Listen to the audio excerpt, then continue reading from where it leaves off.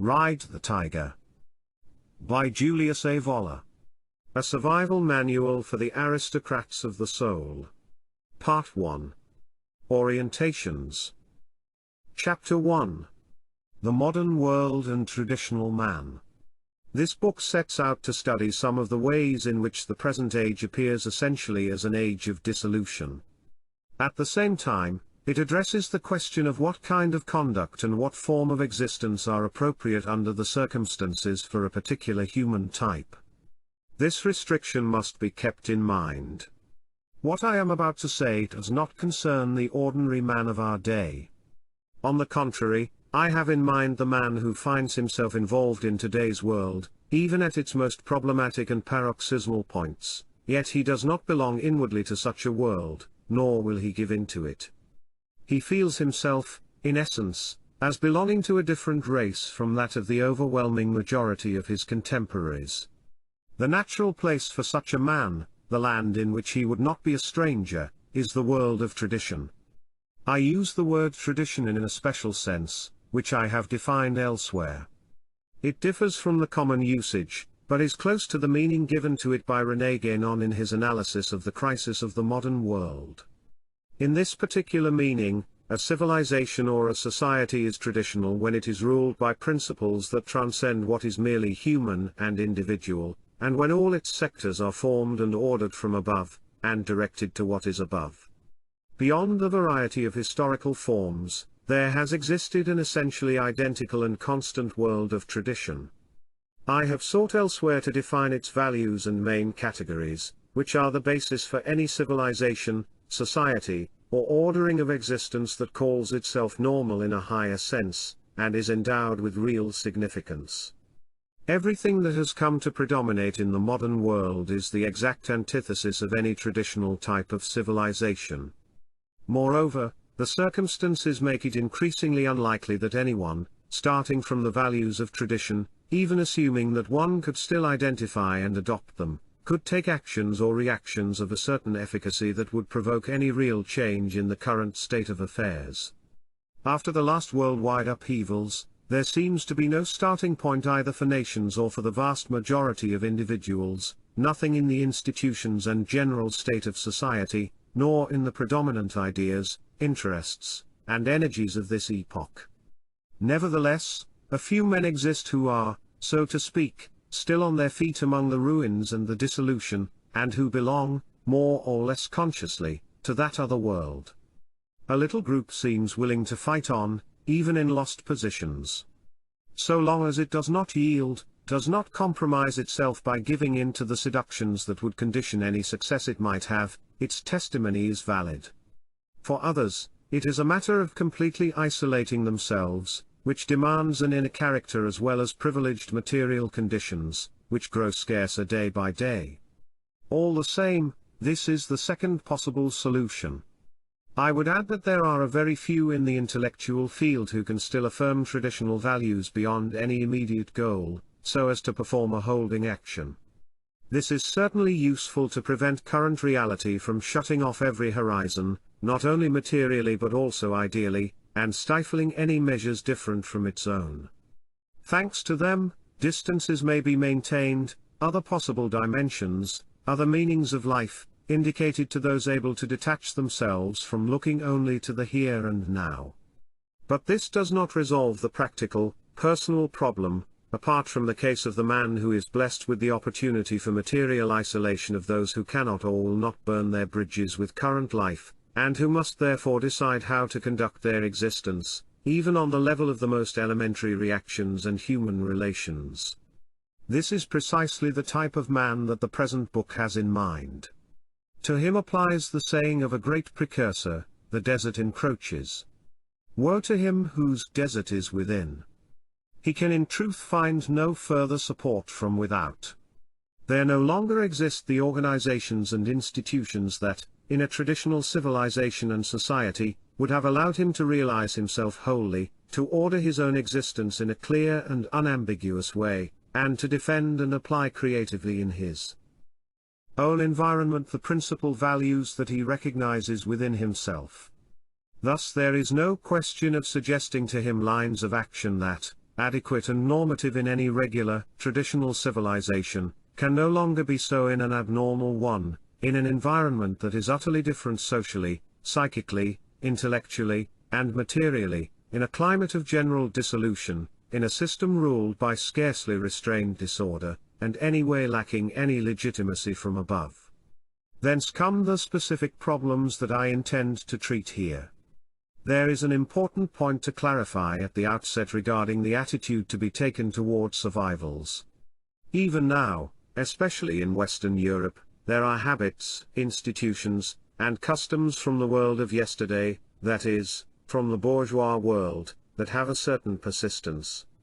In fact, when crisis is mentioned today, what is meant is precisely the bourgeois world. It is the bases of bourgeois civilization and society that suffer these crises and are struck by dissolution.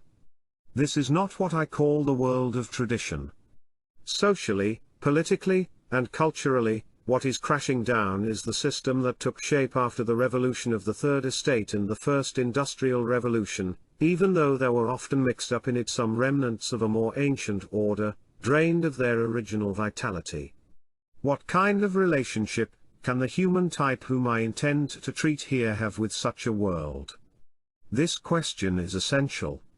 On it depend both the meaning to be attributed to the phenomena of crisis and dissolution that are ever more apparent today, and the attitude to be assumed in the face of them, and toward whatever they have not yet undermined and destroyed.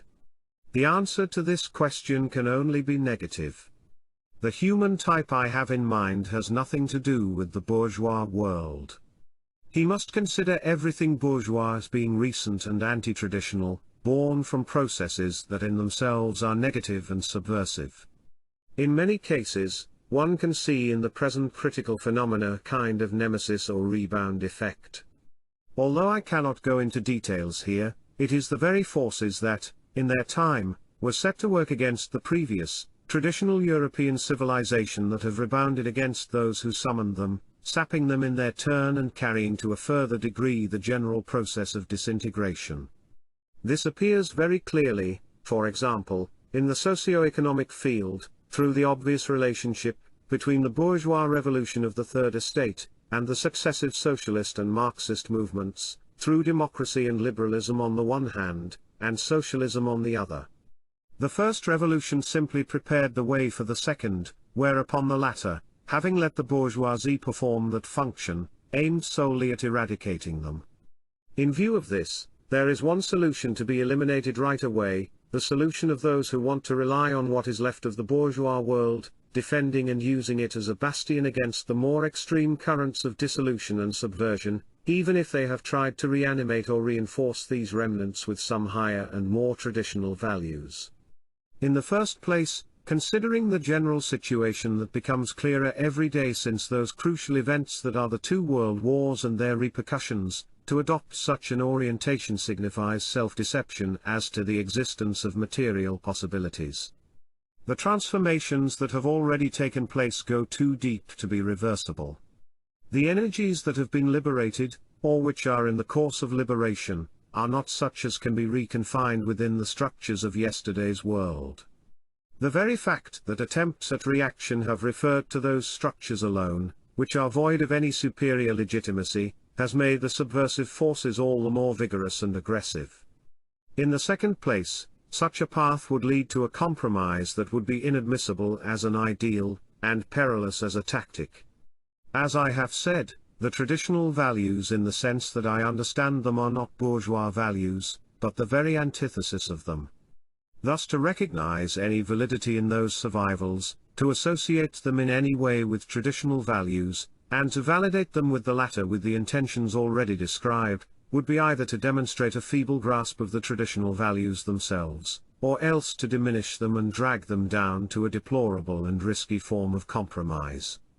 I say risky because however one attaches the traditional ideas to the residual forms of bourgeois civilization, one exposes them to the attack, in some respects inevitable, legitimate, and necessary, currently mounted against that civilization. One is therefore obliged to turn to the opposite solution, even if things thereby become still more difficult and one runs into another type of risk. it is good to sever every link with all that which is destined sooner or later to collapse. The problem will then be to maintain one's essential direction without leaning on any given or transmitted form, including forms that are authentically traditional but belong to past history. In this respect, continuity can only be maintained on an essential plane, so to speak, as an inner orientation of being, beside the greatest possible external liberty. As we shall soon see, the support that the tradition can continue to give does not refer to positive structures, regular and recognized by some civilization already formed by it, but rather to that doctrine that contains its principles only in their superior, preformal state, anterior to the particular historical formulations, a state that in the past had no pertinence to the masses, but had the character of an esoteric doctrine. For the rest, given the impossibility of acting positively in the sense of a real and general return to the normal system, and given the impossibility, within the climate of modern society, culture, and customs of molding one's whole existence in an organic and unitary manner, it remains to be seen on what terms one can accept situations of utter dissolution without being inwardly touched by them. What in the current phase, which is, in the last analysis, a transitional one, can be chosen, separated from the rest, and accepted as a free form of behavior that is not outwardly anachronistic? Can one thus measure oneself against what is most advanced in contemporary thought and lifestyle, while remaining inwardly determined and governed by a completely different spirit?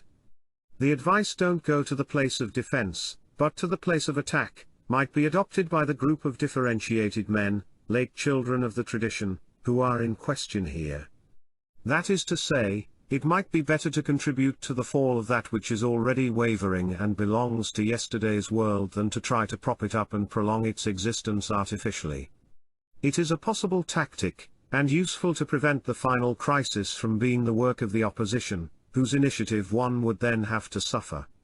The risks of such a course of action are more than obvious. There is no saying who will have the last word.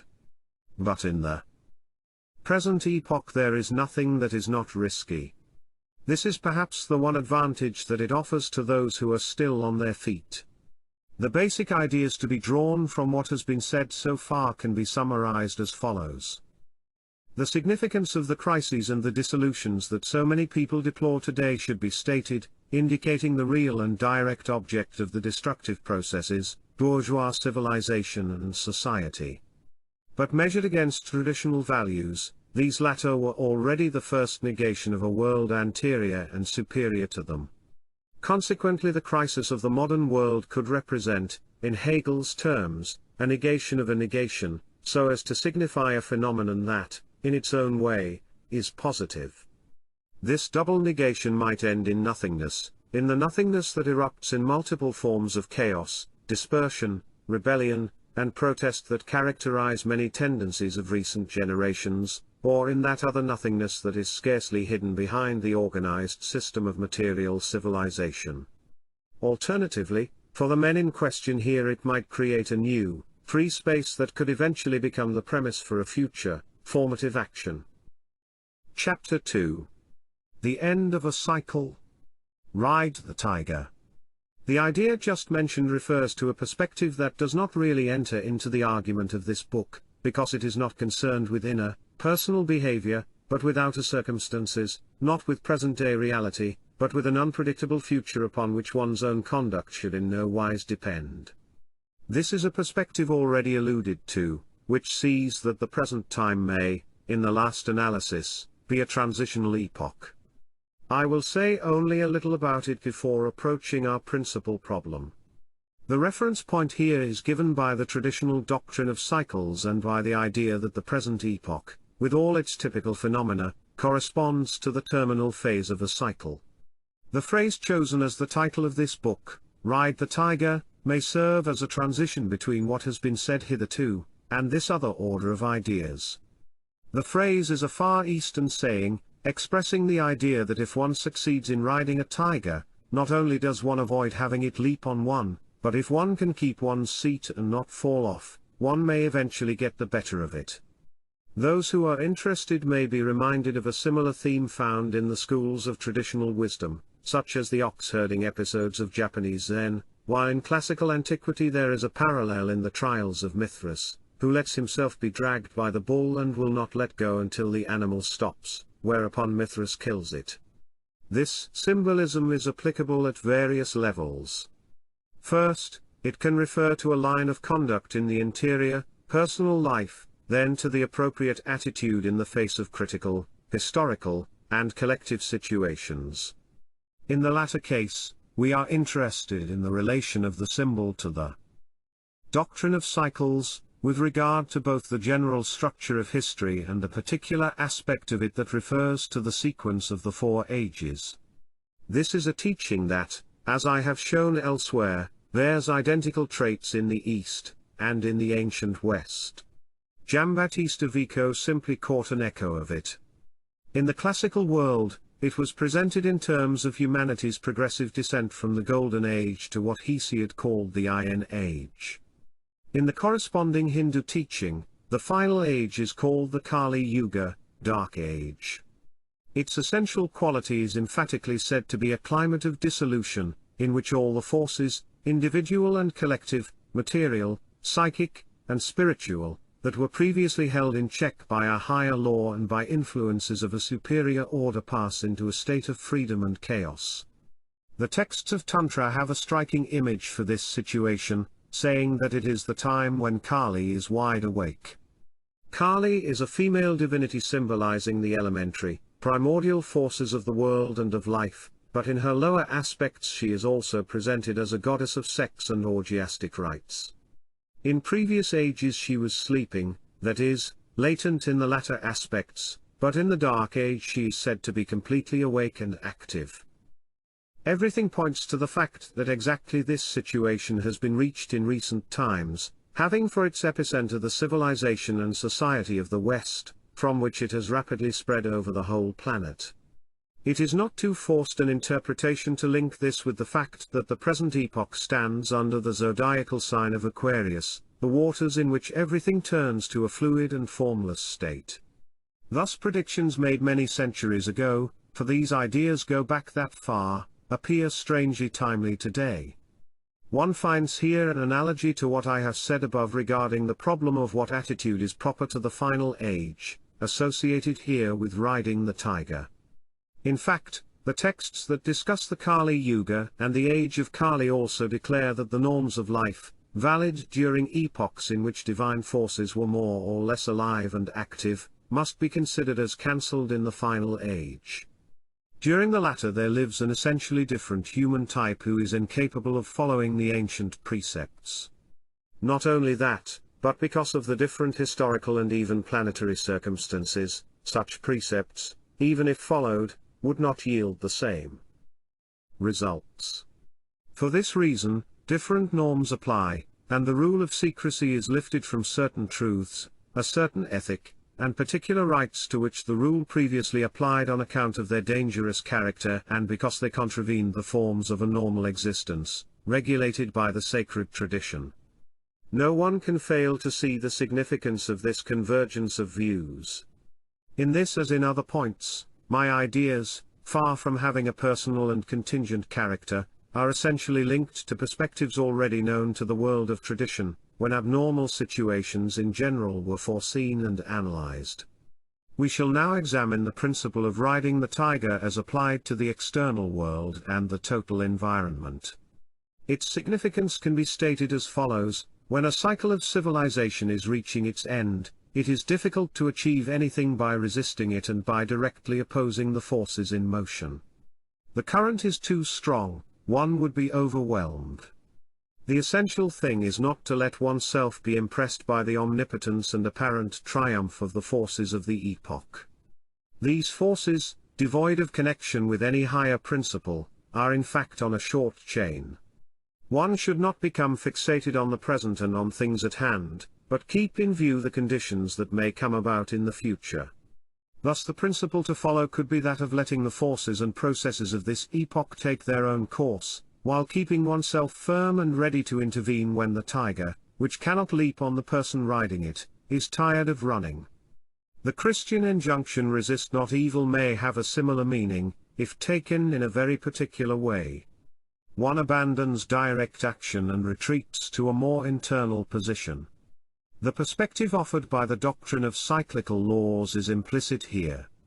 When one cycle closes, another begins, and the point at which a given process reaches its extreme is also the point at which it turns in the opposite direction. But there is still the problem of continuity between the two cycles. To use an image from Hofmannsthal, the positive solution would be that of a meeting between those who have been able to stay awake through the long night, and those who may appear the next morning. But one cannot be sure of this happening. It is impossible to foresee with certainty how, and on what plane, there can be any continuity between the cycle that is nearing its end and the next one. Therefore the line of conduct to be followed in the present epoch must have an autonomous character and an immanent, individual value. I mean to say that the attraction of positive prospects, more or less short-term, should not play an important part in it. They might be entirely lacking right up to the end of the cycle, and the possibilities offered by a new movement beyond the 0 point might concern others coming after us, who may have held equally firm without awaiting any direct results or exterior changes. Before leaving this topic and resuming my principal argument, it may be useful to mention another point connected to cyclical laws. This concerns the relationship between Western civilization and other civilizations, especially those of the East. Among those who have recognized the crisis of the modern world, and who have also abandoned the idea that modern civilization is the civilization par excellence, the zenith and measure of all others, some have turned their eyes to the East. They see there, to a certain degree, a traditional and spiritual orientation to life that has long ceased to exist in the West as the basis for the effective organization of the various realms of existence. They have even wondered whether the East might furnish useful reference points for a revival and reintegration of the West. It is important to have a clear view of the domain to which such a proposition might apply. If it is simply a matter of doctrines and intellectual contacts, the attempt is legitimate. But one should take note that valid examples and points of reference are to be found, at least partially, in our own traditional past, without having to turn to non-European civilizations. Not much is to be gained by any of this, however. It would be a matter of conversations at a high level between isolated individuals, cultivators of metaphysical systems.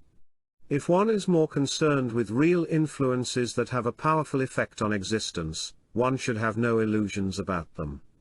The East itself is now following in our footsteps, ever more subject to the ideas and influences that have led us to the point at which we find ourselves, modernizing itself and adopting our own secular and materialistic forms of life. What is still left of Eastern traditions and character is steadily losing ground and becoming marginalized. The liquidation of colonialism, and the material independence that Eastern peoples are acquiring vis-à-vis Europe are closely accompanied by an ever more blatant subjection to the ideas, the mores, and the advanced and progressive mentality of the West. Based on the doctrine of cycles, it may be that anything of value from the point of view of a man of tradition, either in the East or elsewhere, concerns a residual legacy that survives, up to a point, not because it belongs to areas that are truly untouched by the principle of decline, but merely because this process is still in an early phase there. For such civilizations it is only a matter of time before they find themselves at the same point as ourselves, knowing the same problems and the same phenomena of dissolution under the sign of progress and modernity. The tempo may even be much faster in the East. We have the example of China, which in 2 decades has traveled the whole way from an imperial, traditional civilization to a materialistic and atheist communist regime, a journey that the Europeans took centuries to accomplish. Outside the circles of scholars and specialists in metaphysical disciplines, the myth of the East is therefore a fallacy. The desert encroaches, there is no other civilization that can serve as support, we have to face our problems alone. The only prospect offered us as a counterpart of the cyclical laws, and that only hypothetical, is that the process of decline of the Dark Age has first reached its terminal phases with us in the West. Therefore it is not impossible that we would also be the first to pass the 0 point, in a period in which the other civilizations, entering later into the same current, would find themselves more or less in our current state, having abandoned, superseded, what they still offer today in the way of superior values and traditional forms of existence that attract us. The consequence would be a reversal of roles. The West, having reached the point beyond the negative limit, would be qualified to assume a new function of guidance or command, very different from the material, techno-industrial leadership that it wielded in the past, which, once it collapsed, resulted only in a general leveling. This rapid overview of general prospects and problems may have been useful to some readers, but I shall not dwell further on these matters. As I have said, what interests us here is the field of personal life. And from that point of view, in defining the attitude to be taken towards certain experiences and processes of today, having consequences different from what they appear to have for practically all our contemporaries, we need to establish autonomous positions, independent of anything the future may or may not bring. Part 2. In the World Where God is Dead. Chapter 3. European Nihilism. The Dissolution of Morals. For the symbolic expression of the complex process that has led to the present situation of crisis in matters of morals and the vision of life, the best formulation is that of Nietzsche: God is dead.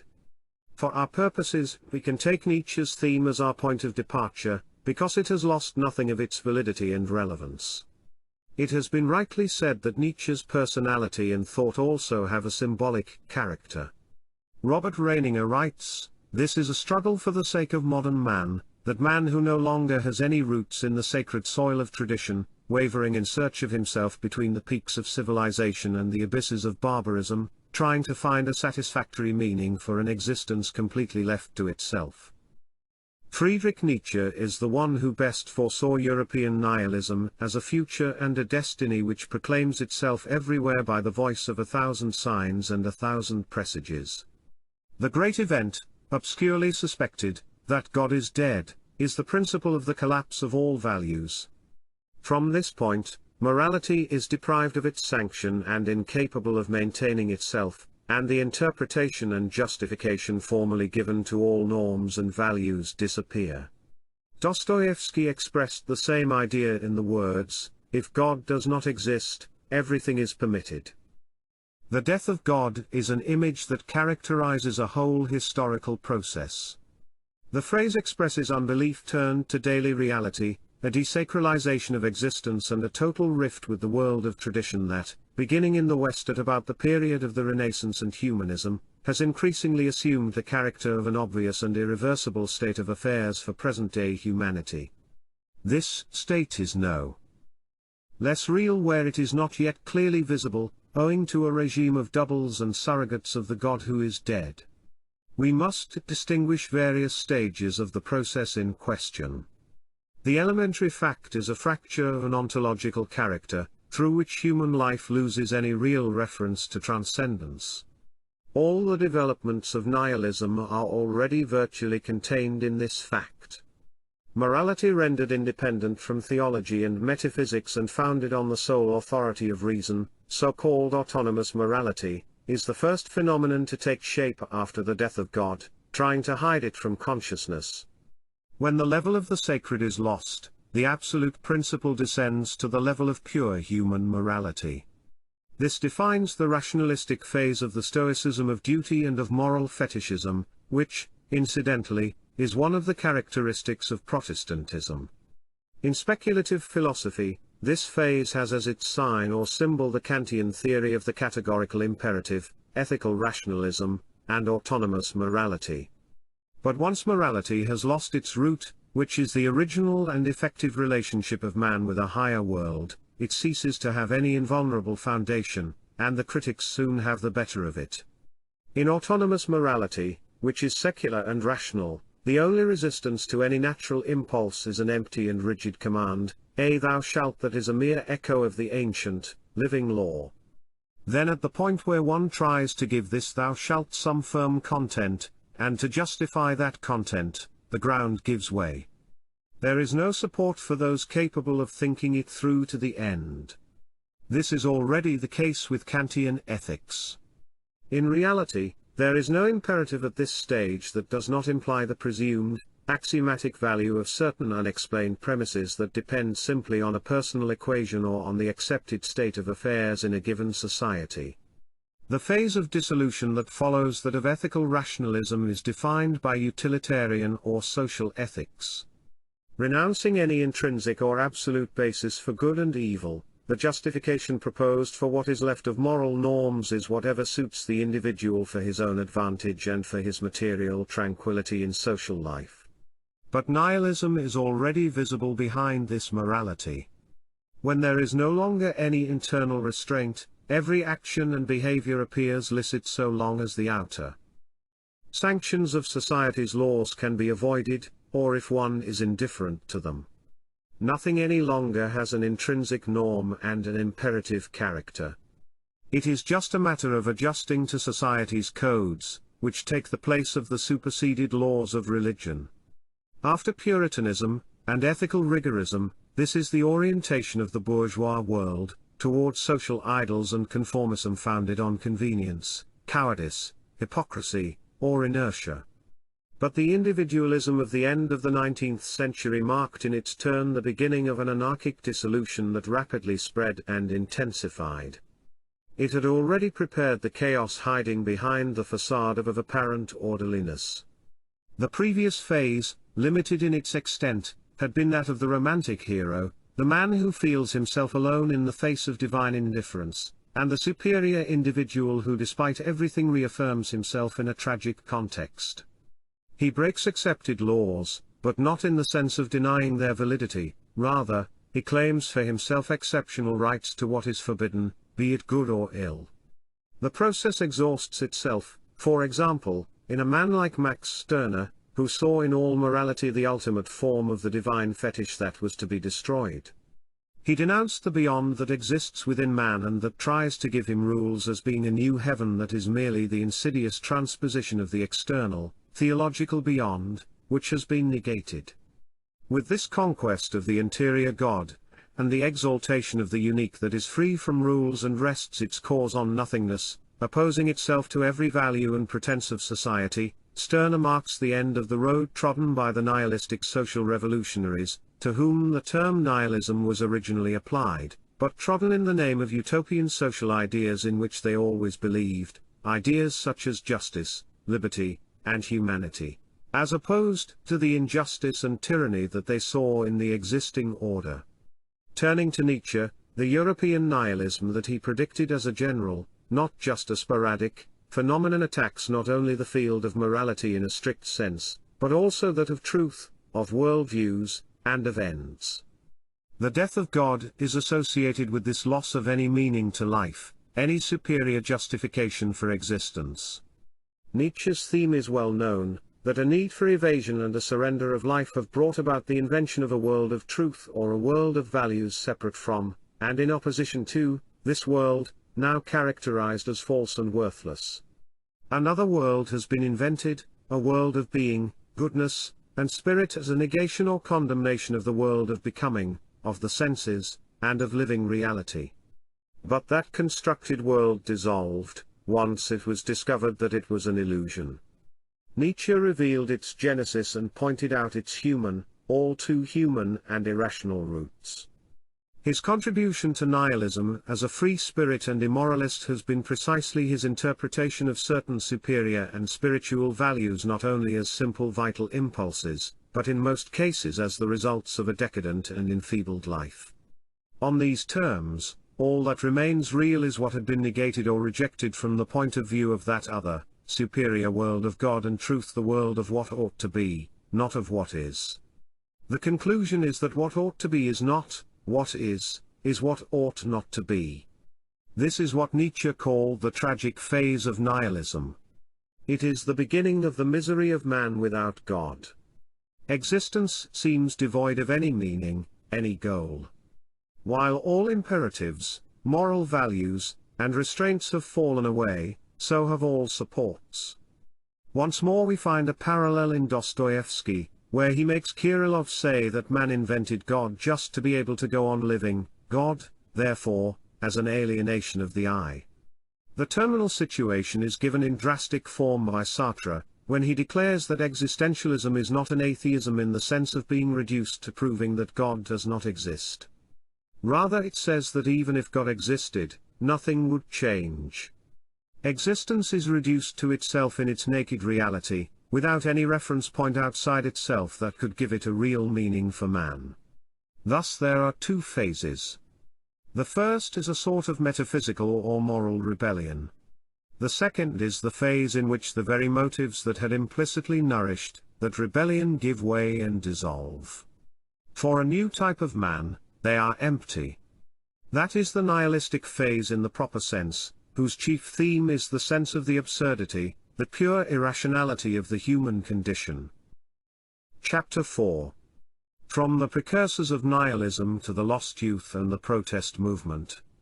A current of thought and a historiography exist that represent this process of rebellion and dissolution, or at least its first phases, as having been something positive and as a victory.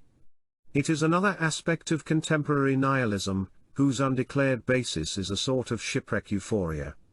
It is well known that the phases of dissolution, beginning with Illuminism and liberalism and proceeding gradually to immanentist historicism, first idealistic, then materialist and Marxist, have been interpreted and celebrated as those of the emancipation and reaffirmation of man, of progress of the spirit, and of true humanism.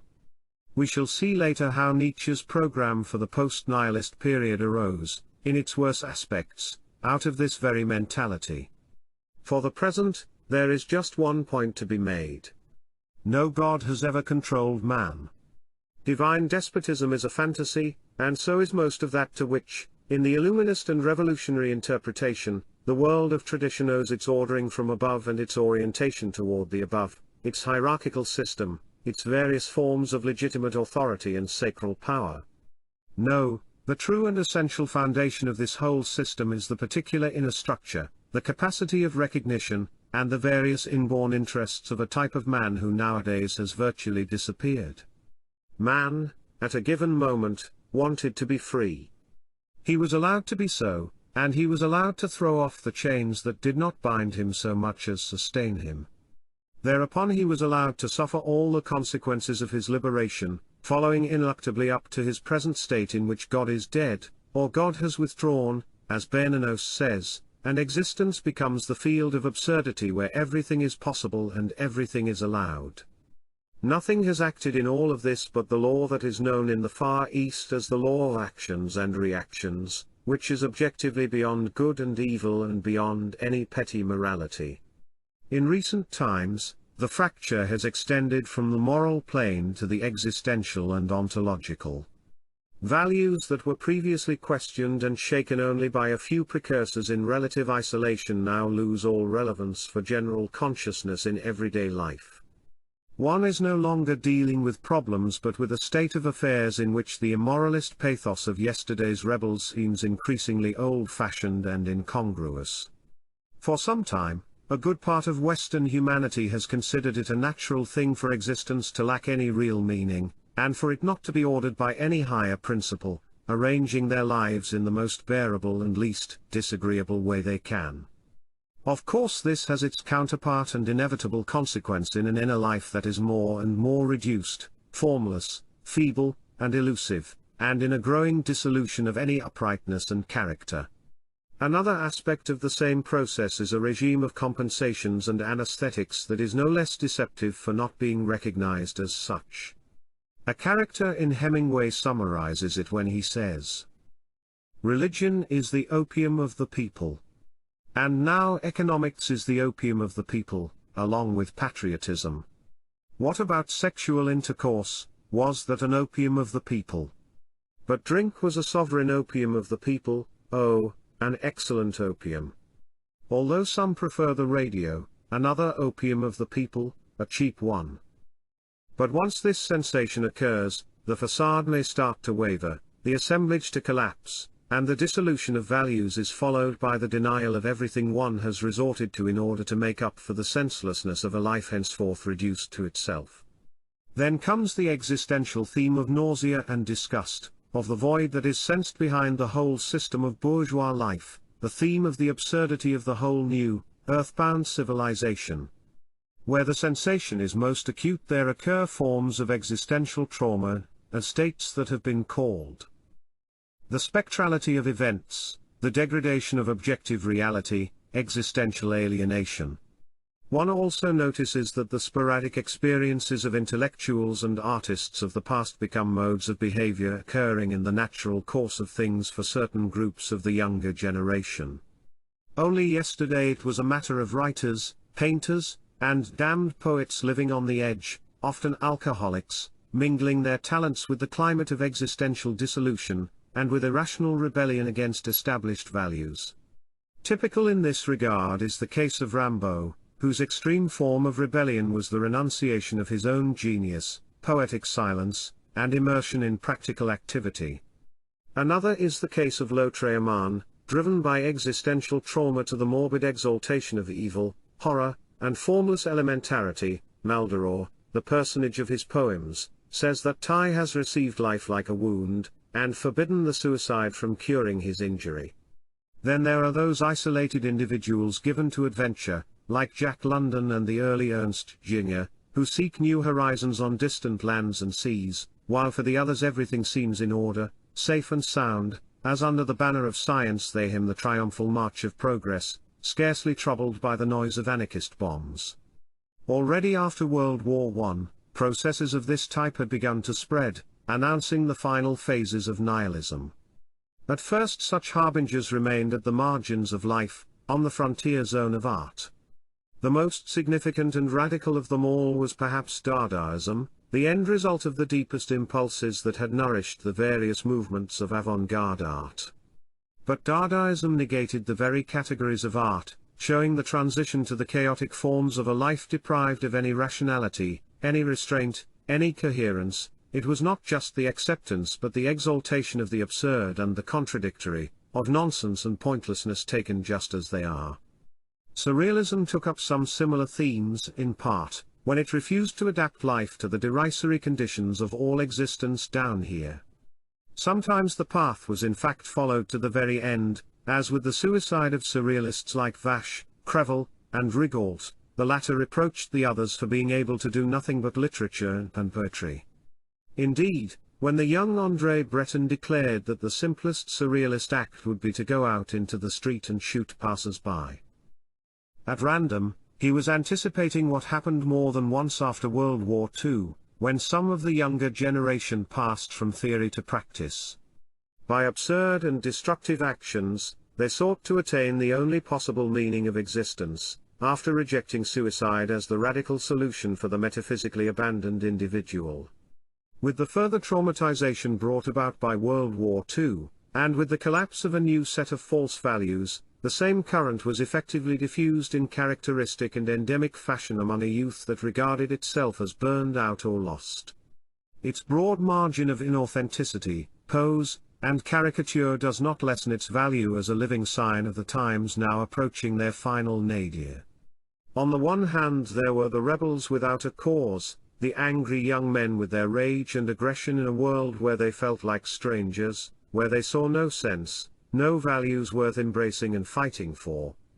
As we have seen, that was the liquidation, in the world where God is dead, of those previous forms of revolt that, despite everything, and even in utopian anarchism, still had a fundamental belief in a just cause to defend, at the price of any destruction and at the sacrifice of one's own life. Nihilism there referred to the negation of the values of the world and of the society against which one was rebelling, not to those of the rebels themselves. But in its current forms, the rebellion is a sheer, irrational movement without a flag. This trend appeared with the Teddy Boys, with their German analogues the Hauptstarken, and the Generation del Massacre, Generation of Rubble. Their style was one of aggressive protest, expressed through vandalism and lawless actions valued as pure acts in cold witness to their otherness. In the Slavic countries there were the hooligans. More significant was the American counterpart, the hipsters and the Beach Generation. Rather than intellectual attitudes, these were existential positions lived out by the young, of which a certain type of novel is merely a reflection. Compared to the British types, they were more cold and unadorned, more corrosive in their opposition to everything pseudo-orderly, rational, and coherent, everything that was square, meaning solid, justified, and safe. They showed a destructive, voiceless rage, as somebody put it, a contempt for those incomprehensible characters who are capable of being seriously involved with a woman, a job, a cause, Norman Potteretts. The absurdity of what is considered normal, the organized insanity of the normal world, seemed all the more evident to the hipsters in the climate of industrialization and frenetic activity that, despite all the triumphs of science, was meaningless. Alienation from their surroundings, absolute refusal to collaborate or to have any defined position in society were the rule in this milieu, which did not only include the young, and which recruited its members not only from the lower classes but from all social levels, including the wealthy. Some preferred a new form of nomadic existence, others, to live at the most elementary level. The methods used by the hipsters to survive the existential void through strong sensations included alcohol, sex, Negro jazz, high speed, drugs, and even acts of gratuitous criminality like those suggested in Breton's surrealism. They did not fear experiences of any kind, but sought them out to receive tremendous blows on their own selves. Norman Mailer. The books of Jack Kerouac and the poetry of Allen Ginsberg were inspired in part by this climate. But it had already been announced by some authors who were rightly called the Walt Whitmans, not of the optimistic and hopeful world of the young American democracy, but of a world in collapse. Beside Dos Passos and others of the same group, the early Henry Miller may be called the spiritual father of the currents under discussion. It has been said of him that he is more than a writer or an artist, a kind of collective phenomenon of his epoch, an incarnate and vociferous phenomenon, a raw manifestation of the anguish, the furious despair, and the infinite horror extending behind the crumbling facade. It is the sense of a tabula rasa, the cosmic silence, the void, the end of a whole epoch, in a prophet who proclaims the end of a world at the very moment when it is flowering and radiating, at the apogee of its grandeur and its pestilential contagion. Miller himself wrote these characteristic words: "From the beginning it was never anything but chaos, it was a fluid which enveloped me, which I breathed in through the gills." A stone forest the center of which was chaos is the sensation of the ambience in which today's man moves. Sometimes in the dead center, in that very heart of chaos, I danced or drank myself silly, or I made love, or I befriended someone. Or I planned a new life, but it was all chaos, all stone, and all hopeless and bewildering.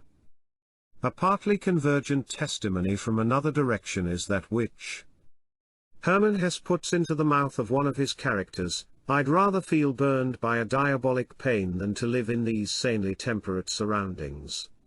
A wild desire flares up in me for intense emotions, sensations, a rage against this whole toneless, flat, normal, sterilized life, and a wish to destroy something, perhaps a warehouse, a cathedral, or myself, and to commit outrageous follies.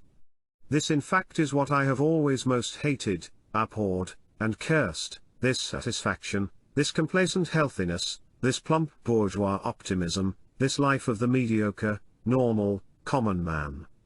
Paul van den Bosch, in his L'Enfant de Absurde, wrote, "We are the ghosts of a war that we have not fought.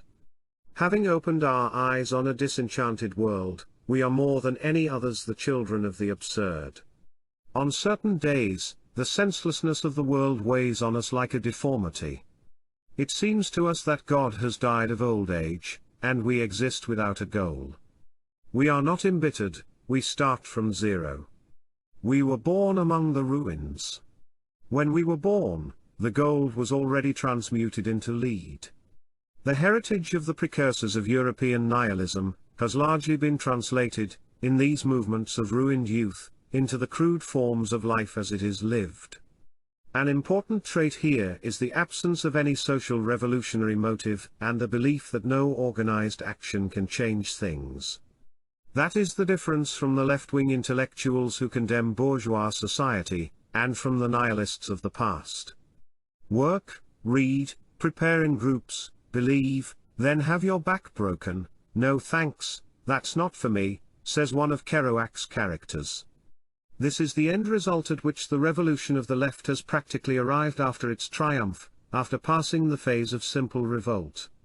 Camus made it quite plain after the period of his communist illusions: the revolution has betrayed its origins with the constitution of new yokes and a new conformism, more obtuse and absurd than ever. It is not necessary to dwell any further on these testimonies of a traumatized existence, nor on those whom one might call the martyrs of modern progress. As I have said, all that interests us here is their value as symptomatic indices of the times. The forms mentioned here have also degenerated into extravagant and ephemeral fashions. But there is no denying the causal and necessary connection that unites them to the world where God is dead and no substitute has yet been found for him. When these forms pass, others of the same type will certainly crop up, according to circumstances, until the present cycle is exhausted. Chapter 5. Disguises of European Nihilism. The socio-economic myth and the protest movement. It is an important fact that some of the young people in crisis have shown such indifference to the prospects of social revolution. But now it is time to broaden our horizons by showing the particular type of evasion and anesthetization, on the part of a humanity that has lost the meaning of existence, that lurks behind the varieties of the modern socio-economic myth, both that of Western prosperity and that of Marxist-communist ideology. In both cases, we still find ourselves within the orbit of nihilism, and a nihilism of far more spectacular proportions than those of the extremist groups where the crisis remains acute and undisguised.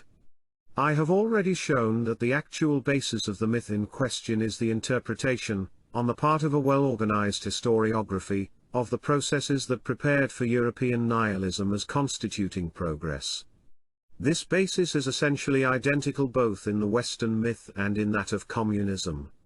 But the two of them are in a kind of dialectical relationship, which reveals their true existential significance. It is easier to find the elements that betray this ultimate sense in the communist myth, because of its blatant coarseness and its more explicit reference to the basic motive, the economy. As is well known, the communist myth takes the form of a violent polemic against all the phenomena of spiritual crisis that I have treated up to now. These phenomena are recognized, certainly, but are blamed on bourgeois decadence, the fin de siècle, and anarchic individualism, the symptoms of bourgeois elements alienated from reality. These are supposed to be the terminal stages of decomposition of a doomed economic system, that of capitalism. The crisis is thus presented exclusively as one of values and ideals serving as superstructure to that system, which, having become hypocritical and deceptive, have nothing more to do with the practical conduct of individuals or with the driving forces of the epoch. Humanity's existential lesion is generally explained as an effect of material, economic organization in a society such as the capitalist one. The true remedy, the start of a new and authentic humanism, a human integrity and a happiness never known before, would then be furnished by the setting up of a different socio-economic system, by the abolition of capitalism, and by the institution of a communist society of workers, such as is taking place in the Soviet area. Karl Marx had already praised in communism the real appropriation of the human essence on the part of man and for the sake of man, the return of man to himself as a social being, thus as a human man, seeing in it the equivalent of a perfect naturalism, and even a true humanism.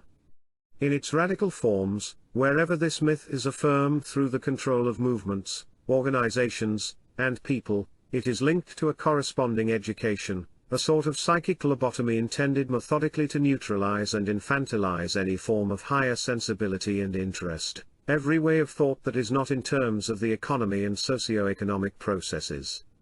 Behind the myth is the most terrible void, which acts as the worst opiate yet administered to a rootless humanity.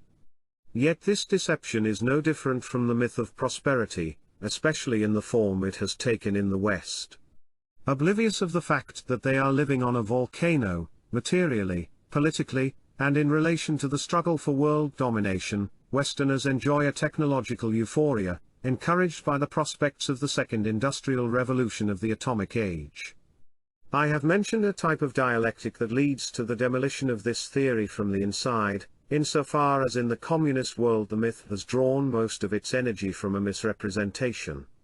The idea of states in which individual problems and decadent crises no longer exist is presented as something only to be attained in the future. Whereas these are the very conditions that already obtain in the West and the Nordic countries.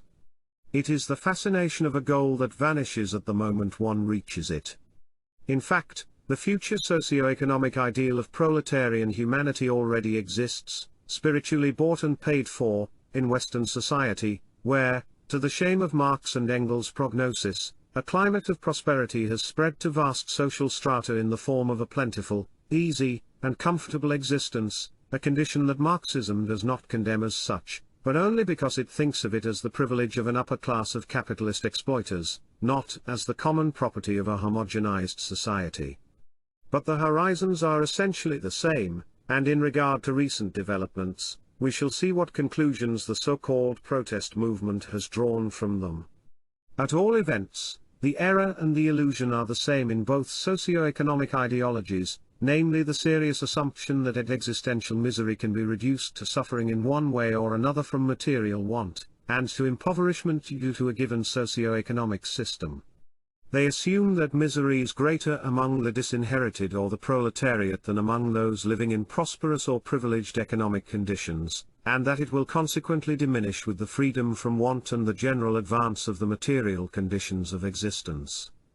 The truth of the matter is that the meaning of existence can be lacking as much in one group as in the other, and that there is no correlation between material and spiritual misery. Only to the lowest and dullest levels of society can one preach the formula for all human happiness and wholeness as the well-named animal ideal, a well-being that is little better than bovine. Hegel rightly wrote that the epochs of material well-being are blank pages in the history book, and Toynbee has shown that the challenge to mankind of environmentally and spiritually harsh and problematic conditions is often the incentive that awakens the creative energies of civilization. In some cases, it is not paradoxical to say that the man of goodwill should try to make life difficult for his neighbor. It is a commonplace that all the higher virtues attenuate and atrophy under easy conditions, when man is not forced to prove himself in some way, and in the final analysis it does not matter in such situations if a good number fall away and are lost through natural selection. André Breton was right when he wrote that we must prevent the artificial precariousness of social conditions from concealing the real precariousness of the human condition. But to avoid straying too far from my argument, the point is that the most acute forms of the modern existential crisis are appearing today at the margin of a civilization of prosperity, as witness the currents in the new generation that have been described. One sees their rebellion, disgust, and anger manifesting not in a wretched and oppressed subproletariat but often in young people who lack nothing, even in millionaires' children. And among other things it is a significant fact, statistically proven, that suicide is much rarer in poor countries than in rich ones, showing that the problematic life is felt more in the latter than in the former. Blank despair can occur right up to the finishing post of socio-economic messianism, as in the musical comedy about a utopian island where they have everything: fun, women, and whiskey, but also the ever-recurrent sense of the emptiness of existence, the sense that something is still missing. There exists, therefore, no correlation, except possibly a negative one, between the meaning of life and conditions of economic well-being. There is a famous example, not recent but from the traditional world, of the Buddha Shakyamuni. He who on a metaphysical plane radically denounced the emptiness of existence and the deceptions of the God of life, pointing out the way of spiritual awakening, was not a victim of oppression and hunger, not a representative of social strata like the plebeians of the Roman Empire, to whom the revolutionary sermons of Christianity were first addressed. No, he was of the race of princes, in all the splendor of his power and all the fullness of his youth. The true significance of the socio-economic myth, in any of its forms, is as a means of internal anesthetization or prophylaxis, aimed at evading the problem of an existence robbed of any meaning, and at consolidating in every way the fundamental insignificance of modern man's life. We may therefore speak either of an opiate that is much more real than that which, according to the Marxists, was fed to a humanity as yet unillumined and unevolved, mystified by religious beliefs, or, from another point of view, of the organized method of an active nihilism. The prospects in a goodly part of today's world are more or less those that Zarathustra attributed to the last man. The time is near of the most despicable of men, who can no longer despise himself, the last man of the tenacious and pullulating race. We have invented happiness, say the last men with a wink, having abandoned the lands where life is hard. In this context, there is another more recent phenomenon, that is heavy with significance, that of the so-called global protest movement. It took its rise in part from the order of ideas already mentioned. In the wake of theories such as Marcuse's, it came to the conclusion that there is a basic similarity, in terms of technological consumer society, between the system of advanced communist countries and that of the capitalist world, because in the former, the original impulse of the proletarian revolution is much diminished. This impulse has now been realized, inasmuch as the working class has entered the consumer system, being assured of a lifestyle that is no longer proletarian but bourgeois, the very thing whose absence was the incentive for revolution. But alongside this convergence there has become visible the conditioning power of one and the same system, manifesting as the tendency to destroy all the higher values of life and personality. At the level more or less corresponding to the last man foreseen by Nietzsche, the individual in contemporary consumer society reckons that it would be too expensive, indeed absurd, to do without the comfort and well-being that this evolved society offers him, merely for the sake of an abstract freedom. Thus he accepts with a good grace all the leveling conditionings of the system. This realization has caused a bypassing of revolutionary Marxism, now deprived of its original motive force, in favor of a global protest against the system. This movement, however, also lacks any higher principle. It is irrational, anarchic, and instinctive in character.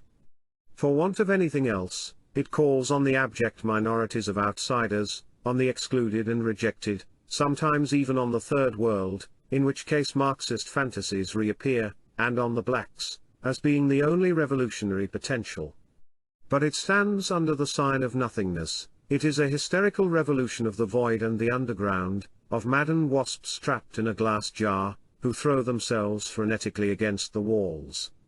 In all of this it confirms in another way the general nihilistic character of the epoch, and indeed on a much larger scale, for the current protest is no longer that of the individuals and small groups mentioned earlier, whose intellectual level was indubitably higher. Another point should be mentioned, at least cursorily, in the current climate of dissolution. The collapse of superstructures, of all that can henceforth only be regarded as superstructures, did not manifest only in the sociological form of denouncing the lies and hypocrisy of bourgeois life, as in Max Nordau, or as in the words of Relling to Gregors in Ibsen, "Why do you use that odd word ideals? We have our own perfectly good word, lies, or in moral and philosophical nihilism. It is prolonged and completed today by means of a science that, though false and contaminating if applied to men of other times and other civilizations, has the power of persuasion when applied to traumatized modern man. This science is none other than psychoanalysis. The impassioned effort of that philosopher who sought out the secret origin, the genealogy of predominant moral values at the very roots of all those vital impulses that morality avoids or condemns, who sought thus to naturalize morality by denying it any autonomous or preeminent dignity. This impassioned effort has given place to the cold, cynical, and scientific methods of depth psychology, of the exploration of the subconscious and the unconscious. In the latter, the irrational subsoil of existence, it has recognized the motive force essential to the whole life of the soul. From that it deduces the proofs that make an illusion of the upper world of moral and social conscience with all its values, all its inhibitions and prohibitions, and its hysterical will to dominate. Meanwhile, in the subterranean zone nothing is at work but a mess of compulsions toward pleasure and death, Lustprinzip and Todestrieb. This, as everyone knows, is the essence of Freudianism.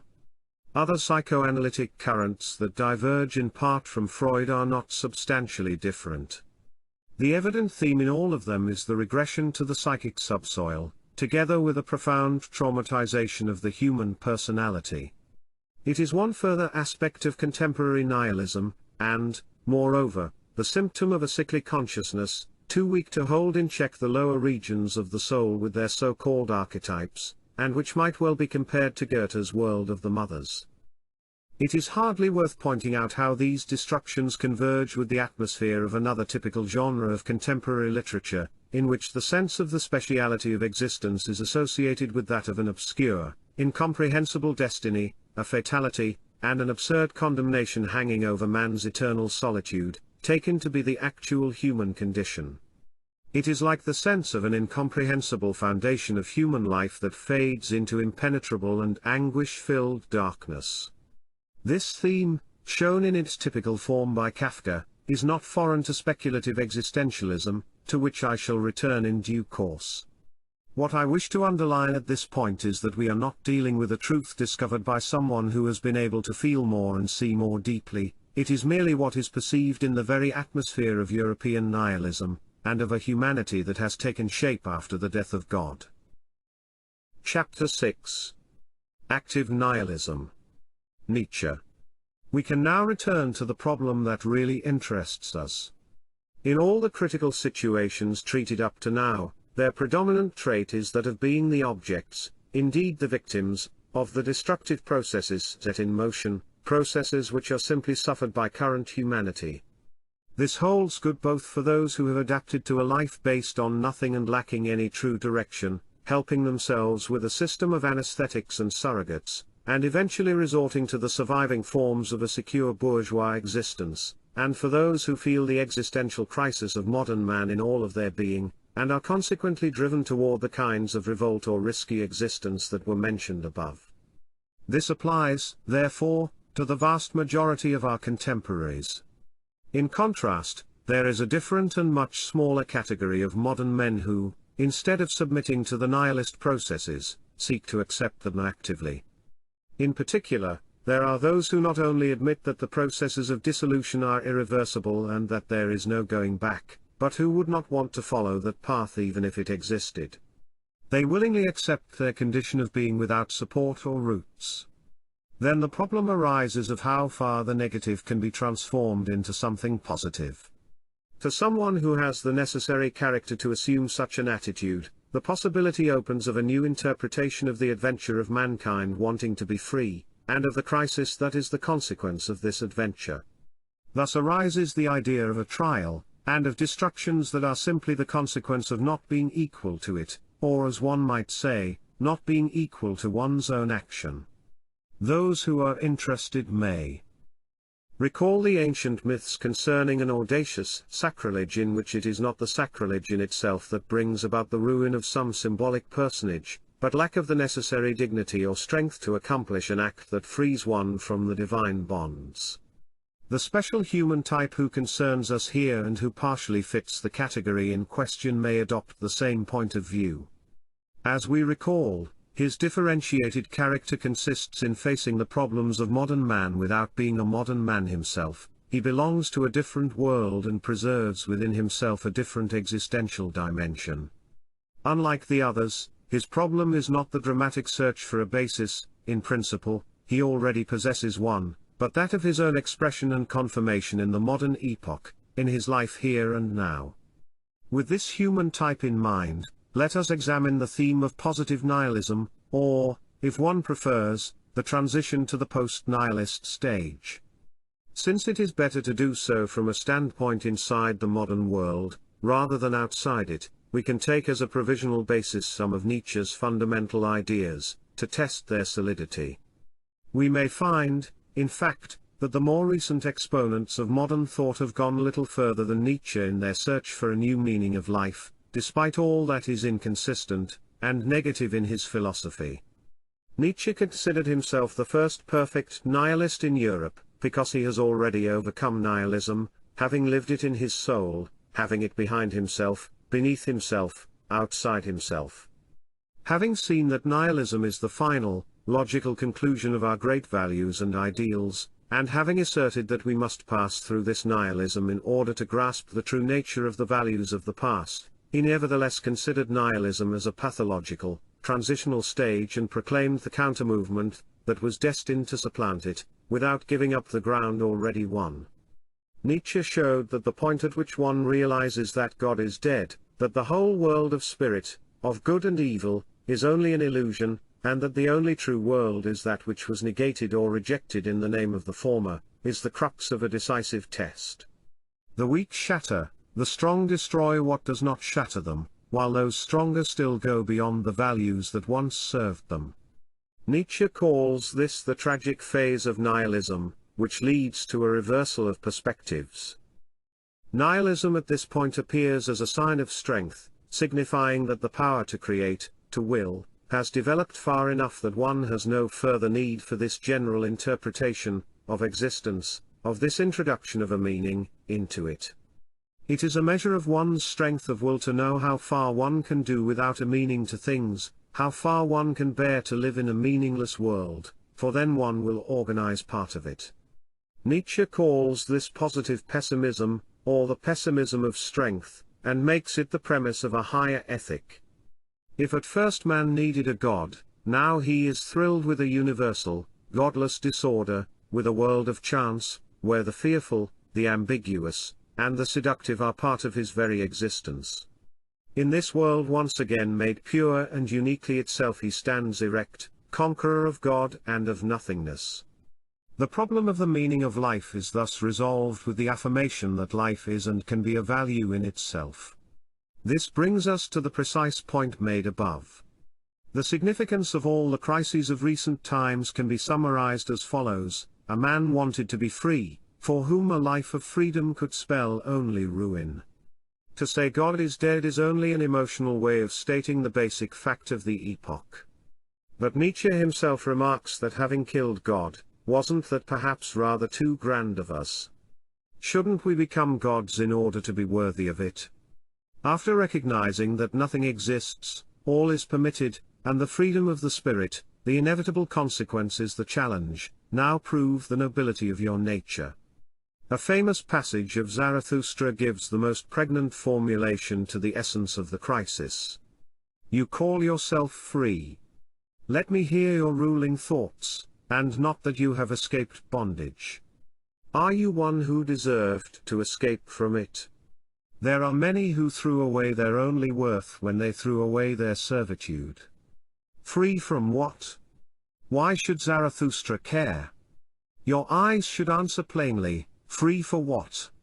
You and Zarathustra warns that it will be terrible to be alone, without any laws from above oneself, alone with one's own freedom in a desert place and an icy air, judge and avenger of one's own law. For him who only acquires any worth by serving, for him who had in his bonds not a cause of paralysis but a support, solitude appears as a curse, he loses courage and his initial pride deflates. These are the sentiments, continues Zarathustra, that then assail the free man, and that will not fail to kill him if he does not kill them first. In precise terms, and from a higher point of view, this is the essential ground of modern man's unhappiness. Dostoevsky points out the same thing in analogous fashion. It is Kirillov's doctrine. The framework is identical: man only invented God so that he could live without killing himself. And this is the history of mankind from its origins up to the present day, says Kirillov. The implication is plain: it is a necessity for man to have a center, a basic value. When he did not find it within himself, he placed it outside himself, projecting it onto God, whom he supposed to exist, certainly, but incarnated in another, and faith in this other provisionally solved the existential problem. Naturally, this is not really, as Kirillov says, the whole meaning of the history of mankind. It is only that of the devotional phase of a theistic religion, a phase that already represents a disintegration of the world of tradition and precedes the critical point of metaphysical breakdown of which I have spoken. The eyes of the free man Kirillov are open. I don't want to believe. I know that God doesn't exist, and can't exist. The consequence is therefore, if God does not exist, I am God, to recognize that there is no God, and not to recognize at the same time that one has become God is an absurdity and an incongruity, because otherwise one would not fail to kill oneself. One can dispense with the suicide that is an obsession of Kirillov's lucid folly, and speak simply of breakdown, disintegration, becoming lost in meaninglessness. In the face of this situation, terror and anguish arise. He's like a wretch who has received a legacy but takes fright and won't set his hand to it, because he doesn't think himself worthy of it. We should not take seriously the act with which Kirillov thinks he can destroy his terror in the face of the divine legacy that he should accept, demonstrating at the same time his divinity. And we can set aside all this emphatic talk of God and being God, for the real problem posed here is one of values, and of being free for what? Nothing better characterizes failure in the crucial test, the negative result of the nihilistic experience, than the sentiment expressed by Sartre in these words: we are condemned to be free. Man takes absolute freedom for himself, but he can only feel this freedom as a condemnation. Metaphysical anguish is its counterpart. Later we shall examine the specific themes of existentialism. For now, we shall see what can be retained of Nietzsche's views, not as a nihilist but as one who thought that he had left nihilism behind him, and thus created the premises for a higher existence and a new state of health. Once the idols have fallen, good and evil have been surpassed, along with all the surrogates of the old God, and the mist has lifted from one's eyes. Nothing is left to Nietzsche but this world, life, the body. He remains faithful to the earth. Thereupon, as we know, the theme of the Superman appears. God is dead, now we want the Superman to come. The Superman will be the meaning of the earth, the justification of existence. Man is a bridge, not a goal, a rope stretched between the brute and the Superman, a rope stretched above an abyss. This is not the place for a deep analysis of the manifold and divergent themes that crystallize in Nietzsche's work around this central motif. The essential can be spelled out as follows. The negative, destructive phase of Nietzsche's thought ends with the affirmation of immanence. All transcendent values, systems of ends and of higher truths, are interpreted as functions of life. In its turn, the essence of life, and more generally of nature, is the will to power. The Superman is also defined as a function of the will to power and domination. One can see from this that Nietzsche's nihilism stops halfway. It sets up a new table of values, including a good and an evil. It presents a new ideal with dogmatic affirmation, whereas in reality this ideal is only one of many that could take shape in life, and which is not in fact justified in and of itself, without a particular choice and without faith in it. The fact that the fixed point of reference set up beyond nihilism lacks a true foundation so long as one insists on pure immanence is already apparent in the part of Nietzsche's thought that deals with historical criticism and sociology. The entire world of higher values is interpreted there as reflecting a decadence. But at the same time these values are seen as the weapons of a hidden will to power on the part of a certain human group, which has used them to hamper another group, whose life and ideals resemble those of the Superman. The instinct of decadence itself is then presented as a special variety of the will to power. Now, it is obvious that in function of a mere will to power, all distinctions vanish. There are no more supermen or sheepmen, neither affirmers nor negators of life. There is only a variety of techniques, of means, far from being reducible to sheer physical force, tending to make one human class or another prevail, means that are indiscriminately called good in proportion to their success. If in life and the history of civilization there exist phases of rise and decline, phases of creation and destruction and decadence, what authorizes us to ascribe value to one rather than to the others? Why should decadence be an evil? It is all life, and all justifiable in terms of life, if this is truly taken in its irrational, naked reality, outside any theology or teleology, as Nietzsche would have wished. Even anti-nature and violence against life enter into it. Once again, all firm ground gives way. Nietzsche moreover wanted to restore its innocence to becoming by freeing it from all finality and intentionality, so as to free man and let him walk on his own feet, the same Nietzsche who had justly criticized and rejected evolutionism and Darwinism because he could see that the higher figures and types of life are only sporadic and fortuitous cases. They are positions that man gains only in order to lose them, and they create no continuity because they consist of beings who are more than usually exposed to danger and destruction. The philosopher himself ends with a finalistic concession when, in order to give meaning to present-day humanity, he proposes the hypothetical future man in the guise of the Superman, a goal worth dedicating oneself to, and even sacrificing oneself and dying for. Mutatis mutandis, things here are not very different from the Marxist-communist eschatology, in which the mirage of a future human condition after the worldwide revolution serves to give meaning to everything inflicted on the man of today in the areas controlled by this ideology. This is a flagrant contradiction of the demands of a life that is its own meaning. The second point is that the pure affirmation of life does not necessarily coincide with the will to power in the strict, qualitative sense, nor with the affirmation of the Superman. Thus Nietzsche's solution is only a pseudo-solution. A true nihilism does not spare even the doctrine of the Superman. What is left, if one wants to be radical and follow a line of strict coherence, and what we can accept in our investigations, is the idea that Nietzsche expressed through the symbol of the eternal return. It is the affirmation, now truly unconditional, of all that is and of all that one is, of one's own nature and one's own situation.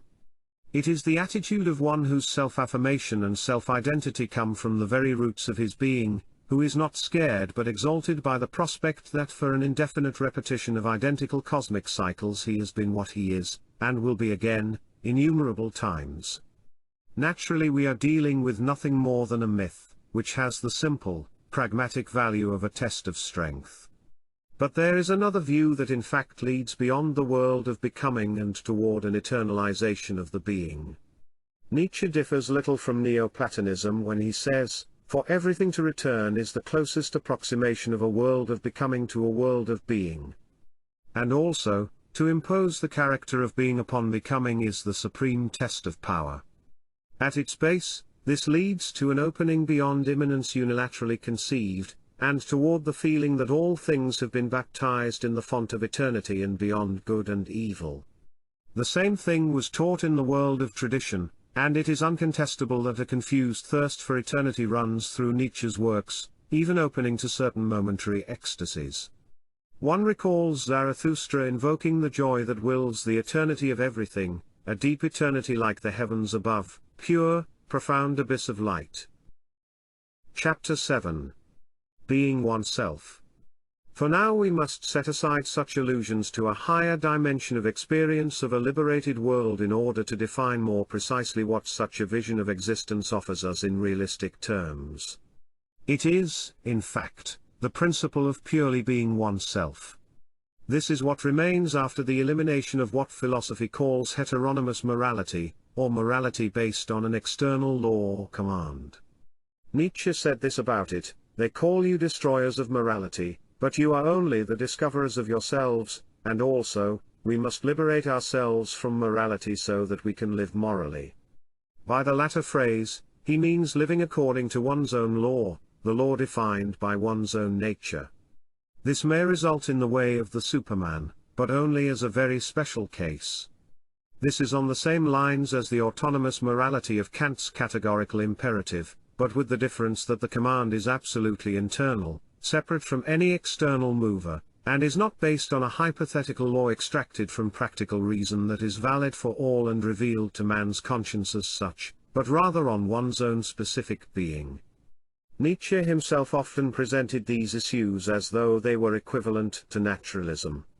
One frequently finds in him the simplistically physiological and materialistic interpretation of human nature, but it is basically inauthentic, accessory, and prompted by his well-known polemic against pure spirit. In fact, Nietzsche saw deeper than that, and did not stop at the physical being when he spoke of the greater reason contained in the body and opposed, to the lesser reason, that which does not say I, but is I, and which uses the spirit, and even the senses as little tools and toys. It is a powerful lord, an unknown sage that is called oneself, selbst, the guiding thread of the eye that suggests all its ideas to it, which looks with the eyes of the senses and listens with the ears of the spirit. He is not speaking here of the physis but of the being, the full ontological significance of the word.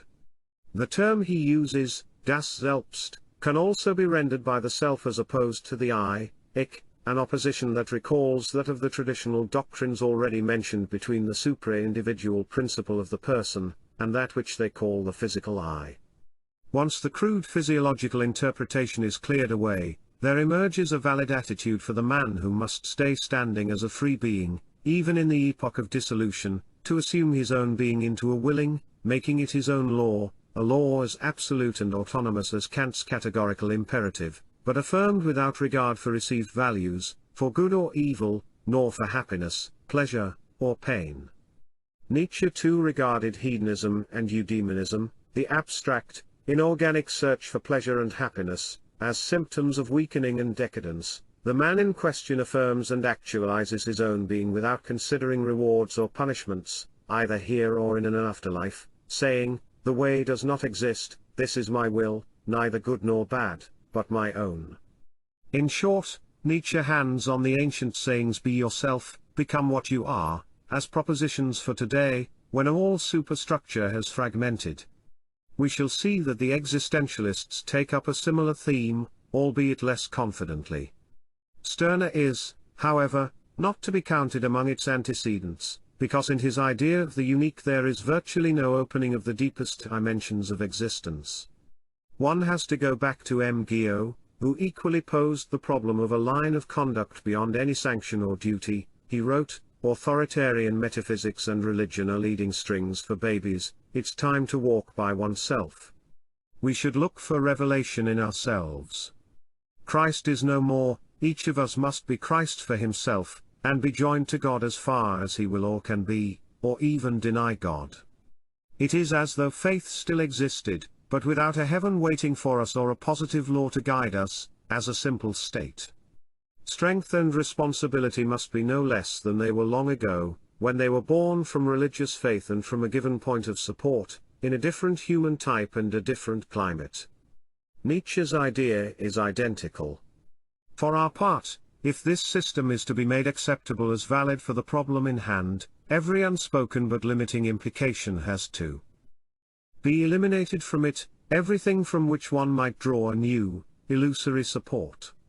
Post-Rousseau anarchic doctrines were already characterized by premises of this kind. The nihilism of the anarchist classics had as its counterpart the supposition of the fundamental goodness of human nature. Guillot, who has just been quoted, offers another example. He sought to found a morality without sanctions or obligations, a free morality, on life. But his notion of life was not the naked, authentic life free from attributes, but rather a life conceived as preventively and arbitrarily moralized or sterilized, a life in which certain tendencies are taken for granted: expansion, altruism, superabundance. Guillot formulated a new idea of duty, a duty that derived from power, from the life impulse, from the sense of one's own strength that demands to be exercised. I can, therefore I must. Its limitation becomes obvious when Guillot endows the expansive life impulse with an exclusively positive, even a social character, while presenting pure self-affirmation, expansion not toward others and for others but against them, as a self-negation and a contradiction of life, opposed to its natural expressive motion of increase and enrichment. It is enough to ask what could ever prevent a life that wanted to negate or contradict itself from doing so, and what would be censurable if it decided to take this route, to realize that Guillot has by no means made a tabula rasa, but has furtively introduced restrictions that more or less return to one of the systems of the old morality that he intended to supersede, because he recognized their vulnerability to nihilist criticism. The elimination of every presupposition also causes a crisis for much of the Nietzschean doctrine of the Superman, which is no less unilateral because of its frequent emphasis on aspects of life contrary to those just posited by Guillot: will to power, hardness, and so on. In all strictness, to be purely oneself and to have a fully free existence, one should be able to accept, will, and say an absolute yes to whatever one is, even when there is nothing in one's nature that approaches the ideal of the Superman, even if one's own life and destiny do not present heroism, nobility, splendor, generosity, and altruism, but decadence, corruption, debility, and perversion. A distant reflection of this path is to be found even in the Christian world, in Calvinism. It is the doctrine of fallen man, broken by original sin but redeemed through faith, of man simultaneously justified and a sinner, in the face of the Absolute. But in the world without God, the result of such an attitude is to leave one to oneself in an extreme trial of strength and denudation of the I. Hence the Nietzschean claim of having rediscovered the way that leads to a yes and a no. I teach you to say yes to all that strengthens, that gathers energy, that justifies the feeling of vigor. This claim is justified only when the corresponding command is transposed, internalized, and purified, detached from any specific content, and especially from any reference to a greater or lesser vitality. It is rather a matter of either being capable or incapable of holding firm within, in one's own naked absolute being, with nothing to fear and nothing to hope for. At this level, the words about the liberation from every sin may become valid. There is no place, no aim, no sense, in which we can be in any way unburdened of our own being, not in the physical world, nor in society, nor in God. It is an existential mode. As for the content of one's own law, as I have said, that remains and must remain undetermined. We can now summarize the positive gains to be made from the systems of Nietzsche, and other thinkers along the same lines as his. For our purposes, however, we should remember that this analysis is not being made in the abstract, but in view of what may have value, not for everyone but for a special human type. This requires some extra considerations, because without this premise it is easy to see that even the solution of being oneself cannot really serve as a solid foundation. We shall see in due course that it is only a first-grade solution, but before that there is a difficulty to be dealt with. It is clear that the rule of being oneself implies that one can speak of a proper nature for everyone, whatever it may be, as something well-defined and recognizable. But this is problematic, especially at the present time. It may have been less difficult in societies that did not know individualism, in traditional societies organized along groups and castes where the factors of heredity, birth, and environment favored a high degree of internal unity and the differentiation of types, and where the natural articulations were reinforced and nurtured by customs, ethics, laws, and sometimes even by no less differentiated religious forms. All this has long ceased to exist for modern Western man, and has long been superseded along the road of liberty. Thus the average modern man is changeable, unstable, devoid of any real form. The Pauline and Faustian lament, "Two souls, alas, live in my breast," is already an optimistic assumption. All too many have to admit, like a typical character in Hesse, that they have a multitude of souls.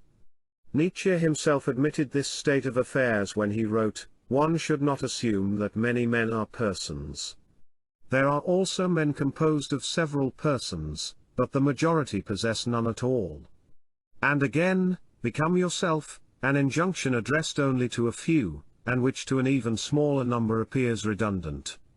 One can see now how problematic is the very point that has hitherto seemed fixed: fidelity to oneself, the absolute, autonomous law based on one's own being, when it is formulated in general and abstract terms. Everything is subject to debate, a situation accurately exemplified by characters in Dostoevsky, like Raskolnikov or Stavrogin. At the moment when they are thrown back on their own naked will, trying to prove it to themselves with an absolute action, they collapse precisely because they are divided beings, because they are deluded concerning their true nature and their real strength. Their freedom is turned against them and destroys them. They fail at the very point at which they should have reaffirmed themselves. In their depths they find nothing to sustain them and carry them forward. We recall the words of Stavrogin's testament, "I have tested my strength everywhere, as you advised me to do in order to know myself. What I have never seen, and still do not see, is what I should apply my strength to." My desires lack the energy, they cannot drive me. One can cross a river on a log, but not on a splinter. The abyss wins out over Stavrogin, and his failure is sealed by suicide. The same problem evidently lurks at the center of Nietzsche's doctrine of the will to power. Power in itself is formless. It has no sense without the basis of a given being, an internal direction, an essential unity. When that is wanting, everything slides back into chaos. Here is the greatest strength, but it does not know what it is for. The means exist, but they have no end. We shall soon see how this situation is aggravated when the transcendent dimension is activated in it.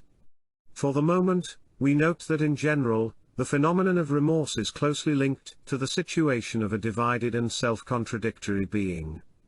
Remorse occurs when, despite everything, a central tendency survives in the being and reawakens after actions that have violated or denied it, arising from secondary impulses that are not strong enough to completely supplant it. Guillaume speaks in this sense of a morality that is none other than the unity of the being, and an immorality that, on the contrary, is a splitting, an opposition of tendencies that limit one another. We know Nietzsche's image of the pale criminal, a true mirror of the Dostoevskian character just mentioned, whose action has paralyzed his poor reason, as a chalk line paralyzes a chicken. We have clearly reached the point at which one must go beyond the neutral posing of the problem. To continue our agenda, I will now consider a line of conduct during the reign of dissolution that is not suitable for everyone, but for a differentiated type, and especially for the heir to the man of the traditional world, who retains his roots in that world even though he finds himself devoid of any support for it in his outer existence. Chapter 8. The Transcendent Dimension. Life and more than life.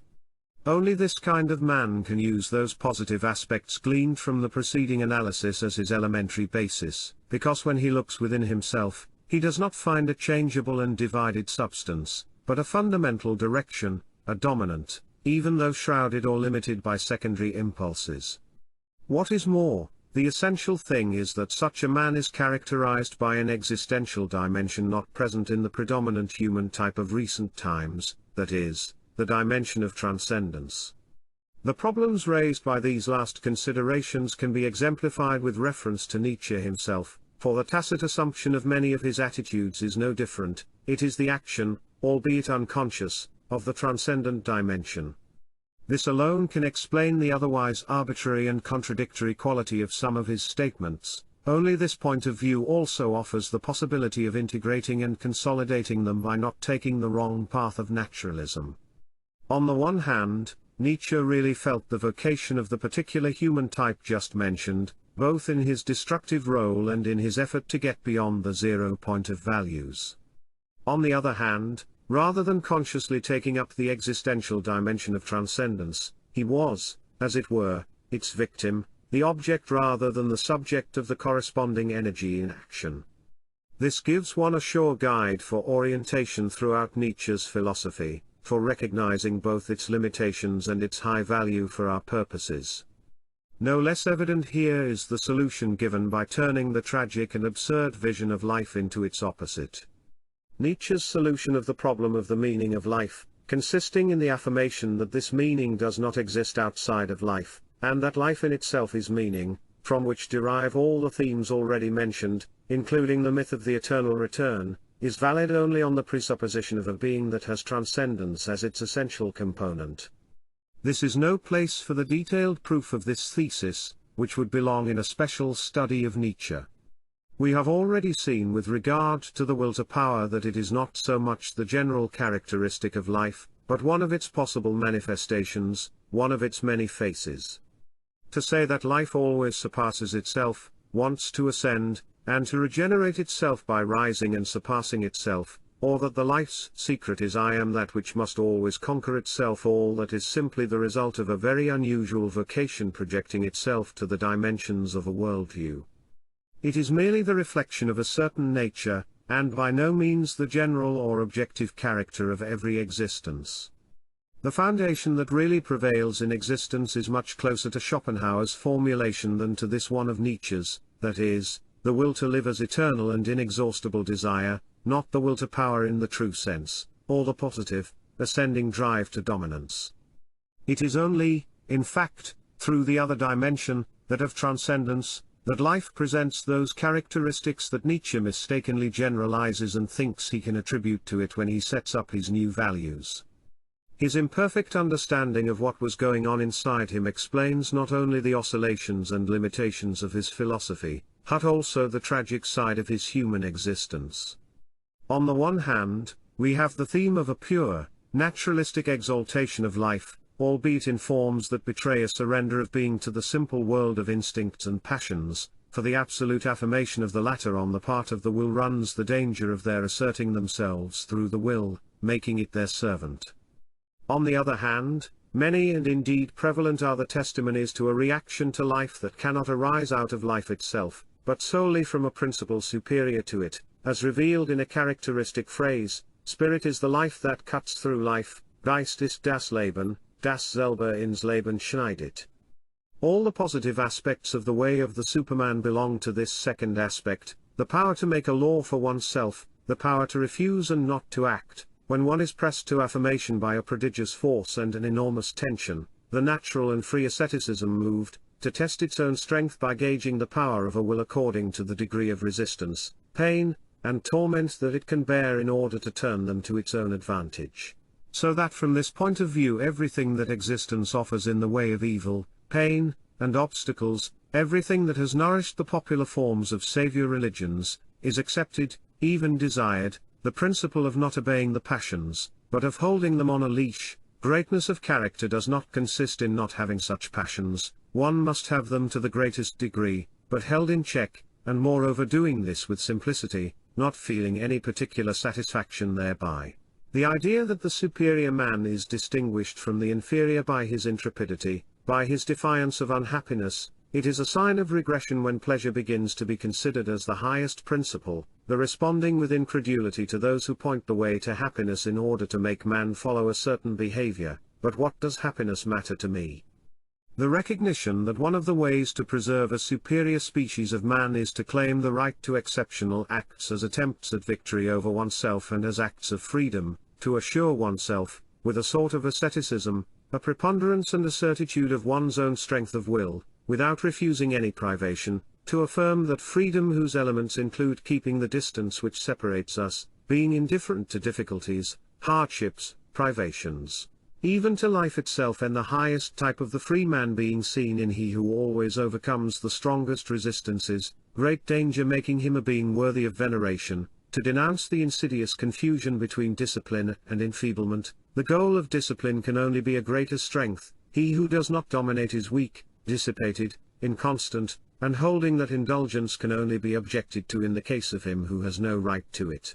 And when all the passions have been discredited thanks to those who were not strong enough to turn them to their own advantage, to point the way of those who, free from all bonds, obeying only their own law, are unbending in obedience to it and above every human weakness, all those aspects in fine, in which the Superman is not the blonde beast of prey and the heir to the equivocal virtues of Renaissance despots, but is also capable of generosity, quick to offer manly aid, of generous virtue, magnanimity, and superiority to his own individuality. All these are the positive elements that the man of tradition also makes his own, but which are only comprehensible and attainable when life is more than life, that is, through transcendence. They are values attainable only by those in whom there is something else, and something more, than mere life. This is no place to go into detail about all the finer shades of meaning in the mass of Nietzsche's thought concerning these main points, nor into the confusions and deviations of which one must beware when one passes the point at which most of Nietzsche's admirers, as well as his detractors, have stopped. Life and transcendence are continually muddled in his philosophy, and of all the consequences of his anti-Christian polemic, this confusion has been one of the worst. He characterizes the values negated by Christian ideals, the ideals of the pariah, the chandala, and which supposedly constitute the opposite, affirmative, anti-nihilistic ideals, as follows: dignity, distance, great responsibility, exuberance, proud animality, the martial and victorious instincts, the apotheosis of the passions of revenge, cunning, anger, voluptuousness, the spirit of adventurous knowledge. Then he enumerates among the positive passions pride, happiness, health, love between the sexes, hostility and war, reverence, beautiful attitudes, good manners, strong will, the discipline of higher intellectuality, the will to power, respect for the earth and for life, all that is rich, which wants to give and to justify life, eternalize it, divinize it. The muddle is evident, it is a confusion of the sacred and the profane. But there is another point, and for us it is an even more important one. Even if one extracts from all this the effective forms of a self-transcendence, one faces an awkward situation when trying to speak of an ascesis as a goal in itself, and when the Superman is presented as the utmost limit of the human species, rather than as more than man and a being of a different nature, wielder and witness of a different dignity. One danger is that all the experience is not marked by a simple adherence to the pure, irrational, and instinctive substratum of life, in which the simple will to power is surpassed, and the path is not that of a dominator of men and of external forces, but rather a dominator of oneself. Remain closed off in the field of mere sensation. There is a significant passage in Nietzsche concerning this, in which the saying no to all the force surging within oneself is presented as a Dionysiism, whereas a more fitting term would perhaps be autosadism. A lifelong discipline, and an asceticism pursued inexorably for better or worse, through extreme trials, regardless of oneself and others, may have the mere value of an increased and exasperated sensation of life, of an I whose sense of itself comes only from this savage and embittered sensation. All too often, it is in such terms that Nietzsche interpreted his own experience and the way that he proclaimed. For our purposes it is all the more important to signal this wrong turning, because, all theory aside, it is easy to see that it lies at the basis of many extreme experiences on the part of those contemporary generations who courted disaster, as mentioned above.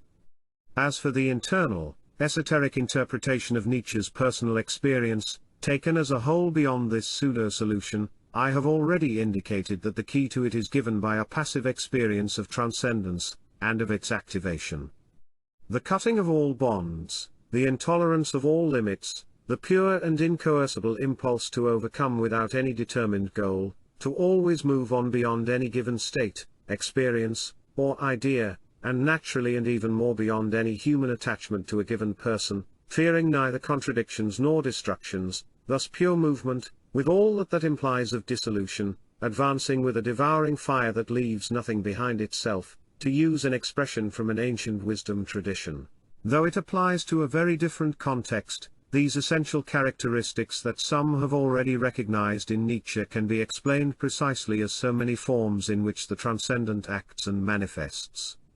But the fact that this is not recognized and admitted as such, the fact, therefore, that this energy remains in the closed circle of immanence and of life, generates a higher voltage than the circuit can sustain. This fact, moreover, may be the true and deeper cause of the final collapse of Nietzsche the man. Besides, he always had a sensation of living dangerously. By 1881 he was writing to Gast, "I have the feeling of living a life that is risky to the highest degree, I am one of those machines that might explode." At other times he spoke of a continual proximity to danger, and it was surely from this that he drew the generalization that superior men find themselves in continual inner and outer peril. It is clear, even in this particular respect, how important Nietzsche is as a symbolic figure for our entire investigation.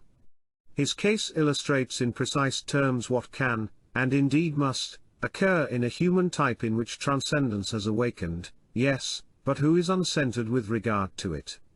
We shall see that the essential themes of existentialism are to be interpreted no differently. This is not the way of the man we have in mind, who has quite another constitution. A clean line of division must be drawn.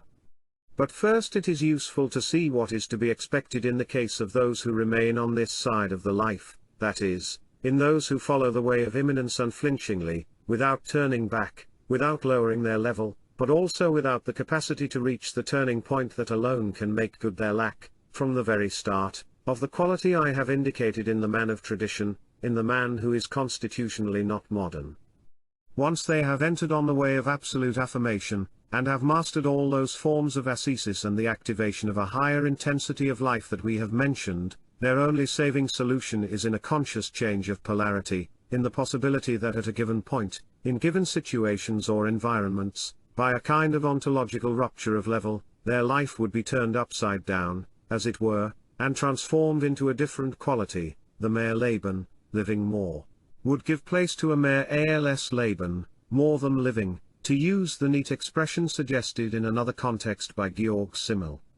This is a possibility that can be entertained even in this present epoch. The few who can accomplish it may achieve, even under current conditions, a qualification analogous to what was inborn in the type under consideration.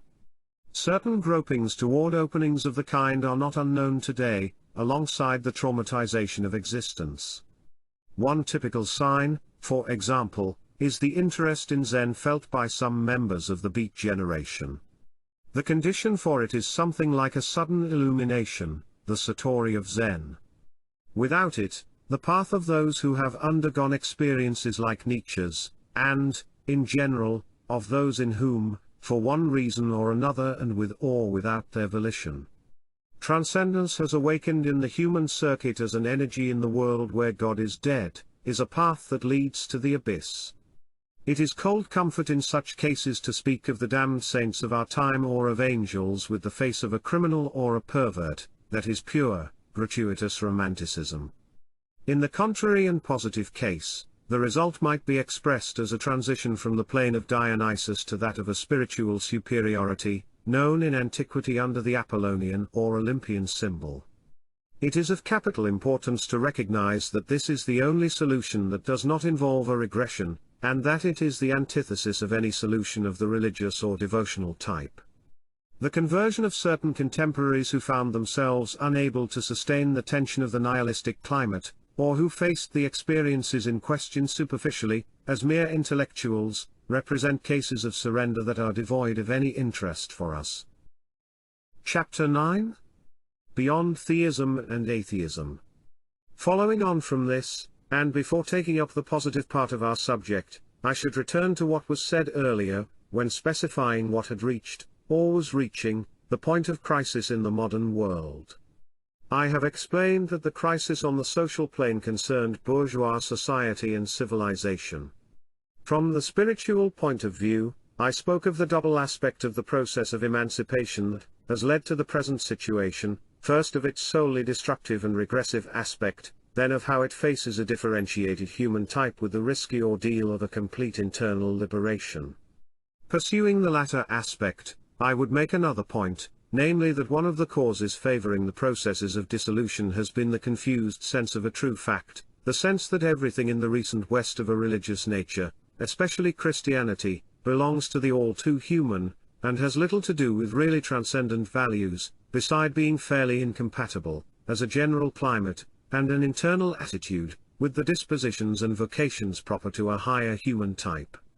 In particular, an important factor has been the mutilated character of Christianity when compared to the majority of other traditional forms, mutilated, because it does not possess an esotericism, an inner teaching of a metaphysical character beyond the truths and dogmas of the faith offered to the common people. The extensions represented by sporadic experiences that are simply mystical and little understood cannot make up for this essential lack in Christianity as a whole.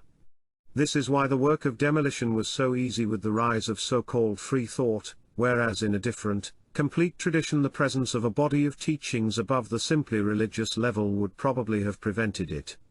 What is the God whose death has been announced? Nietzsche himself replies, only the God of morality has been conquered. He also asks, is there sense in conceiving of a God beyond good and evil? The reply must be affirmative. Let God slough off his moral skin, and we shall see him reappear beyond good and evil. What has disappeared is therefore not the God of metaphysics, but the God of theism, the personal God who is a projection of moral and social values and a support for human weakness.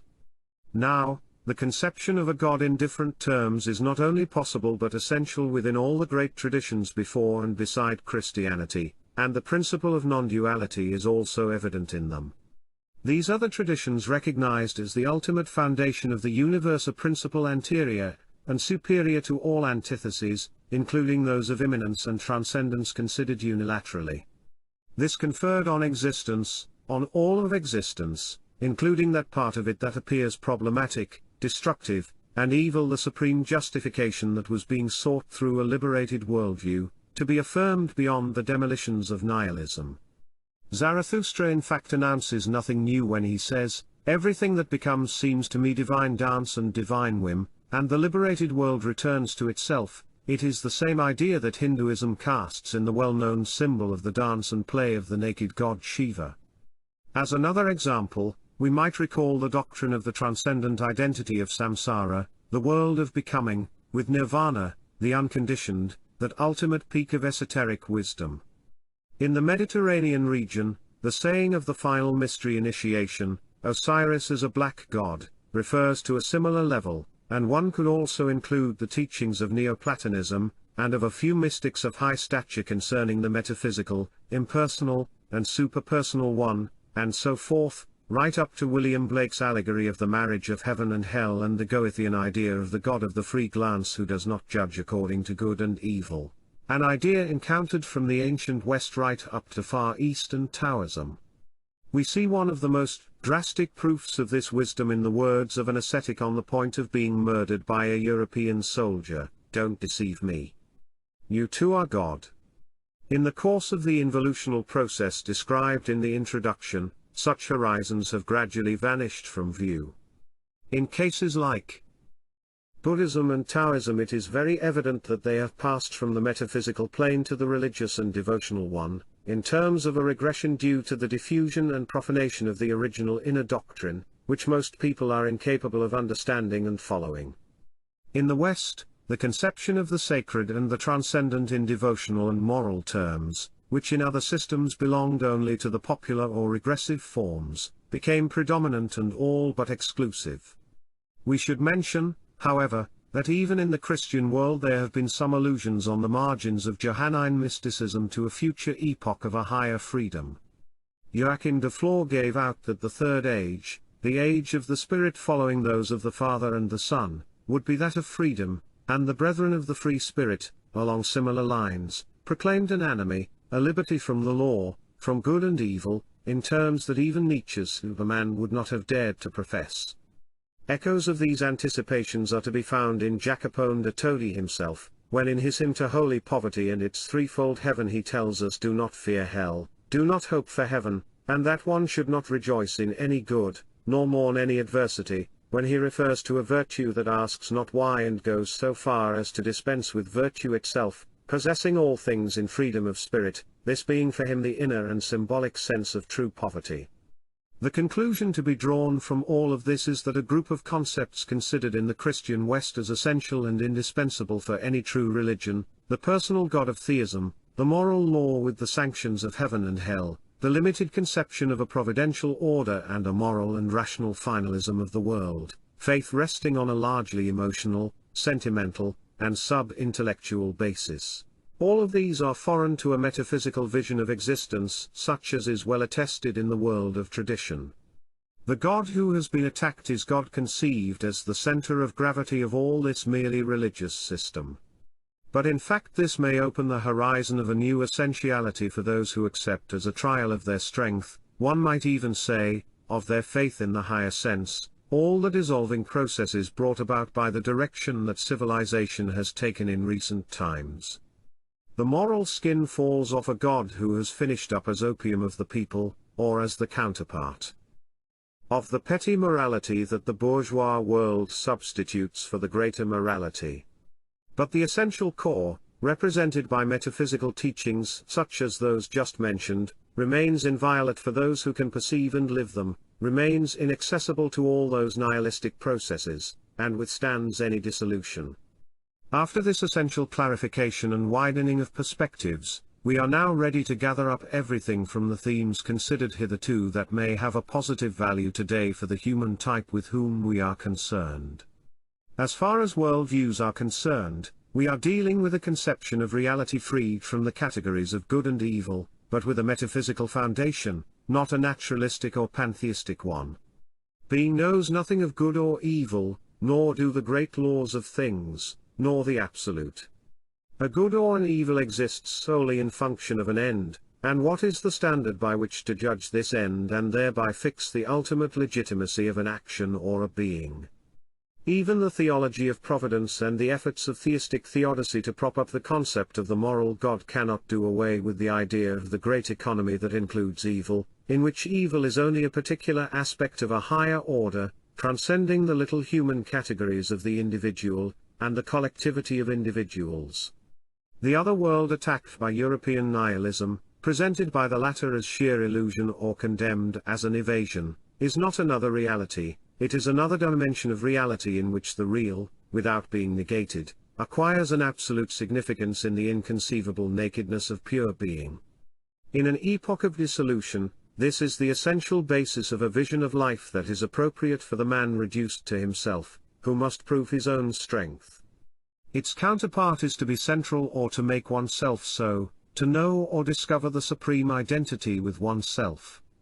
It is to perceive the dimension of transcendence within, and to anchor oneself in it, making of it the hinge that stays immobile even when the door slams, an image from Meister Eckhart. From this point on, any invocation or prayer becomes existentially impossible. The heritage of God that one dared not accept is not that of the lucid madness of Kirillov, it is the calm sense of a presence and an intangible possession, of a superiority to life whilst in the very bosom of life. The deeper sense of what has been said about the new nobility is no different. Divinity consists in precisely this, that the gods exist, but no God. We could use the image of a ray of light proceeding with no need to turn back, and carrying its luminous energy and the impulse from the center from which it originated. Is also the absolute claim to one's own position in terms that exclude the theme of religious crisis, feeling oneself abandoned by God. In such a state, that would be equivalent to a God who had abandoned himself. Similarly, no negation of God is possible. To negate or doubt God would be to negate or doubt oneself. Once the idea of a personal God has disappeared, God ceases to be a problem, an object of belief, or a need of the soul. The terms believer, atheist, or freethinker appear nonsensical. One has gone beyond both attitudes. Once this point is grasped, we can indicate the terms in which to deal with the existential challenge in relation to life's negativity, tragedy, pain, problems, and absurdities. Seneca said that no spectacle is more pleasing to the gods than that of the superior man grappling with adversity. Only thus can he know his own strength, and Seneca adds that it is the men of valor who are sent to the riskiest positions or on difficult missions, while the spineless and feeble are left behind.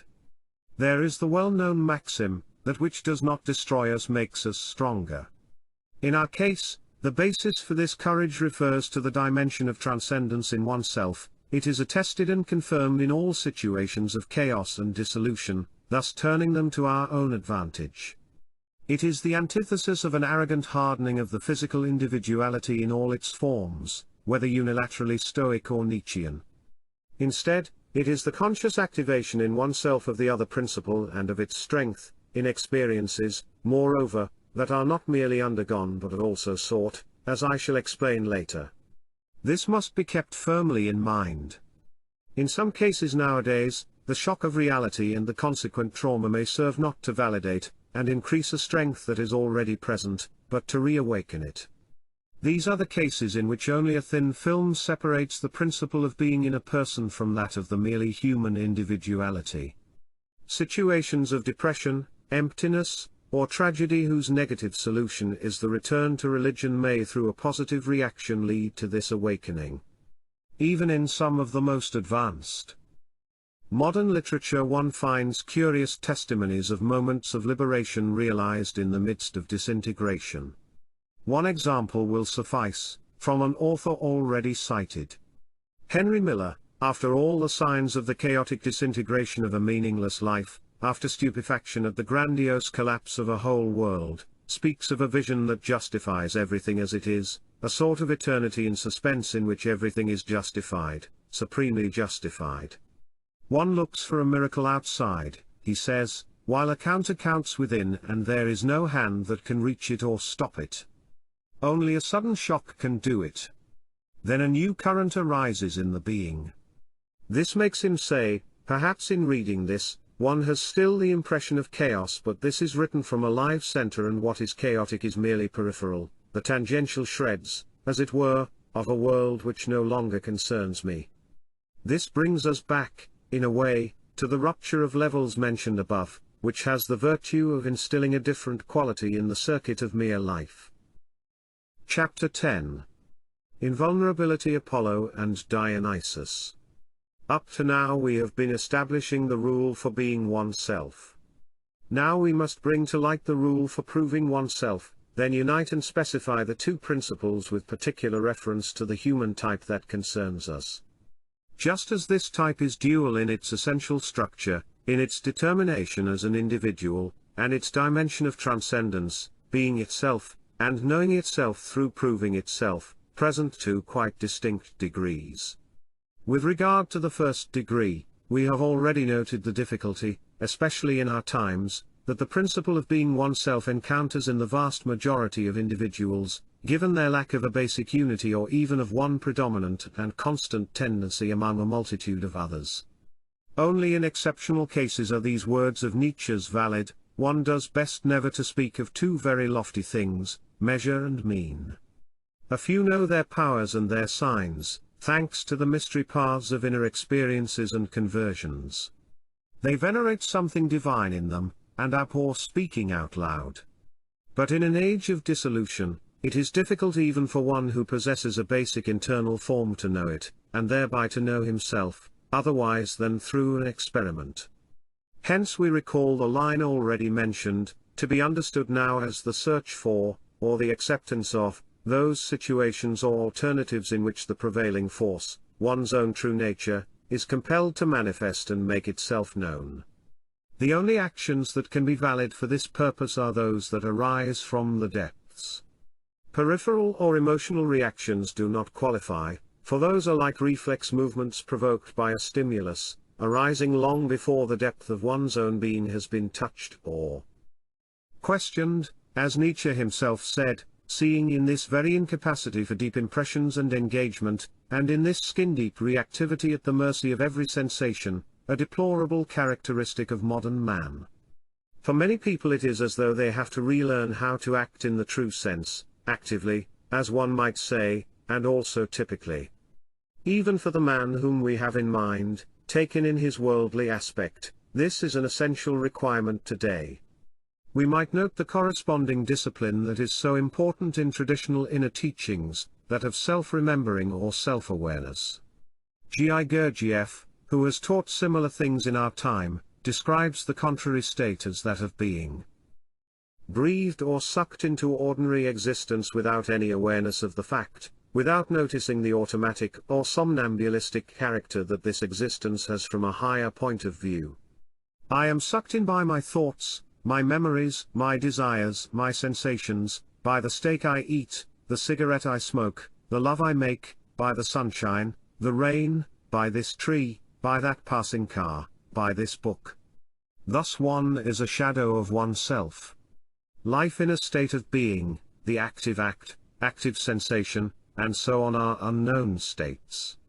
But this is not the place to digress further about this special method of realization. This trial through self-knowledge under the stimulus of various experiences and various encounters with reality may be associated in a certain sense with the maxim of a more fatty love of fate. Karl Jaspers has rightly said that this is not so much a precept of passive obedience to a necessity presumed to be predetermined and knowable, as an injunction to face each experience and everything in one's existence that is uncertain, ambiguous, and dangerous, with the feeling that one will never do anything other than follow one's own path. The essential thing in this attitude is a kind of transcendent confidence that gives security and intrepidity, and it can be included among the positive elements in the line of conduct that is gradually being delineated. The problem of being oneself has a particular and subordinate solution in terms of a unification. Once one has discovered through experiment which of one's manifold tendencies is the central one, one sets about identifying it with one's will, stabilizing it, and organizing all one's secondary or divergent tendencies around it. This is what it means to give oneself a law, one's own law. As we have seen, the incapacity to do this, the many discordant souls enclosed in my own breast, and the refusal to obey even before one is capable of commanding oneself are causes of the disaster that may well end the path of a being driven toward the boundary situation in the world without God. There is a relevant saying, "He who cannot command himself must obey." And more than one can command himself, but is still far from being able to obey himself. There is an example from the world of tradition that may be of interest here. In Islam, long before nihilism, the initiatic order of the Ismailis used the very phrase "nothing exists, everything is permitted." But it applied in this order exclusively to the upper grades of the hierarchy.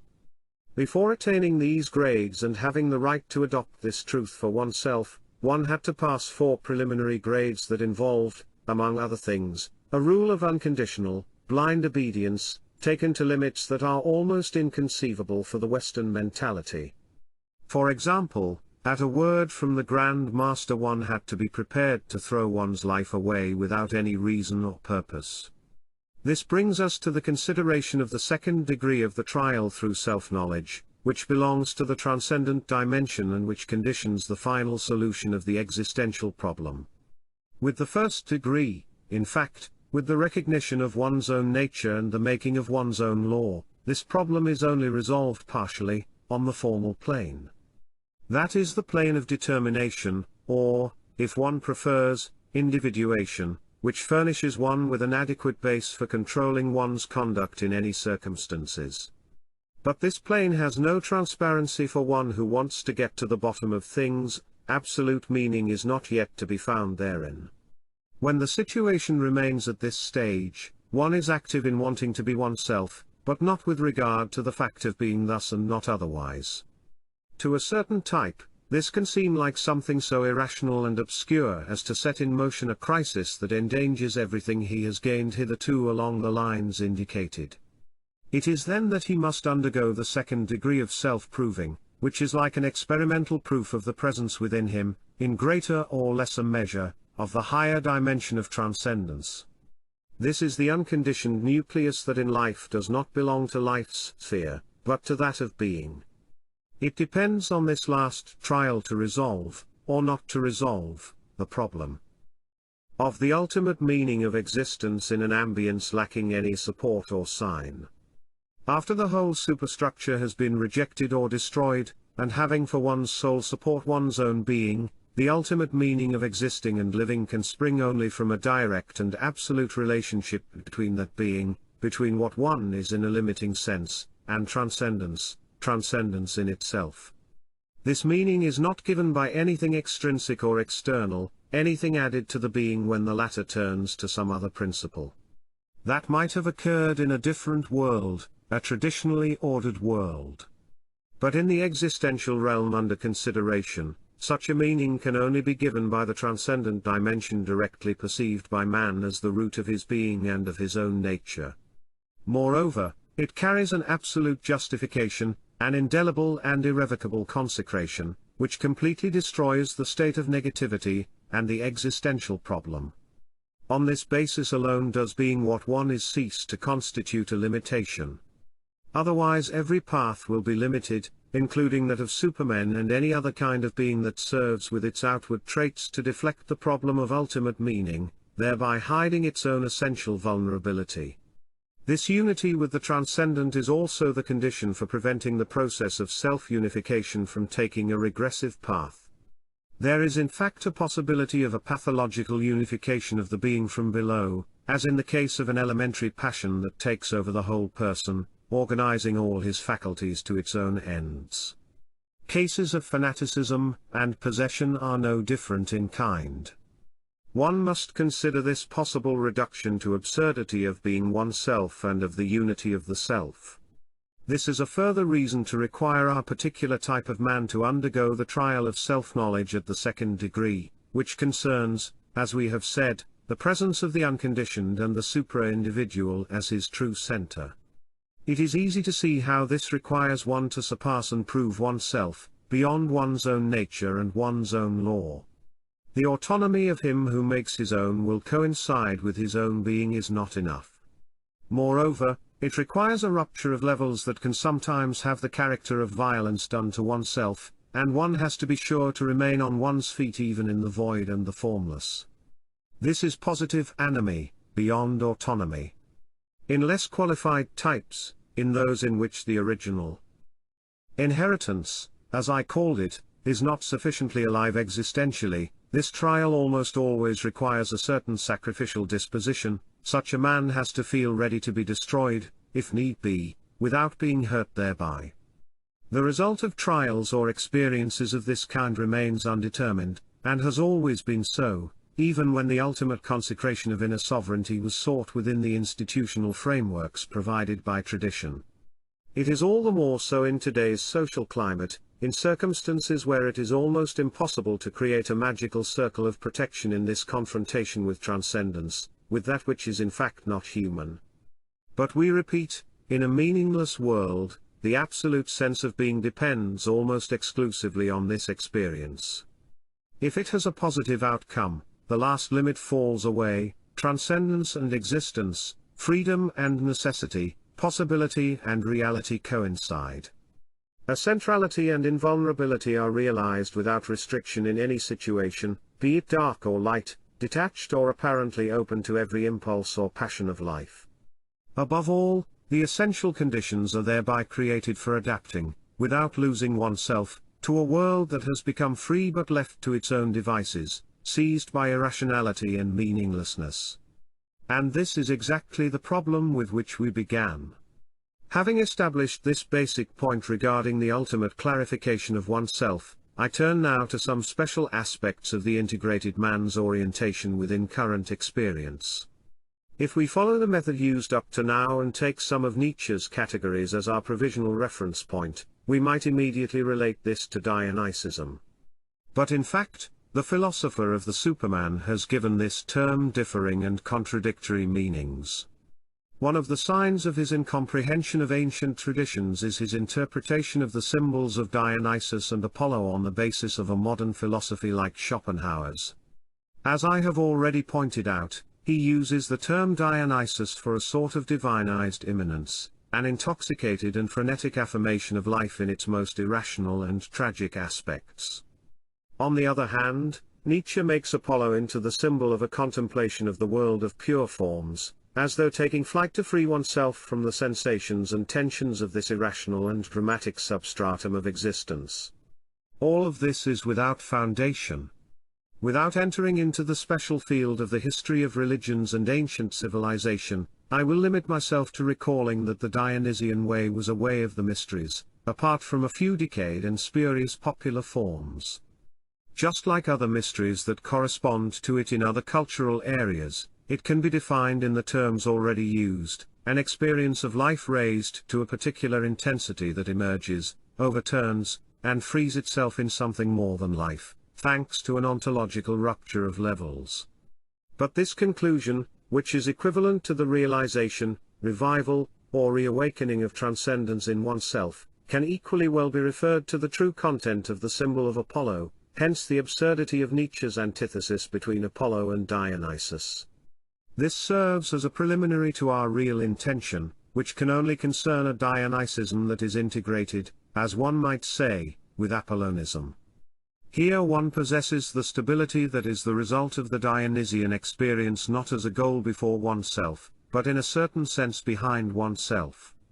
Or else we can speak of a Dionysian Apollonism, and define in these terms one of the most important ingredients of the attitude of the modern human type in his encounter with existence, beyond the special domain of his trials. Naturally, we are not dealing here with normal existence, but with those possible forms of it that are already differentiated, that have a certain intensity, while still being defined in a chaotic ambience, in the domain of pure contingency.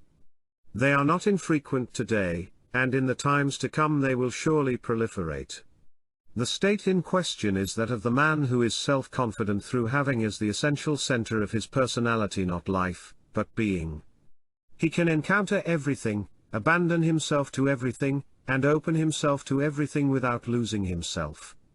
He accepts every experience, no longer in order to prove and know himself, but to unfold all his possibilities in view of the transformations that they can work in him, and of the new contents that offer and reveal themselves on this path. Nietzsche often spoke in similar terms of the Dionysian soul, albeit with his usual dangerous confusions.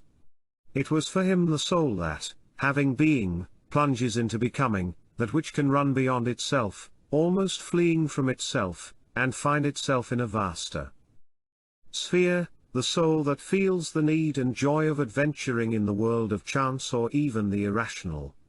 In the process, by transfiguring itself, it transfigures existence, existence here to be taken in all its aspects, just as it is, without withdrawal, exception, or choice. The domain of the senses is not excluded, but included. The Dionysian state is the state in which the spirit rediscovers itself right down to the senses, while the senses rediscover themselves in the spirit.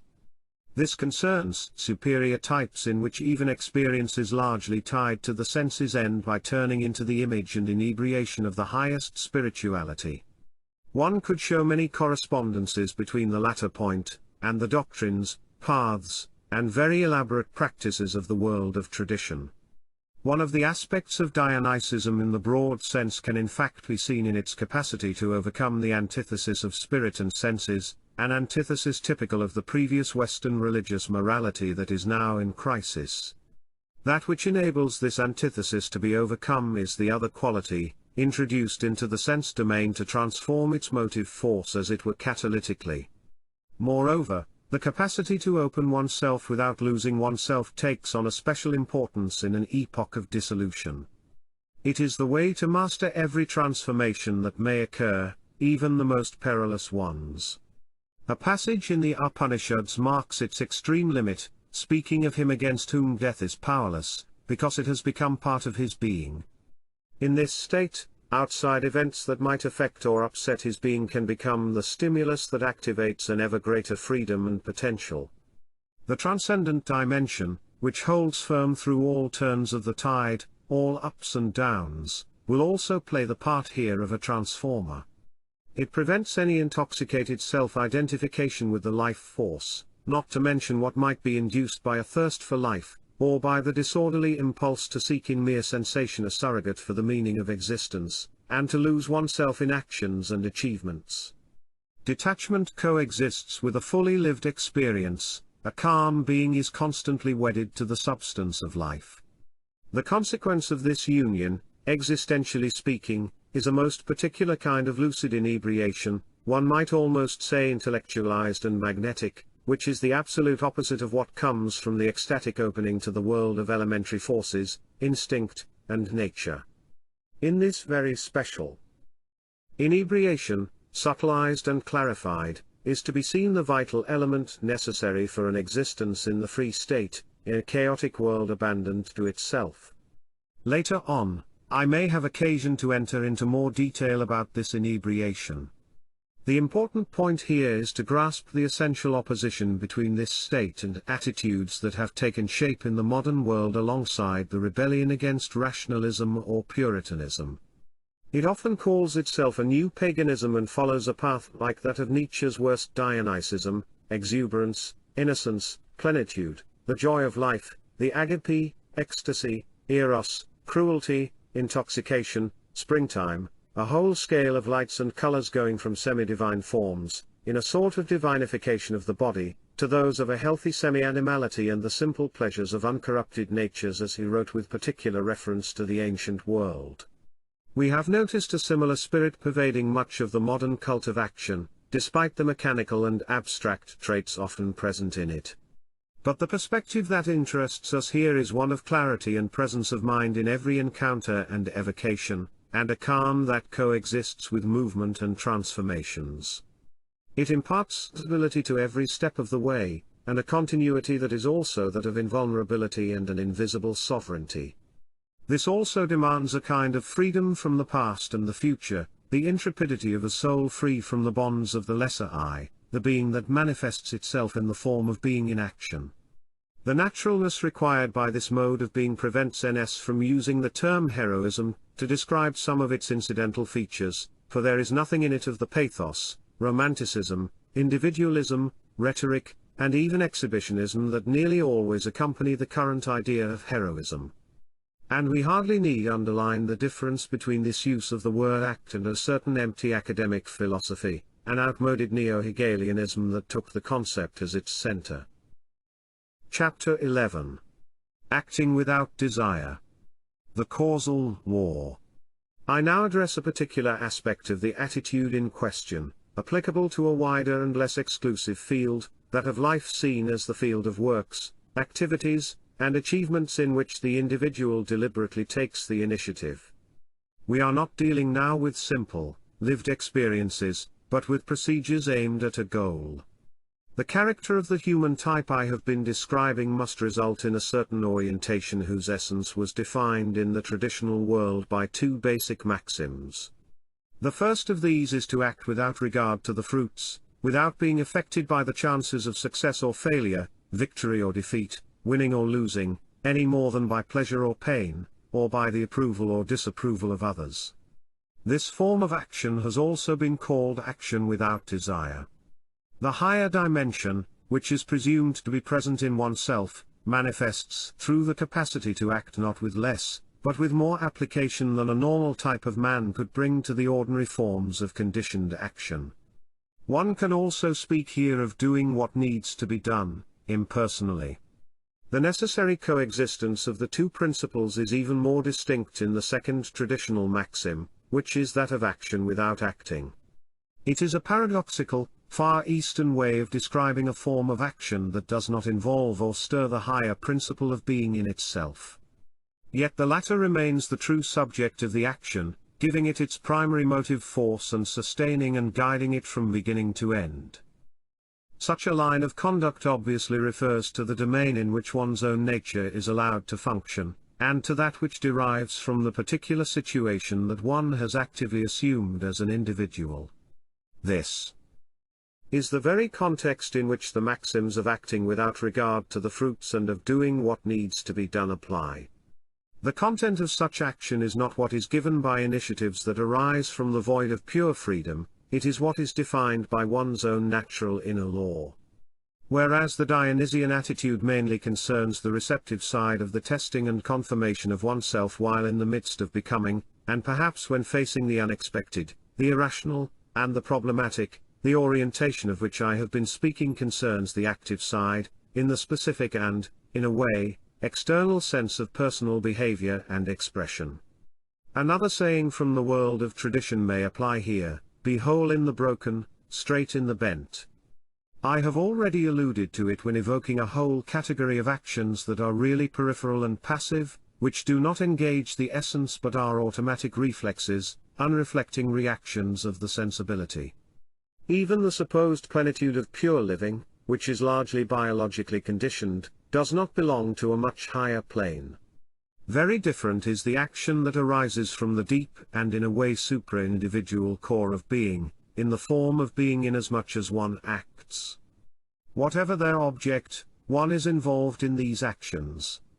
Their quality never varies, divides or multiplies, they are a pure expression of the self, whether in the humblest work of an artisan, or in precise mechanical work, in action taken in situations of danger, of command, or of controlling powerful material or social forces.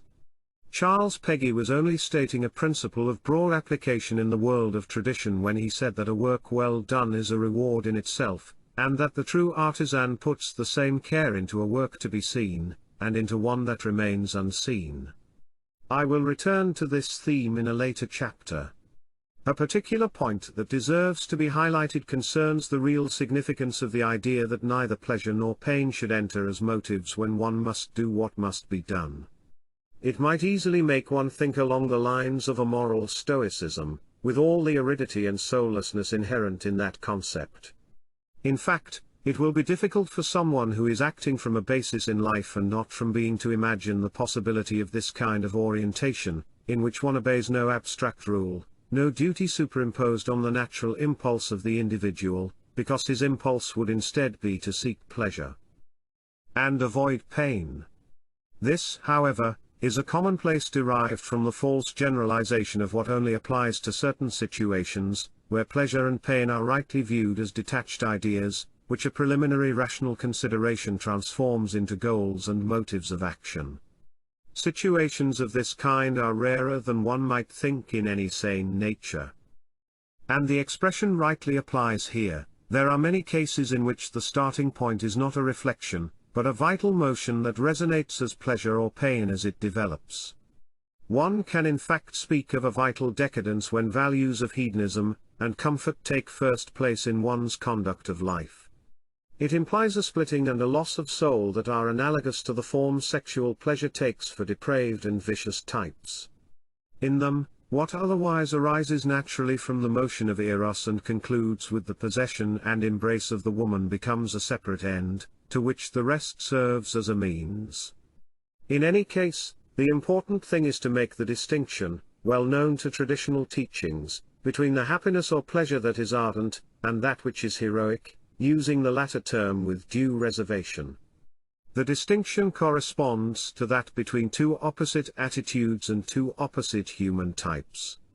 The first type of happiness or pleasure belongs to the naturalistic plane and is marked by passivity toward the world of impulses, instincts, passions, and inclinations. Tradition defines the basis of naturalistic existence as desire and thirst, and ardent pleasure is that which is tied to the satisfaction of desire in terms of a momentary dampening of the fire that drives life onward. Heroic pleasure, on the other hand, is that which accompanies a decisive action that comes from being, from the plane superior to that of life, and in a way it blends with the special inebriation that was mentioned earlier. The pleasure and pain that are not to be taken account of, according to the rules of pure action, are those of the first type, the naturalistic. Pure action involves the other kind of pleasure or happiness, which it would be wrong to imagine as inhabiting an arid, abstracted, and soulless climate. There, too, there can be fire and vigor, but of a very special kind, with the constant presence and transparency of the higher, calm, and detached principle, which, as I have said, is the true acting principle here. It is also important in this context not to confuse the form of action, that is, its inner significance, the mode of its validity for the eye, with its content. There is no object of ardent or passive pleasure that cannot in principle be also the object of heroic or positive pleasure, and vice versa. It is a matter of a different dimension, which includes everything but which also includes possibilities that fall outside the realm of natural, conditioned existence.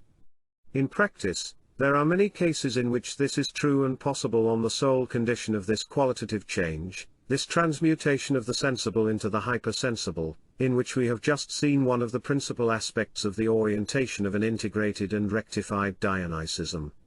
Finally, there is an analogy between positive or heroic pleasure and that which, even on the empirical plane, accompanies any action in its perfection, when its style shows a greater or lesser degree of diligence and integrity.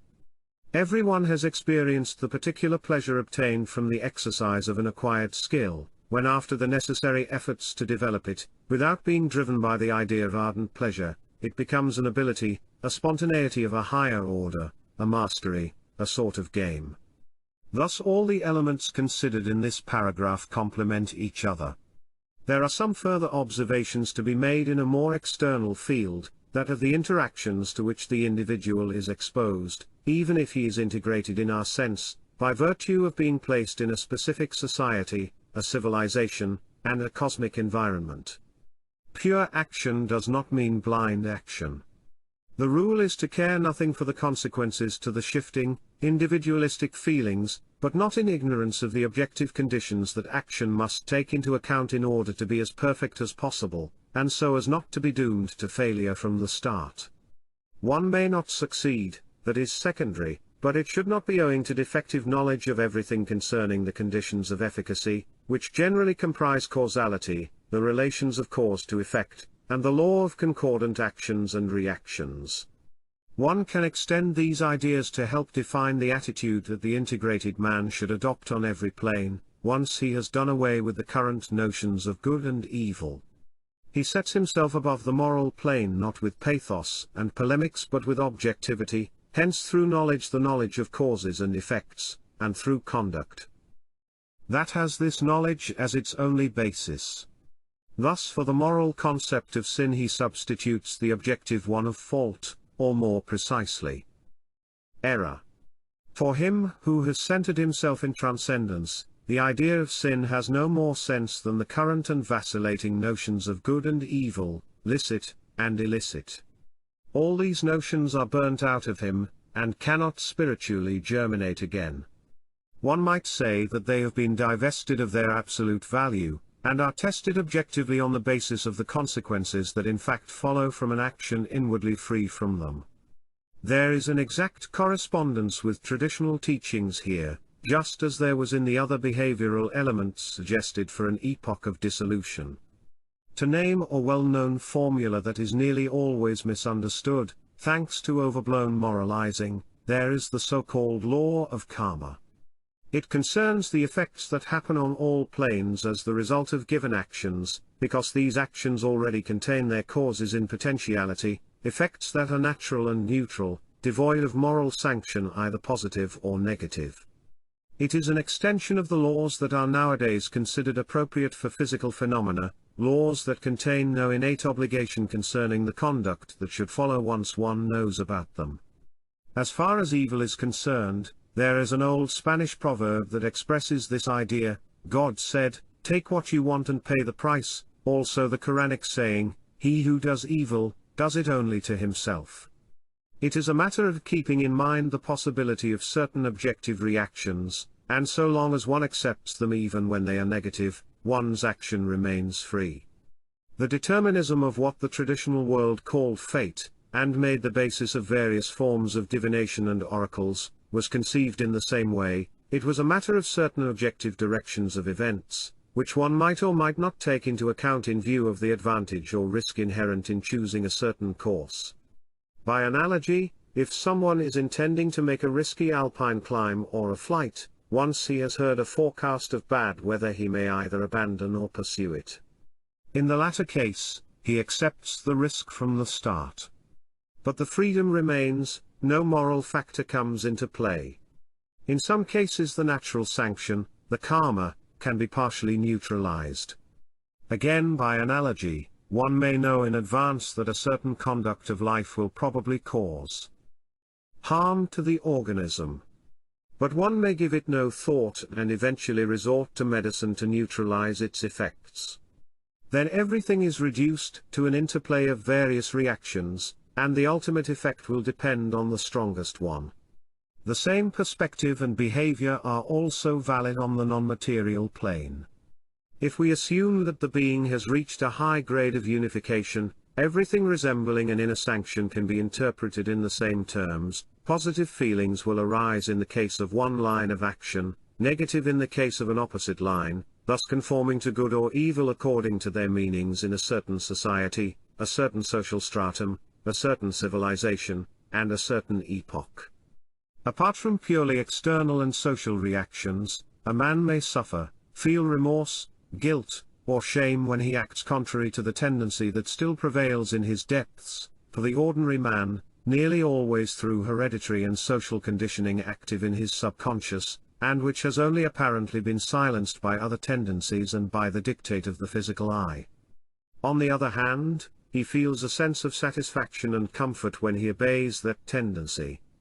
In the end, the negative inner sanction may intervene to cause a breakdown in the case mentioned, where he starts from what he knows to be his deepest and most authentic vocation and chooses a given ideal and line of conduct, but then gives way to other pressures and passively recognizes his own weakness and failure, suffering the internal dissociation due to the uncoordinated plurality of tendencies.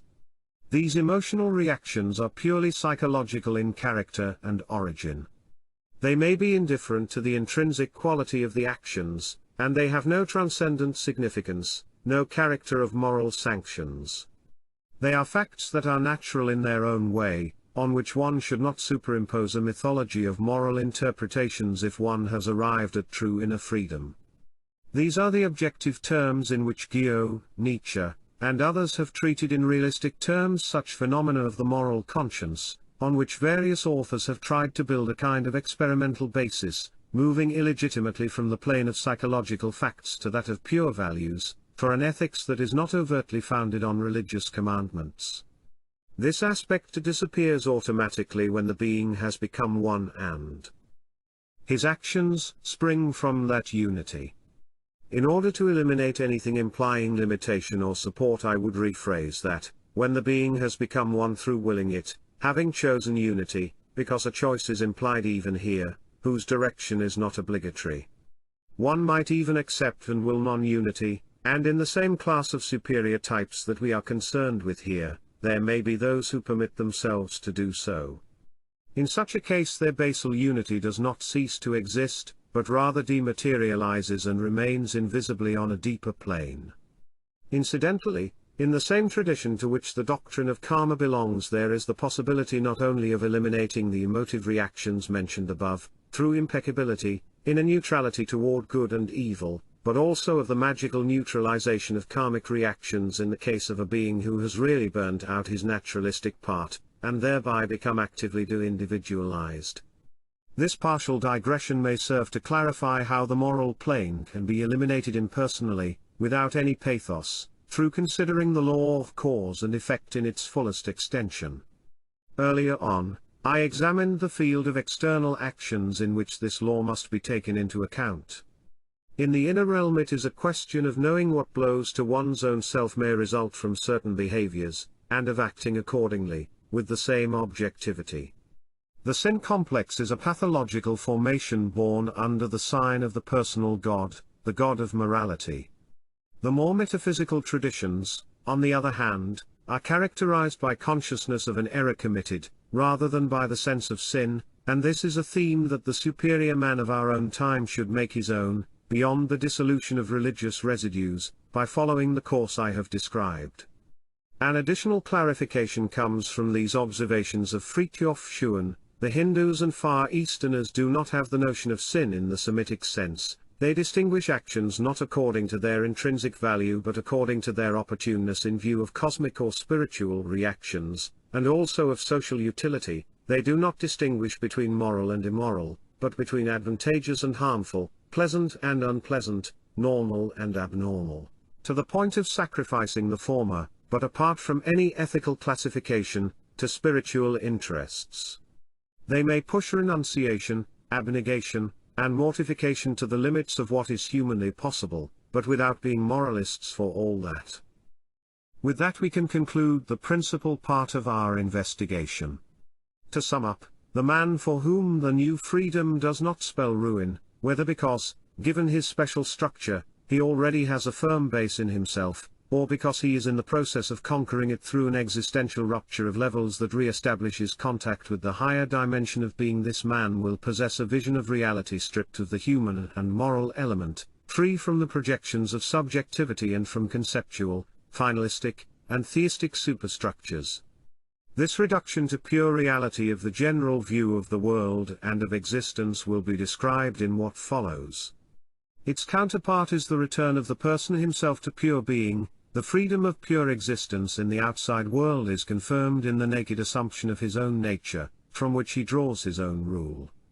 This rule is a law to him to the degree that he does not start from a state of unity, and to the degree that secondary, divergent tendencies coexist and external factors try to influence him. In the practical field of action, we have considered a regime of experiments with 2 degrees and 2 ends. First there is the proving knowledge of himself as a determined being, then of himself as a being in whom the transcendent dimension is positively present.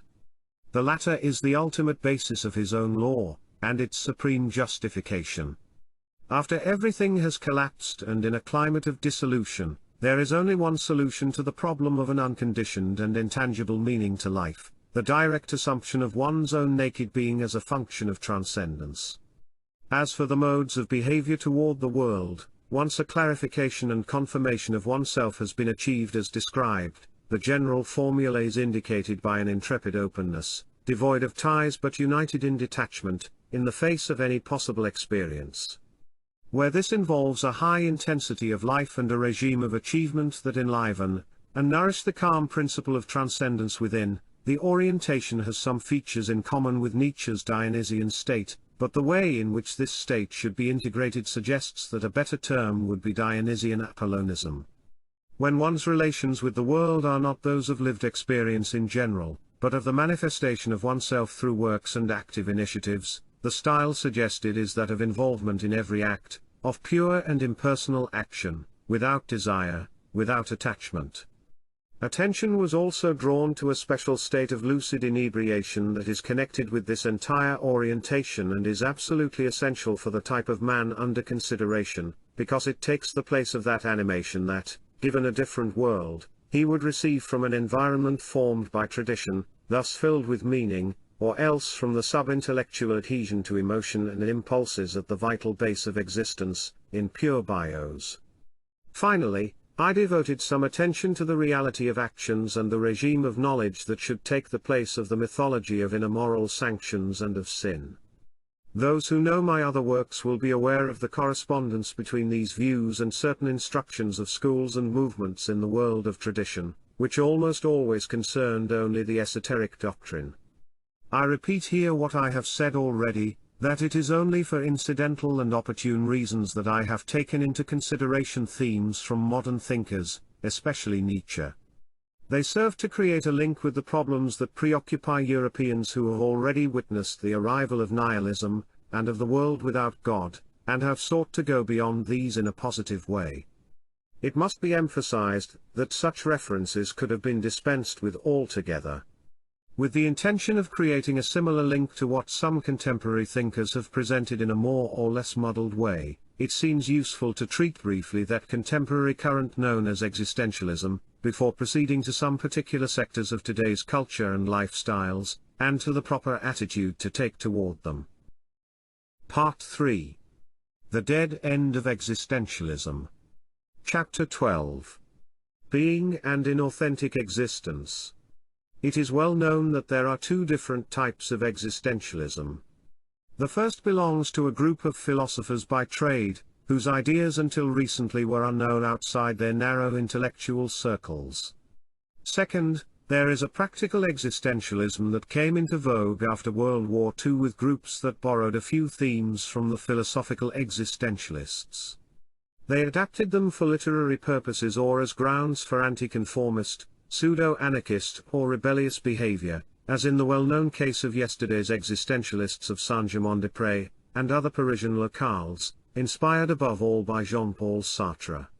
Both types of existentialism have value essentially as signs of the times. The second type, for all its forced and snobbish nature, still has this value no less than the serious, philosophical existentialism. In fact, the practical existentialists are presented, or present themselves, as a variety of that generation at risk, victims of the final crisis of the modern world. Thus they may actually find themselves at an advantage over the philosophical existentialists, who are mostly professors, and whose academic table talk certainly reflects the motifs of the crisis of contemporary man, but whose lifestyle has remained petty bourgeois, far from the practical, personal, anti-conformist conduct that the second existentialist current displays. Nevertheless, it is the philosophical existentialism that concerns us here. Let it be understood that I certainly do not intend to discuss its positions philosophically, to see if they are speculatively true or false.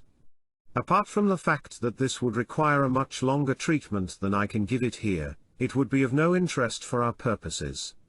I will examine instead a few of the more typical motives of existentialism in terms of their symbolic and, indeed, existential significance, that is, as indirect testimonies on the abstract and discursive level of the sensation of existence belonging to a certain human type of our time. Moreover, this examination is necessary for drawing the line between the positions defined so far and the existentialists' ideas, which is all the more important since my usage of a certain terminology could give rise to the mistaken idea of non-existent affinities. Apart from their systematizing and their more elaborate philosophical apparatus, the philosophical existentialist's situation is analogous to Nietzsche's. They too are modern men, that is, men severed from the world of tradition and devoid of any knowledge or comprehension of that world. They work with the categories of Western thought, which is as much as to say profane, abstract, and rootless. Noteworthy is the case of Karl Jaspers, perhaps the only one among the existentialists to make a few superficial references to metaphysics, confused by him with mysticism. At the same time he exalts rational illumination, the liberty and independence of the philosophical, and is intolerant of any form of spiritual and secular authority, and of any claim to obedience for men believed to be God's microphones, as if nothing else were imaginable. These are the typical horizons of the intellectual of liberal bourgeois origin. I, on the contrary, even though I have considered and will be considering modern problems, will not use modern categories to clarify or dismiss them. Moreover, even when the existentialists partially follow the right path, it happens as if by chance, not based on sound principles but with inevitable waverings, omissions and confusions, and above all in a state of internal surrender. Worse yet, philosophical existentialists use an arbitrary terminology that they have specially invented, and which, especially in Heidegger, is of an inconceivable abstruseness, both superfluous and intolerable. The first point to be emphasized in existentialism is the affirmation of the ontic ontological primacy of that concrete and irreplicable being that we always are. This is also expressed by saying that existence precedes essence. The essence here is equivalent to everything that can be judgment, value, and name. As for existence, it is immediately related to the situation in which every individual locates himself concretely in space, time, and history. The expression used by Heidegger for this elementary reality is being there or being here, Dasein. He connects it closely to being in the world, to the extent of seeing it as an essential constituent element of the human being. To recognize the conditionality imposed by the situation in the treatment of every problem and the vision of the world is necessary, he says, in order not to fall into mystification and self-deception. Whatever value they may have, the consequences of this first basic existentialist motif add little to what we have already established regarding the affirmation of one's own nature and one's own law, and regarding the rejection of all doctrines and norms that claim universal, abstract, and normative validity. Obviously it confirms the direction in which to seek the only support in a climate of dissolution. Jaspers, especially, brings to light the fact that every objective consideration, when detached from the context of the problems and visions of the world, leads inevitably to relativism, skepticism, and ultimately to nihilism.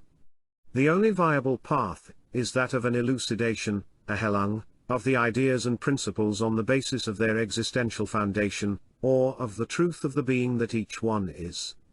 It is like enclosing oneself in a circle. Heidegger, however, says of this, and not unjustly, that the important thing is not to leave the circle, but to remain there in the right way. The relation between this orientation, and an environment by now devoid of meaning is given by the existential opposition between authenticity and inauthenticity. Heidegger speaks of the state of inauthenticity, of swooning, of covering oneself or fleeing from oneself to find oneself, of being flung into the anodyne existence of everyday life with its platitudes, chattering, lies, entanglements, expedients, its forms of tranquilization and dejection, and its escapist diversions. Authentic existence is seen and sought when one senses the emptiness underlying that existence and is recalled to the problem of one's own deepest being, beyond the social I and its categories. Here we have a recapitulation of all the critiques that conclude by showing the absurdity and insignificance of modern life. The affinity of these ideas with the positions already defined here is, however, relative, because existentialism is characterized by an unacceptable overvaluation of situationality. Dasein for Heidegger is always being in the world. The destiny of the boundary situation is, for Jaspers as well as for Marcel, a liminal fact, a given in the face of which thinking halts and crashes. Heidegger repeats that the characteristic of being in the world is not accidental for the self, it is not as though the latter could exist without it, it is not that man firstly is, and then has a relation with the world, a causal, occasional, and arbitrary relationship with that which is. All this might well be the case, but only for a human type different from that which concerns us. As we know, in this human type an inner detachment, albeit coupled with an absolute assumption of his determined nature, limits any situational conditions and, from a superior point of view, minimizes and relegates to contingency any being in the world. There is an evident incongruence in the existentialists, since at the same time they generally consider a rupture of that enclosure of the individual, and an overcoming of that simple immanence, which, as we have seen, gravely prejudice the positions of Nietzsche. Already in Soren Kierkegaard, considered as the spiritual father of the existentialists, existence is presented as a problem, with a special use of the German term existenz, different from current usage. He defines existenz as a paradoxical point in which the finite, and the infinite, the temporal and the eternal, are co-present, meeting but mutually excluding each other. So it would seem to be a matter of recognizing the presence in man of the transcendent dimension. Following the abstract habit of philosophy, the existentialists too speak of man in general, whereas one should always refer to one or another human type. Still, we can accept the conception of existenz as the physical presence of the I in the world, in a determined, concrete, and unrepeatable form and situation, cf. The theory of one's own nature and law in Chapter 7, and, simultaneously, as a metaphysical presence of being, of transcendence, in the I. Along these lines, a certain type of existentialism could also lead to another point already established here, that of a positive antitheism, an existential overcoming of the God figure, the object of faith or doubt.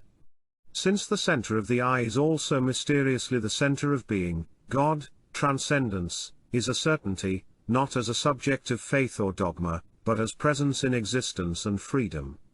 The saying of Jaspers, God is a certainty for me inasmuch as I exist authentically, relates in a certain way to the state already indicated, in which calling being into question would amount to calling oneself into question. From this first dissection of existentialist ideas we can reckon on the positive side its highlighting of the dual structure of a given human type, not of man in general, and the piercing of the plane of life to admit a higher type of presence. But we shall see the problem that all this entails, and that existentialism does not resolve. Chapter 13. Sartre, Prisoner Without Walls. Of all the existentialists, Sartre is perhaps the one who has most emphasized existential freedom. His theory essentially reflects the movement toward detachment that has led to the nihilistic world. Sartre speaks of the annihilating, nihilisant, act of the human being, which expresses his freedom and constitutes the essence and the ultimate meaning of every motion directed at a goal, and, in the final instance, of his whole existence in time. The speculative justification of such an idea is that in order to act it is necessary to abandon the plane of being and resolutely attack that of non-being, because every goal corresponds to a situation not yet in existence, hence to a nothingness, to the empty space of that which is mere possibility. Freedom in action introduces, then, the nothingness into the world. The human being first rests in the bosom of being, then detaches himself from it with annihilating recoil, reculniancent. This occurs not only when freedom calls being into question by doubting, interrogating, seeking out, and destroying it, but also in any desire, emotion, or passion, without any exception. Freedom is then presented to us as annihilating rupture with the world and with oneself, as pure negation of the given, not being that which is, but being that which is not. Through repetition, this process of rupture and transcendence that leaves nothing behind itself and goes forward toward nothing, gives rise to the development of existence in time, to temporalization. Sartre says precisely, freedom, choice, annihilation, and temporalization are one and the same thing. This view is shared by other existentialists, especially by Heidegger, when he locates in transcendence the essence, the fundamental structure of the subject, the self, the ipseity, or whatever else one wants to call the entity that we always are. But it is Sartre who is responsible for relating such views to their existential underpinning, made from the specific experience of the last man who, having burned every support or bond, finds himself consigned to himself. Sartre employs every subtle argument to demonstrate objectively that the final ground of any human action is absolute freedom, that there is no situation in which man is not compelled to choose, having no other basis in his choice outside of himself. Thus, Sartre points out that even not choosing is a choice, so that basically the act of volition entails no more freedom than the impassioned act, than surrendering oneself, obeying, or giving way to instinct. Referring to nature, physiology, history, and so on, is not a valid excuse, because according to the given terms one's own fundamental freedom, and one's own responsibility still subsist. Thus what in Nietzsche was an imperative, that the superior man should know nothing to which to consign his responsibility and sensation of living, is here posited as a given fact proven by philosophical analysis. But Sartre's state of mind is very different. For him, man is like someone in a prison without walls. He cannot find, either in himself or outside himself, any refuge from his freedom. He is destined, is sentenced to be free. He is not free to accept or refuse his freedom, he cannot escape it. I have already mentioned this state of the mind as the most characteristic evidence of the specific, negative sense that freedom has assumed in a certain human type in the epoch of nihilism. Freedom that cannot cease to be such, that cannot choose to be or not to be freedom, is for Sartre a limitation, a primordial, insuperable, and distressing given. In his philosophy, everything else, including the outside world, the totality of limitations belonging to men, things or events, is supposedly never a real constriction. Every impotence, every tragedy, even death itself, can be assumed, in principle, within freedom. In most cases, everything will be reduced to factors that one must still take into account, but that are not internally binding, as if following the objective line of conduct considered below in chapter. Here Sartre has taken from Heidegger the concept of instrumentality, Zuandenit, of. The character of mere usable means that everything that comes to us from the outside, from people and things, may present to us, it always presupposes not only my particular structure or formation, but also any attitude, goal, or direction selected or accepted by me alone, to which the external factors cease to have a neutral character and make themselves known as favorable, usable, or adverse. Any of these characters may be inverted to the point at which they change my position, the order of my goals and tendencies. Once again, there is no exit from the enclosed circle of one's own basic freedom.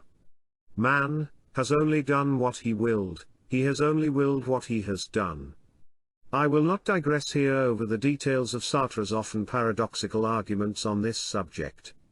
It is more interesting to realize that all these describe the specific image of the free, annihilating man, alone with himself. Sartre writes, "We do not have behind or before us the luminous realm of values, justifications, or causes. I am abandoned to my freedom and responsibility, without refuge in or outside of me, and without excuse." As for the emotional tone, it amounts to feeling absolute freedom not as a victory, but as a burden. Heidegger even uses the term weight, last, to characterize the sensation that one feels, once finding oneself hurled into the world. One is very alive to the sense of being here but in the dark as to whence and whither. Moreover, the introduction of the concept of responsibility already reveals one of the principal flaws of all existentialism: to whom is one responsible? A radical nihilation, when interpreted with regard to our special human type as an active manifestation of the dimension of transcendence, should not tolerate anything that could give the word responsibility such a sense. Naturally, we mean a moral sense, aside from the consequences, external repercussions, either physical or social, that can be expected for a given act, internally free. One finds oneself already faced with the well-known situation of a freedom that is suffered, rather than claimed. Modern man is not free, but finds himself free in the world where God is dead. He is delivered up to his freedom. It is from this that his deep suffering comes. When he is fully aware of this, anguish seizes him, and the otherwise absurd sensation of a responsibility reappears. Chapter 14. Existence, a project flung into the world. We now consider another characteristic and symptomatic theme of existentialism, that of the problematical nature of Dasein.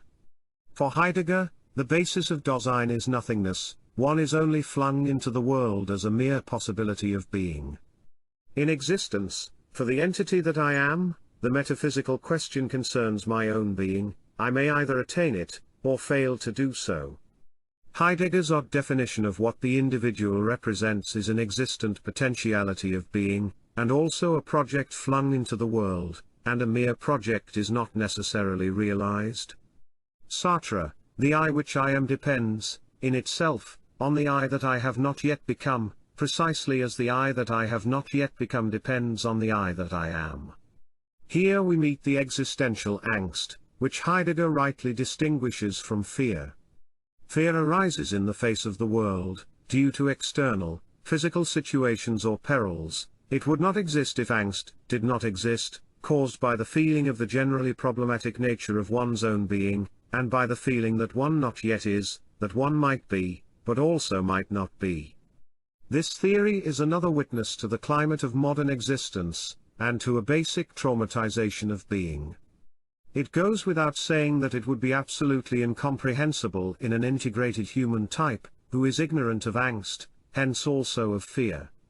In the existentialism that knows no openings on a religious basis, a grave but logical consequence of the conception of the self as a mere uncertain possibility of being is the temporality or historicity of existence.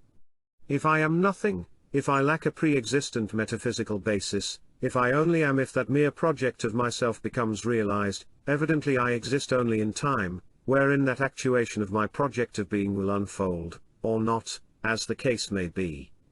Thus the eventual process of transcendence envisaged by this type of existentialism is purely horizontal, not vertical in character. As we shall see, Heidegger speaks of a horizontal ecstasy in the temporal, meaning that the entity of each of us is not temporal because it happens to find itself within history, but because it is so in its own basic nature, it is able to be solely within time. Given this anguished resort to becoming for the source of one's being, and also given the recognition of the insignificance of inauthentic existence in a life that is socialized, superficial, and anodyne, we have evidently reached the extreme limit of a true philosophy of crisis, which we could have included among the varieties of modern nihilism. Quite obviously, we cannot harvest anything worthwhile from these existential themes to bear on the problems and orientation of the man who concerns us. Just as we have excluded the intrinsic and fundamental value of being in the world, we must also exclude, for the integrated man, temporality in the limiting sense used up to now. The idea of the simple possibility of being, of my being ontologically my own project, realizable or otherwise, is only acceptable to us within precise limits. What is in question is not being, but one of its determined modalities, recognized, willed, and assumed. Since being in the transcendent dimension is not at stake, the sense of one's own problematic nature is relativized and diffused, and one does away with the metaphysical angst that the existentialist man, having a different internal constitution, feels, and indeed is bound to feel. Turning to another point, existentialism, by introducing the concept of a project, finds that it has to admit a non-deducible act that took place before individual existence in the world, a mysterious decision that has determined the scheme of this existence. Yes, it is only a possibility of existence, but it is always determined and incontrovertible in the case when it is realized. We can see here how a motif belonging to traditional metaphysics, in both East and West, for the latter, see Plotinus, has fallen onto most unsuitable soil. Traditional doctrines accepted a predetermination that is in a way timeless, pre-cosmic, and prenatal, and connected with it the concept of one's own nature, the Hindu Svadharma, the original face of Far Eastern philosophy. They thereby justified within certain limits the precepts of fidelity to oneself, self-election, and responsibility. But on these grounds one can no longer hold to the existentialist principle: existence precedes essence. Essence should rightly refer to the pre-formation that contains potentially that which is to be realized in human existence if one follows a path of authenticity, that is, of profound unity with oneself. Even Sartre, for all his emphasis on the annihilating freedom of the I, arrives at this order of ideas without ever suspecting that they belong to a millenary wisdom. He speaks of a fundamental project, due to an original freedom, which is the basis of all the particular plans, goals, and passional or voluntary motions that may take form in my situation. Even for him there is a pretemporal, timeless choice, a unitary synthesis of all my present possibilities, which remain in the latent state in my being until particular circumstances bring them to light, without thereby suppressing their membership in a whole. We might think of an analogy of such ideas with what was said about the testing self-knowledge, the amor fati, and even the Dionysian state, but always as limited to that part of my being that is tied to form. There is, however, an essential difference in the fact that for existentialist consciousness the way leading back is blocked. It strikes against something that seems impenetrable, unjustifiable, indeed fatal to it. Sartre even says drastically that any particular use of that inescapable freedom, whether involuntary or passionate, rational or irrational decisions, occurs when the bets are already laid. Thus he compares the original choice to the act of throwing the ball onto the roulette wheel, an act with which everything is already potentially decided. We therefore face a curious contrast between two distinct themes, that of formless freedom having nothingness as its basis, and that of a species of destiny, a primal determination that basically annuls the former or renders it as illusory as ever. This mirrors an inner sensation typical of a period of dissolution. Against this background, two motifs of Heidegger's seem fairly insignificant, which might otherwise correspond to the elements already mentioned for the attitude of the integrated man. One is his concept of decision, Entschlossenheit, which corresponds to acts that are true to one's own self and awaken one from the state of anodyne and semi-conscious living among others. The other is the concept of the instant as an active and continuous opening in time to circumstances as they present themselves, as chances for realizing one's own possibilities. The correspondence is only an outward one. In fact, the existentialist perspectives do not seem much different from those of theistic theology when it talks about the freedom of the creature, meaning the free will that God has given to man while leaving him the sole alternatives of either renouncing it, or else being banished and damned if he makes real use of it by deciding and acting in any way but to accept and follow the divine will and law. This religious framework is obviously lacking when existentialism reflects the climate of the world without God, but the same situation exists in covert form, with the same emotional complexes. It is directly admitted in the existentialism that has deviated in the religious direction, Jaspers, Marcel, Wurst, not to mention the Italian epigones of this trend. Jaspers, for example, ends by limiting existential freedom to that which enables the project presented as a given possibility to be actuated or not actuated, but not changed. He draws from this a moral imperative in these terms: this is how you must be, if you are faithful to yourself. Evil, the non-value, is referred instead to the will that denies itself because it contradicts itself, because it does not choose that which it has already chosen to be. This may again appear to be partly the path that we have traced, until we reach the moment of divergence, which is Jaspers's passivity in the face of a boundary situation whose opaqueness causes him to swerve and abdicate. He even cites the Christian saying, "Thy will be done," and adds, "I feel with certainty that in my freedom I am not free by virtue of myself, but that I am therein given to myself. I can even fail in myself and not attain my freedom."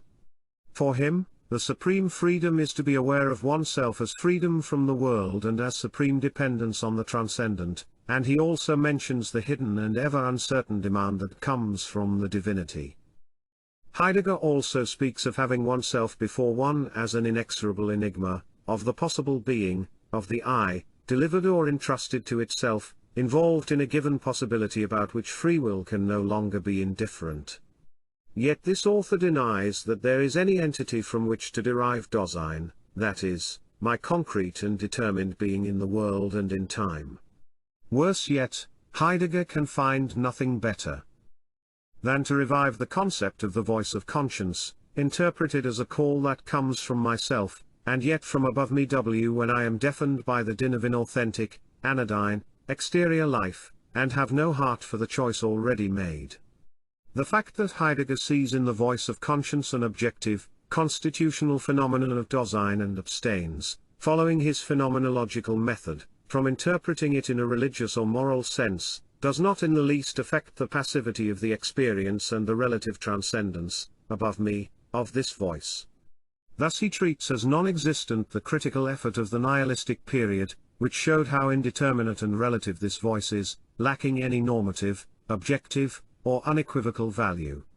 When Sartre treats the original project and says I choose the whole of myself in the whole of the world, he admits the possibility of a change affecting the original choice, but in terms of a breakdown, an abyssal menace that looms over the individual from birth till death.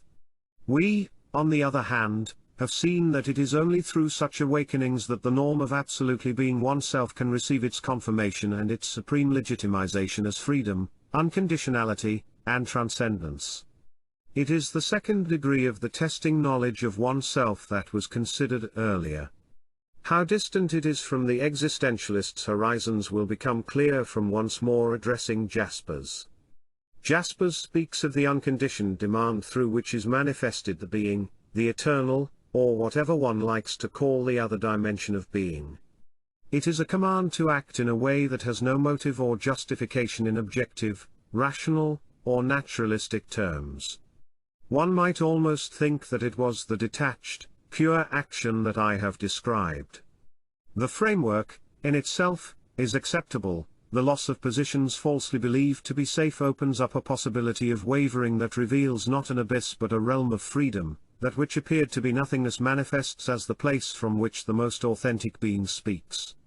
But when we try to see what Jaspers means by the hidden unconditioned, which only in extreme situations governs the course of life with tacit decision, we find the categories of good and evil reappearing, at three levels.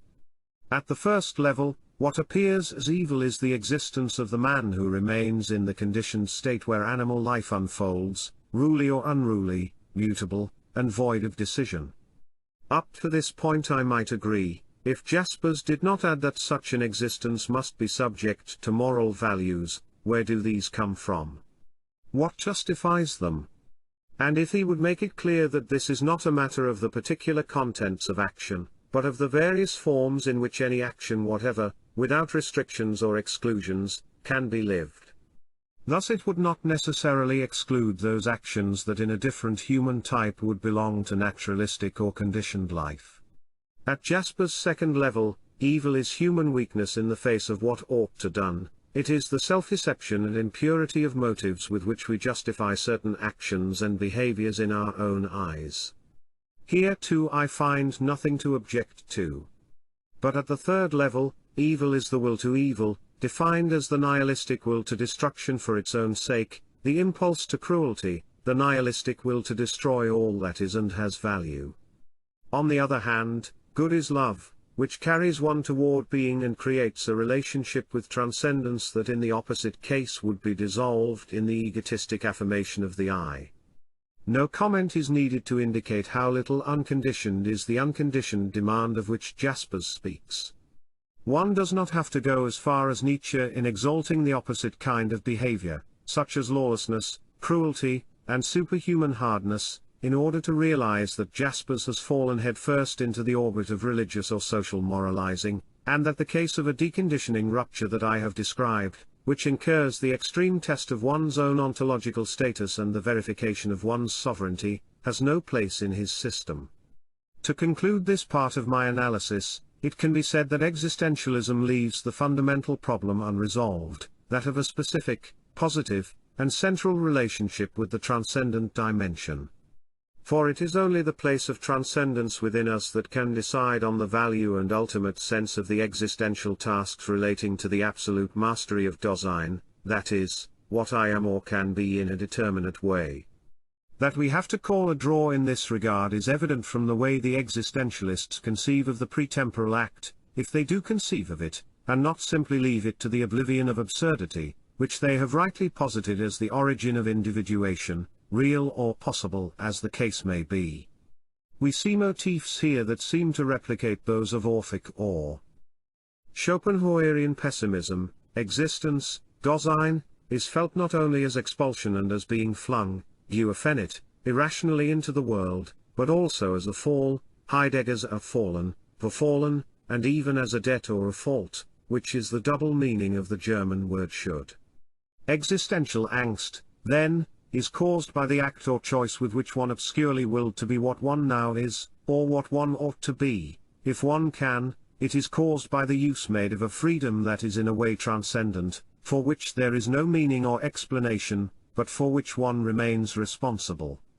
None of the philosophical efforts of the existentialists, especially Heidegger and Sartre, have managed to give meaning to such notions, which really derive from a tenacious residue of an extroverted religious attitude, specifically from the offshoot of the idea of original sin as given in Spinoza's axiom, omnis determinata est negatio, every determination is a negation.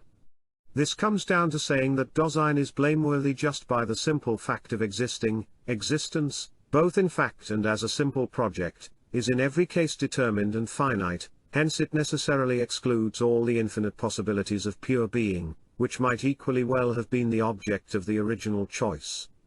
That is why it is guilty. Jaspers in particular underlines this point: my guilt lies in the destiny of having chosen, and of not having been able not to choose, only the one direction that corresponds to my real or possible being, and negating all the others. This is also the source of my responsibility and debt toward the infinite, and the eternal. Such an order of ideas could obviously only appeal to a human type who was so off-center with regard to transcendence as to feel that it was external to himself. This makes him incapable of identification with the principle of his own choice and his own freedom before time, and hence, as counterpart, the Sartrean sensation of freedom as something alien to which one is condemned. A further and more particular implication appears in a rigid, false, substance-bound concept of transcendence, of the absolute, being, the infinite, or whatever one prefers to call the principle in which occurred the original individualizing and finalizing act, that is presented as a fall. The absurdity of this view can be illustrated by a parallel from everyday life. It is as though I had been left entirely to myself in deciding how to pass the evening, going to a concert, staying at home to read, going out to dance or drink, and so on, and then made to feel guilty and indebted simply because I had decided for one of these possibilities and excluded the others. Someone who is really free, when he does what he wants, has no complexes or soul-searching of this kind, nor does he feel finalized and fallen because he thereby excludes other possibilities. He knows that he could have done otherwise, but only a hysteric or neurotic would be driven by such a thought into existential anguish. Admittedly, the transparency in oneself of one's own original basis, the Grund, may be of very different degrees, but it is the orientation that counts here. Measured by this touchstone, existentialism condemns itself. Making a short digression to the abstract, metaphysical plane, I find false and constricting the conception of an absolute, and an infinite that are condemned to indetermination and to fluctuation in the merely possible. Rather, the truly infinite is free power, the power of a self-determination that is not at all its own negation, but its own affirmation. It is not the fall from a sort of substantialized totality, but the simple use of the possible. Arising from this idea, one can see the absurdity of speaking of existence as a fault or sin, merely by virtue of being a determined existence. Nothing prevents us from adopting the contrary point of view, for example, that of classical Greece, which sees in limit and form the manifestation of a perfection, a completion, and a kind of reflection of the absolute. The human type to whom all these existentialist ideas appeal is characterized by a fractured will and remains so, the will, and the freedom, of the before to which the mystery of Dasein refers, and the will, and the freedom, of this same Dasein in the world and in the situation, are not rejoined. Rejoining the two parts of a broken sword, was an esoteric theme used in the symbolism of medieval chivalric literature. When Jaspers asserts that knowing my own origin as an existence determined by a choice does not possibilize me, that is, does not release the obscure bonds and the irrationality that this represents and thereby give me freedom, or the presentiment of freedom, this evidently derives from the fact of feeling separated from that origin, cut off from the transcendent dimension, sundered from the original being. For the same reason, Kierkegaard conceived the coexistence of the temporal and the eternal, of the transcendent and the unrepeatable individuation in existence, as a paradoxical dialectic situation, anguishing and tragic, to be accepted as it is rather than overcome by posing the second term in function of the first, so as to restore to unity that which in man is fragment and mystery and terrible chance. When Jaspers himself says that without the presence of transcendence, freedom would be purely arbitrary without any sense of blame, he confirms in the clearest way possible how existence senses transcendence, namely, as a species of paralyzing and anguishing stone guest. By projecting it outside oneself, one's relationship to transcendence is off-center, exterior, and dependent. This is so much like the relationship in religious consciousness that one might well accuse this philosophy of making a lot of fuss about nothing, and of being just a prolongation of the religious world in crisis, not a space that can open itself affirmatively beyond that world. Transcendence, like freedom, ought to furnish existence with a foundation of calm and incomparable security, with a purity, a wholeness, and an absolute decisiveness in action. Instead, it feeds all the emotional complexes of the man in crisis, angst, nausea, disquiet, finding his own being problematical, the feeling of an obscure guilt or fall, deracination, a feeling of the absurd and the irrational, an unadmitted solitude, though some, like Marcel, fully admit it, an invocation of the incarnate spirit, the weight of an incomprehensible responsibility, incomprehensible, because he cannot resort to overtly religious, and hence coherent, positions like those of Kierkegaard or Barth. Where angst refers to the sentiment of the soul that is alone, fallen, and abandoned to itself in the presence of God. In all of this, feelings appear like those that Nietzsche warned about in the case of a man who has made himself free without having the necessary stature, feelings that kill and shatter a man, modern man, if he is incapable of killing them. Chapter 15. Heidegger, retreating forwards and being for death. Collapse of existentialism. To complete this existential analysis of the basis of existentialism, it will be useful to return to Heidegger, who, like Sartre, excludes the vertical opening of religion and claims to be phenomenologically agnostic. We have seen that the obscurity already inherent in existentialism is exacerbated in Heidegger by his view of man as an entity that does not include being within itself, or behind it, as its root, but rather before it, as if being were something to be pursued and captured. Being is conceived here as the totality of possibilities, with regard to which one is to blame, or, taking the other meaning of should, in debt. The existentialists never explain why this is the case, or why one should feel this destiny of seizing a pandemic totality at all costs. We can explain it with reference to what I have already said, that it is all symptomatic of someone who suffers the unfolding or activity of the transcendent as a coercive force, with no feeling of freedom. It is as though the possibilities necessarily excluded from a finite being, finitude being negation, as explained in chapter, were projected onto goals and situations deployed in time, as though man had been before him, running ahead of him. The term used is actually sich vorweg sein, in a process that can never lead to a real possession, in a horizontally ecstatic succession, ecstasy here in the literal meaning of exit from a stasis, that constitutes authentic temporality. This is how Heidegger presents things. No other meaning is permitted for man's being, as long as he is alive, because he always suffers from non-totality. The prospects could not be darker. Dasein, the I, which is nothing in itself, pursues being that is outside and before it, and thus runs through time, in the same dependent relationship as the thirsty man seeking water, with the difference that it is inconceivable that he will ever reach being, when he does not already possess it. As the Eleatic philosophers said, no violence can make that to be which is not. The view of life in Heideggerian existentialism could well be characterized by Bernanos's expression, a retreat forward, unfuit en avant. It also underlines the absurdity of speaking of a decision, Entschlossenheit, in a really affirmative sense, for any action or moment in which the horizontal ecstasy is developing, whereas that is exactly what applies to the human type who interests us. Becoming and existing in time are substantially transformed in their structure and significance. The dark downward pull, the neediness, compulsion, and unquiet tension are destroyed, and existence takes on a character of acting and living decisively, arising from an existing principle that is detached and free with regard to itself and its determined action. This happens naturally when the accent falls away from the I, or is transferred to the transcendent dimension, to being. Someone has spoken of a frenetic desire to live at any price, which is not the result of the rhythm of life within us, but of the rhythm of death. This is one of the principal traits of our time.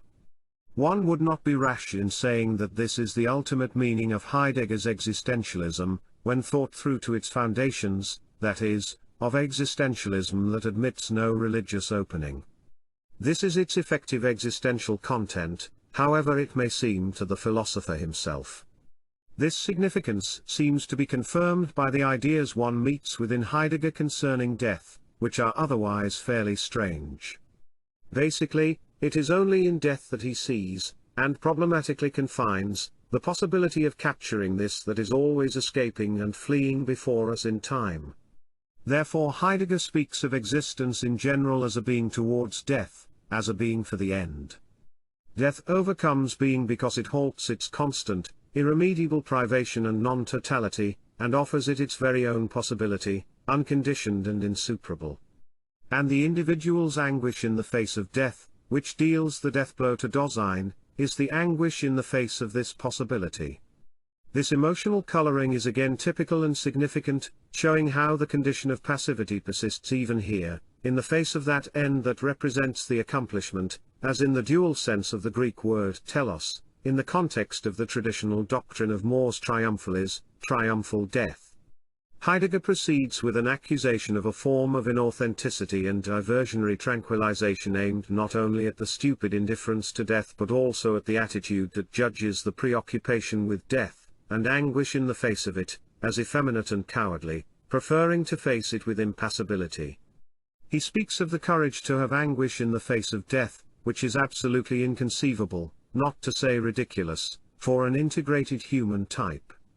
The negative character of the whole existential process, which includes death and gravitates around it, is once again confirmed by Heidegger's talk of dying as being flung into one's very own possibility of being, unconditioned and insuperable. It sounds like a destiny of the most somber kind.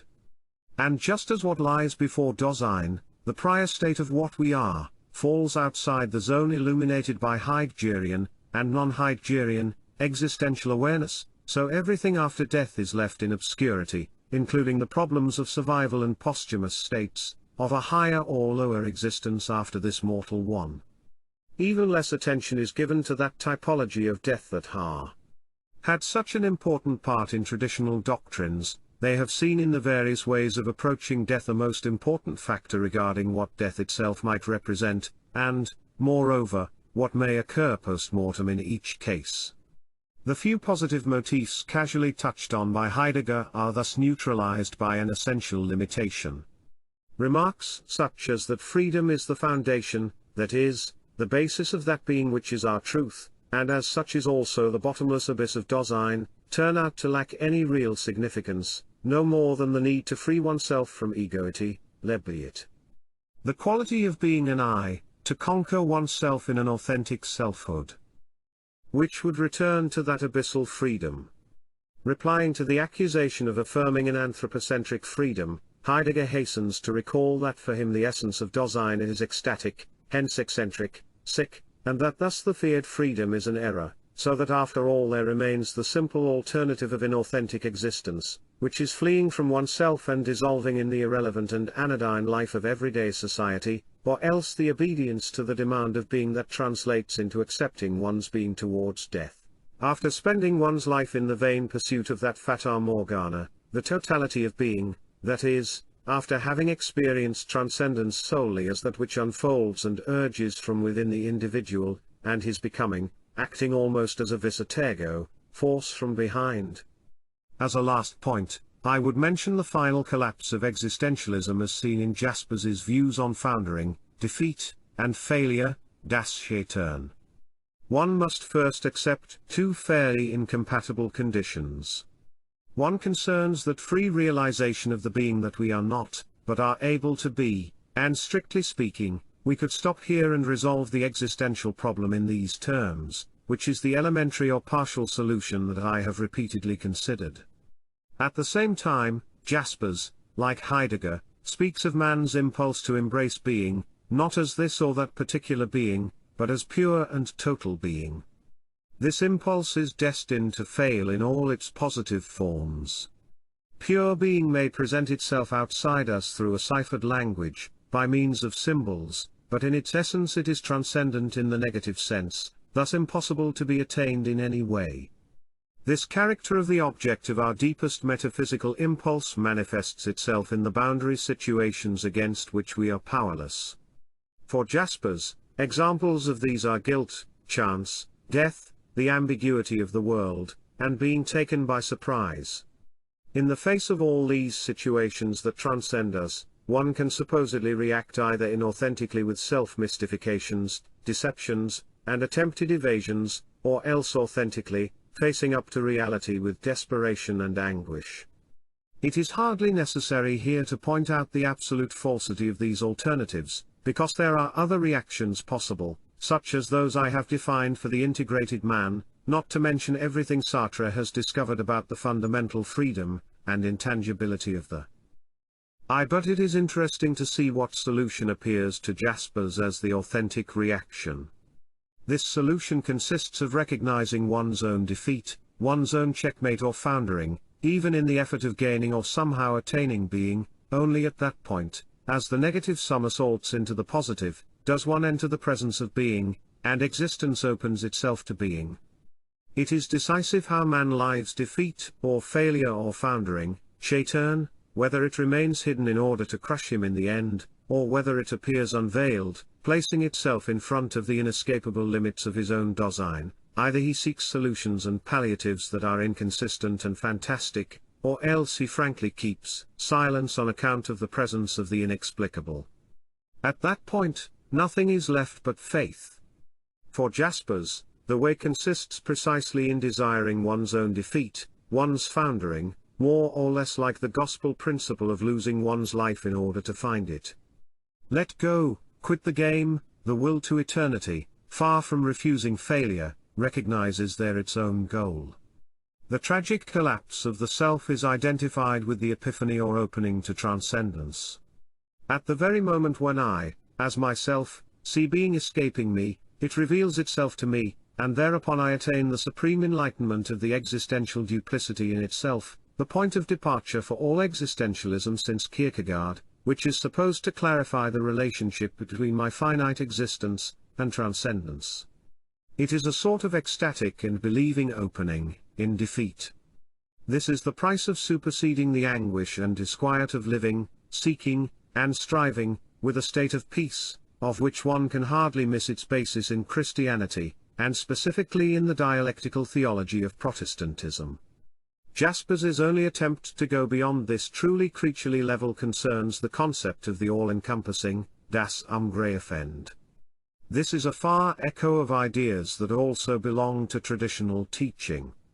The problem is posed by that dual consciousness that is always led to objectivize, to juxtapose an object to the I as subject, and can therefore never grasp the ultimate root of being, the reality in which we are contained, which is anterior and superior to this duality. Jaspers seems to allow the possibility of overcoming the subject-object division and experiencing unity, the all-encompassing. It is necessary for every object, anything juxtaposed to myself as I, to disappear, and for the I to dissolve. But, given the sentiment of oneself that, as we have seen exhaustively, is the only one known to the human type considered by this philosopher, it is natural that everything would be reduced to another sort of foundering, to the simple mystical experience of diving into the all-encompassing. These are Jaspers's words. It is the equivalent of Heidegger's confused, passive, and ecstatic bursting into being through death, after living for death. It is just as antithetical to any positive, clear, and sovereign realization or opening to the transcendent as the true ground of being and of Dasein, in an effective and creative conquest of the dual state. With this, we can conclude our analysis of existentialism. To summarize it, existentialism takes over some of the Nietzschean demands, but cannot go beyond them except as concerns the point highlighted in the preceding examination, by including transcendence as a constitutive element. Only here can existentialism relate to the human type who concerns us, and the logical consequence should have been the break with all naturalism, and with every immanent religion of life. Including this dimension in existentialism, however, causes it to fall right into crisis, and none of the solutions offered on the grounds of emotional and sub-intellectual complexes, anguish, guilt, destiny, extraneity, solitude, disquiet, nausea, the problem of Dasein, and so on, go beyond the point one could have reached by developing and rectifying the post-nihilist positions of Nietzsche, or even go as far as that. As we have seen, in Kierkegaard, Jaspers, and Marcel, not to mention other exponents of a Catholic existentialism that passes for positive existentialism, the transcendent in question ends up as the object of faith and devotion. It makes little difference that they use a novel, abstract, and abstruse terminology instead of the more honest one of orthodox theistic theology. The free man again looks backward to the abandoned earth, and with an invocation, the actual term used by Marcel, tries to re-establish a tranquilizing contact with the dead God. Taken as a whole, the existential balance adds up to a negative. It acknowledges the structural duality of existence and transcendence, but the center of gravity of the eye does not fall on the transcendent, but on the existent side. Transcendence is basically conceived as the other, whereas one ought rather to conceive it the other way around, with one's own determined, situational being, one's Dasein, as other to the true self that one is. The former represents a simple manifestation in the human state, and is subject to the corresponding conditions, which are relative because they often act in various ways according to the attitudes one assumes.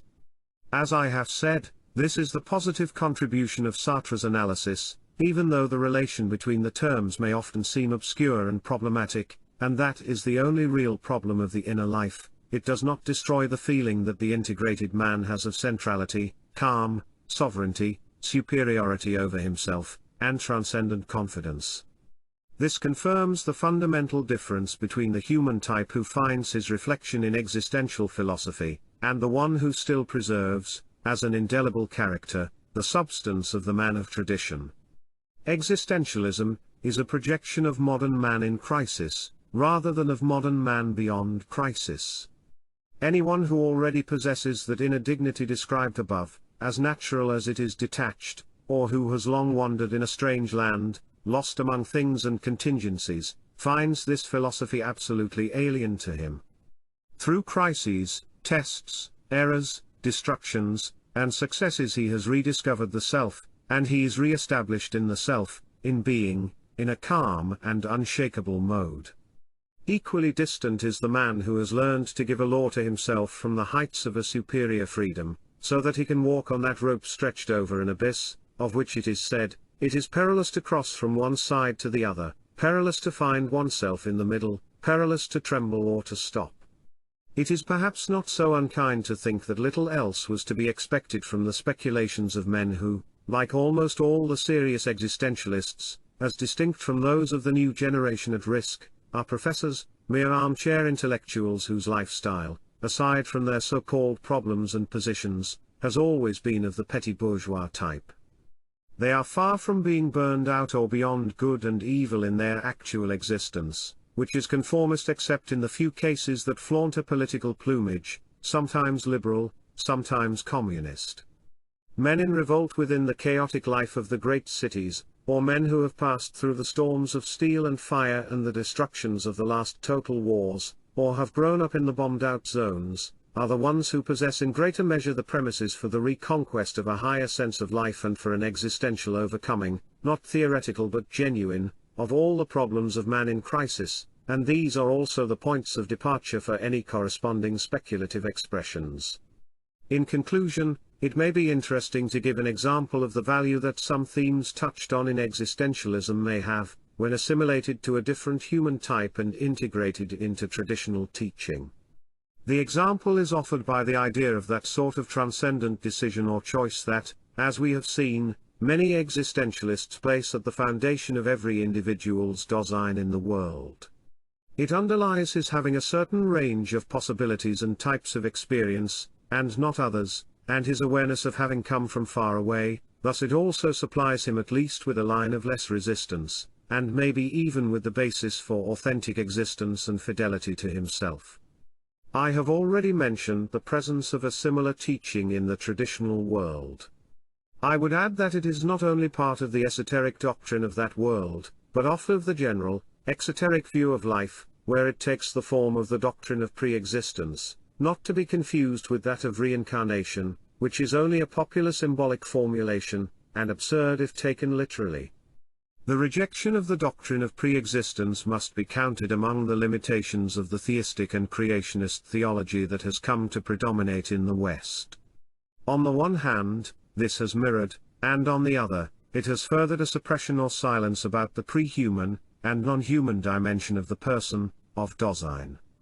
Now, we have seen that existentialism oft exhibits a presentiment of this ancient truth, giving rise either to the anguishing sensation of an insuperable limitation that is obscure if not absurd, or else to the abdication and retreat into a creatural attitude in a more or less religious sense. In the differentiated type who interests us, on the contrary, the same presentiment can only act as it has always acted in the upper strata of the traditional world, being a most essential part of the attitude required for staying on one's feet and riding the tiger. As an opening to the doctrine of pre-existence, it generates an unequaled force. It reawakens the consciousness of one's origins and of a higher freedom in the heart of the world, the awareness of having come from far away, thus also that of a distance. The natural effects will be along the lines indicated, the relativization of everything that seems so important and decisive in human existence as such, but in terms absolutely opposed to indifference, sloth, and alienation. It is only on the basis of this sensation that the dimension of being can open up more and more, beyond the physical eye, thereby strengthening the capacity for involving and giving one's whole self, not for the sake of exaltation, ecstasies, or a merely vital task, but according to the duality already mentioned when speaking of pure action. In fact, the ultimate criterion of being able to be destroyed, even, without thereby being wounded, which can easily present itself in an epoch such as we live in, and such as will very likely continue, is closely related to the lived experience of pre-existence, which indicates the direction in which the two parts of the sword may be reunited. Part 4. Dissolution of the individual. Chapter 16. The dual aspect of anonymity. Turning to a more concrete realm than that of the last chapter, I shall now examine the problem of the personality, and the individual in the contemporary world. There are many today who deplore the crisis of the personality, and while they still pose as defenders of Western civilization, they often appeal to the values of the personality, holding them to be a most essential part of the European tradition. Thus a problem presents itself, one that cannot simply be solved by the facile polemic against the collectivism, mechanization, standardization, and soullessness of modern existence. Moreover, we must make it very clear, what exactly is to be saved.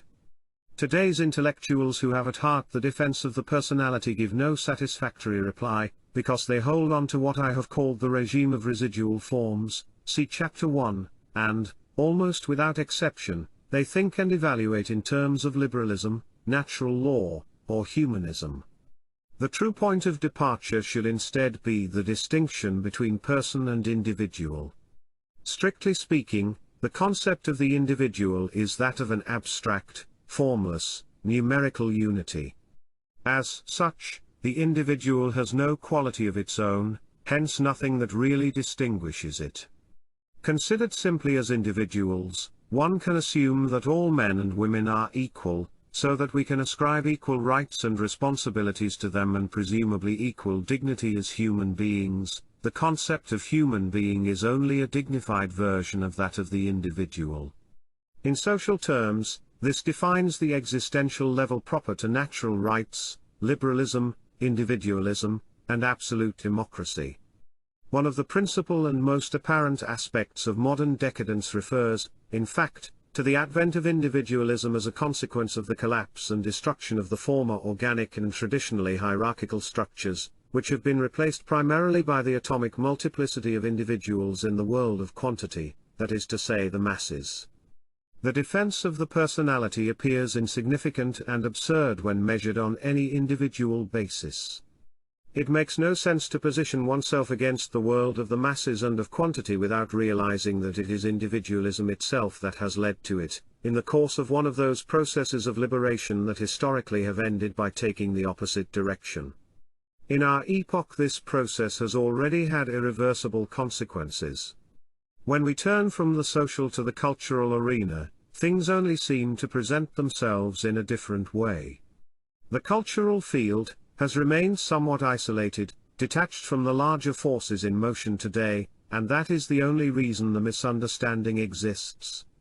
Although atomized individualism is not in question here, the idea of the personality is still bound to a subjectivism based on the individual, in which the poverty, or even the non-existence of a spiritual basis is concealed by literary and artistic talent, by an intellectualism and rootless originality, and by a creativity devoid of any profound significance.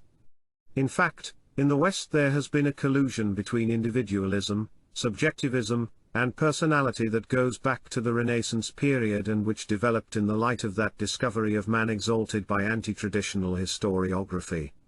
Historians have carefully ignored, or considered as positive, the counterpart, that is, the more or less conscious and complete separation from transcendence.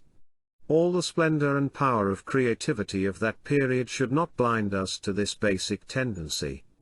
Schuon has clarified the true state of affairs regarding the artistic realm as follows: speaking in human terms, certain Renaissance artists are without a doubt great, but their grandeur becomes insignificant when faced with the grandeur of the sacred. In the sacred, it is as if the genius is concealed. What predominates is an impersonal, vast, mysterious intelligence. The sacred work of art has a perfume of infinitude, the imprint of the absolute. The individual talent is there disciplined, it mingles with the creative function of the entire tradition, which cannot be substituted, much less surpassed by the mere resources of man. One can say the same regarding self-affirmation on other levels of the personality in that epoch, from the Machiavellian prince type, with its more or less perfect historical incarnations, to the condottieri and demagogues and, in general, all those who received Nietzsche's approbation for their prodigious yet unformed accumulation of power. Later, the emphasis on the human and individual I, the basis of humanism, would survive only in the byproducts of the 19th century bourgeois cult of the I, associated with a certain aesthetic cult of heroes, geniuses, and nobility of spirit. But to meet many of the current defenders of personality one must descend yet another degree, to where all the vanity of the I predominates, its exhibitionism, worship of one's own inferiority, the craze of originality, the boastfulness of brilliant literati and ambitious belletrists. Even with regard to art alone, this personalism almost always appears joined to an inner impoverishment. Lukács, though generally opposed to our position, made this legitimate remark: the present-day practice of overestimating and exaggerating the importance of creative subjectivity actually betrays the weakness and poverty of the writer's individuality. They distinguish themselves merely by eccentricity, either spontaneous or painstakingly cultivated. Their worldview is at such a low level that any attempt they make to go beyond subjective immediacy threatens to leave their personality completely flat.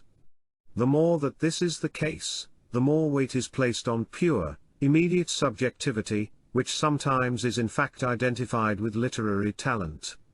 The character of normative objectivity that was proper to true, traditional art is altogether lacking. The category that Schuon has effectively characterized as intelligent stupidity includes almost all the intellectual efforts in this area.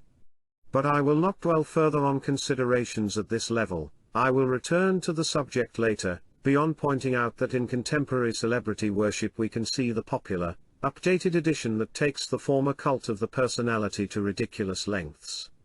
Whether one is speaking of social individualism, artistic individualism, narcissistic individualism, or humanistic individualism, it is certain that manifold, objective processes of recent times tend to eliminate, and dissolve these forms of the individualistic personality.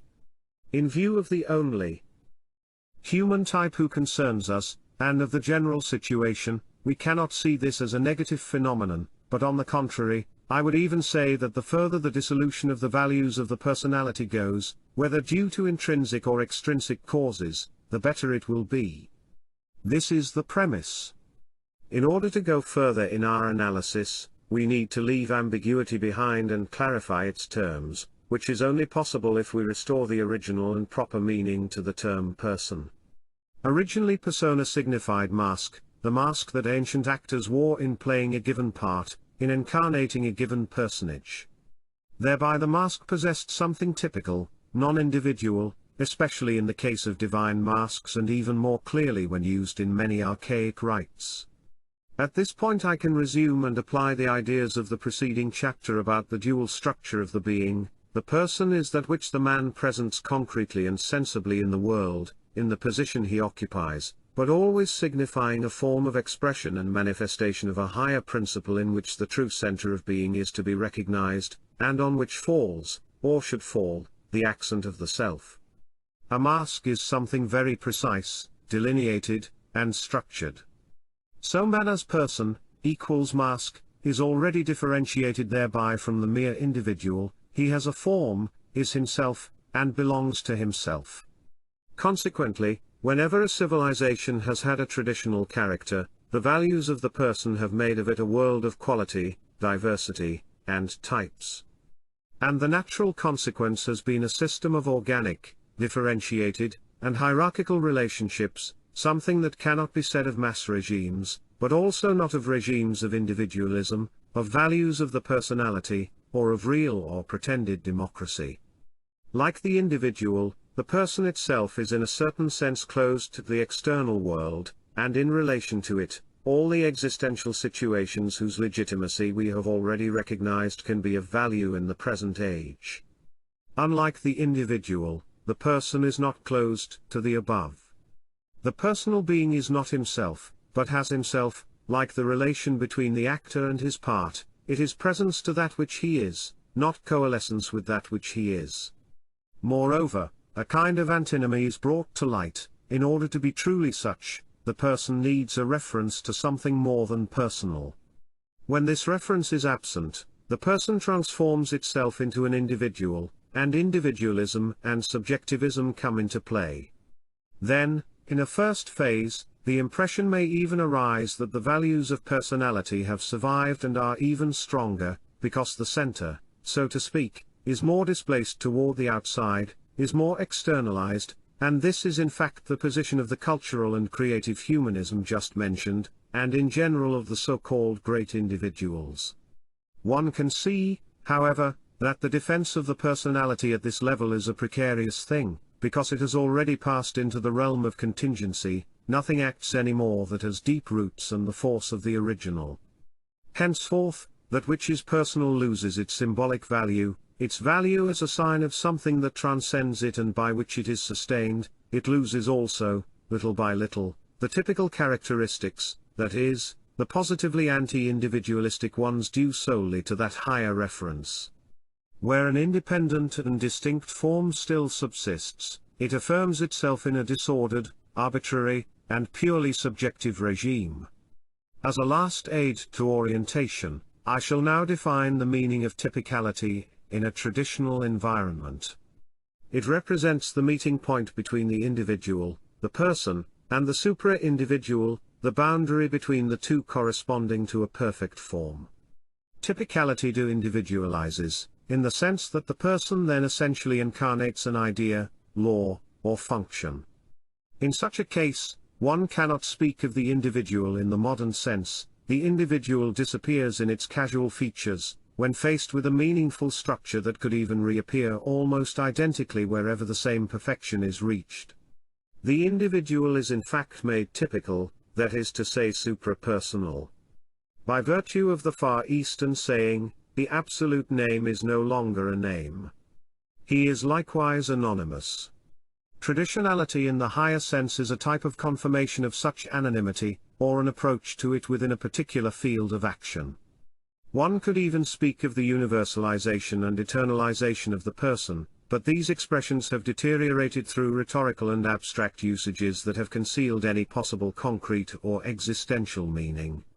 It would be better to define the situation in question as that of a being in which the supra-individual principle, the self, transcendence, remains conscious, and gives to the developing part, the person, the objective perfection corresponding to a given function and a given meaning. As a result, two concepts of impersonality exist, related through analogy and at the same time through opposition. On the personal level, one is inferior, the other superior. One has for a limit the individual, in the formlessness of a numerical and undifferentiated unity that through multiplication produces the anonymous mass. The other is the culmination typical of a sovereign being, the absolute person. The latter possibility rests on a foundation of active anonymity that appears in traditional civilizations, defining a position opposed to every activity, creativity, or affirmation based merely on the I, and the aforementioned conversion, apparently paradoxical, of the personal being into an impersonal being, makes itself known in the fact that a grandeur of the personality indeed exists, in which the work is more visible than the creator, the objective more than the subjective, where in the human field something is reflected of that nudity and purity that belongs to the grand forces of nature, in history, art, politics, spiritual disciplines, and in all the degrees of existence. One could speak of a civilization of anonymous heroes, but the style of anonymity is also realized in the speculative domain, where it goes without saying that what is thought according to the truth cannot be signed with the name of an individual. One also recalls the custom of abandoning one's own name and taking another that no longer refers to the individual, to the man, but to the function or superior vocation, where the personality is summoned to a higher obligation, for instance, royalty and pontificate, monastic orders, and so on. All this finds its full significance in a traditional environment. In the modern world, in an epoch of dissolution, even in this regard only the essential orientation can be preserved. And we find that its principal aspect faces us with an alternative, and a test. Chapter 17. Destructions and Liberations in the New Realism. It is said that the crisis of individual and personal values seems destined to become an irreversible process throughout the modern world, despite the existence of residual oases or reservations that withdraw into culture and empty ideologies, and still accord to these values a semblance of life. In practice, the mortal blow to the individual has not been dealt by materialism alone, by the world of the masses and modern metropolises, but even more by the realm of technology, by elementary energies reawakened and controlled in objective processes. Also the existential effects of collective, catastrophic experiences, such as total warfare with all its cold destruction, have acted in a dehumanizing way, eliminating everything from the old bourgeois world that was varied, personal, subjective, arbitrary, and intimate. The best illustration of these processes is that of Ernst Jünger, in his work Der Arbeiter.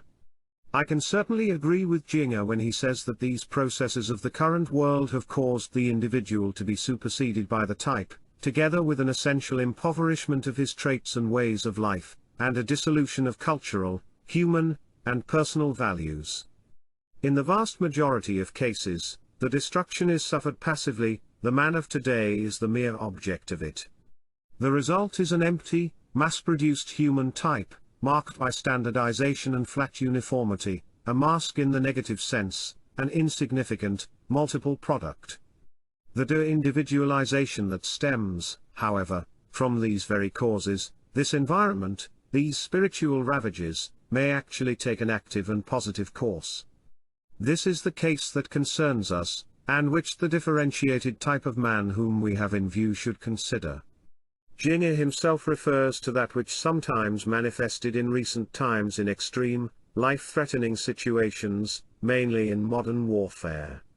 In the material battle, in which technology seems to turn against man with its systematic destruction and its activation of elementary forces, the individual as combatant cannot face it without being blown apart, not only physically but spiritually, unless he passes into a new form of existence.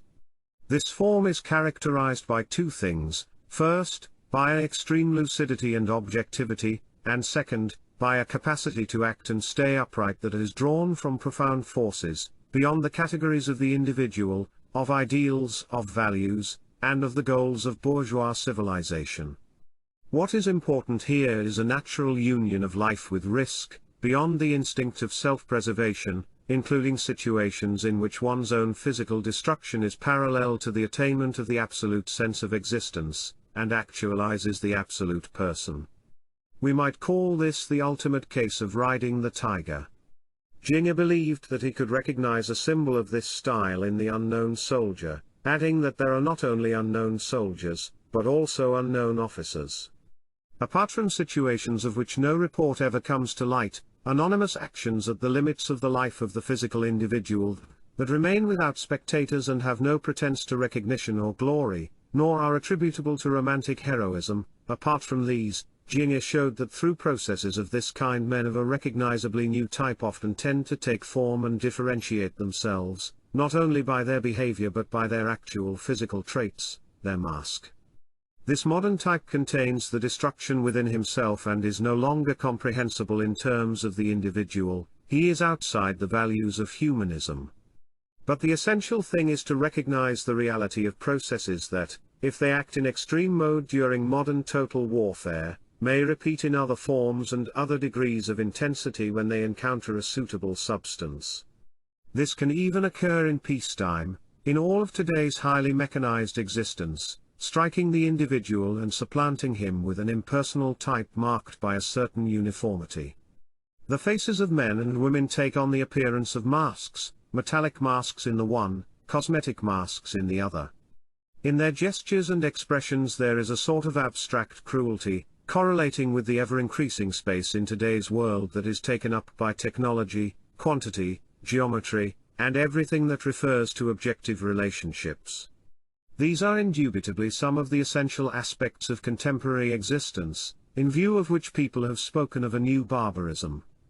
But what, then, is the culture that might oppose it and serve as refuge for the person? There is truly a lack of valid reference points. Jing was certainly mistaken in thinking that the active process of depersonalization is the main trend in the post-bourgeois world, and later he himself had to return to a very different order of ideas. The prevalent and determining trends are, and will be increasingly in future, the passive destructive processes from which can only arise a squalid uniformity, a reduction to types that lack the dimension of depth and any metaphysical quality, defining themselves at an existential level even lower than the already problematic one of the individual and the person. The positive possibilities can only apply to a small minority, to those beings in whom the transcendent dimension is pre-existent or can be awakened. This brings us back, of course, to the one problem that concerns us.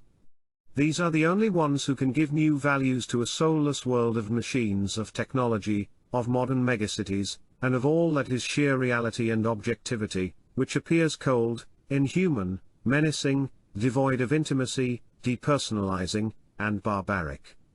By fully accepting this reality and these processes, the differentiated man can essentialize and form himself according to a valid personal equation, activating the transcendent dimension within, burning out the dregs of individuality, and thus revealing the absolute person.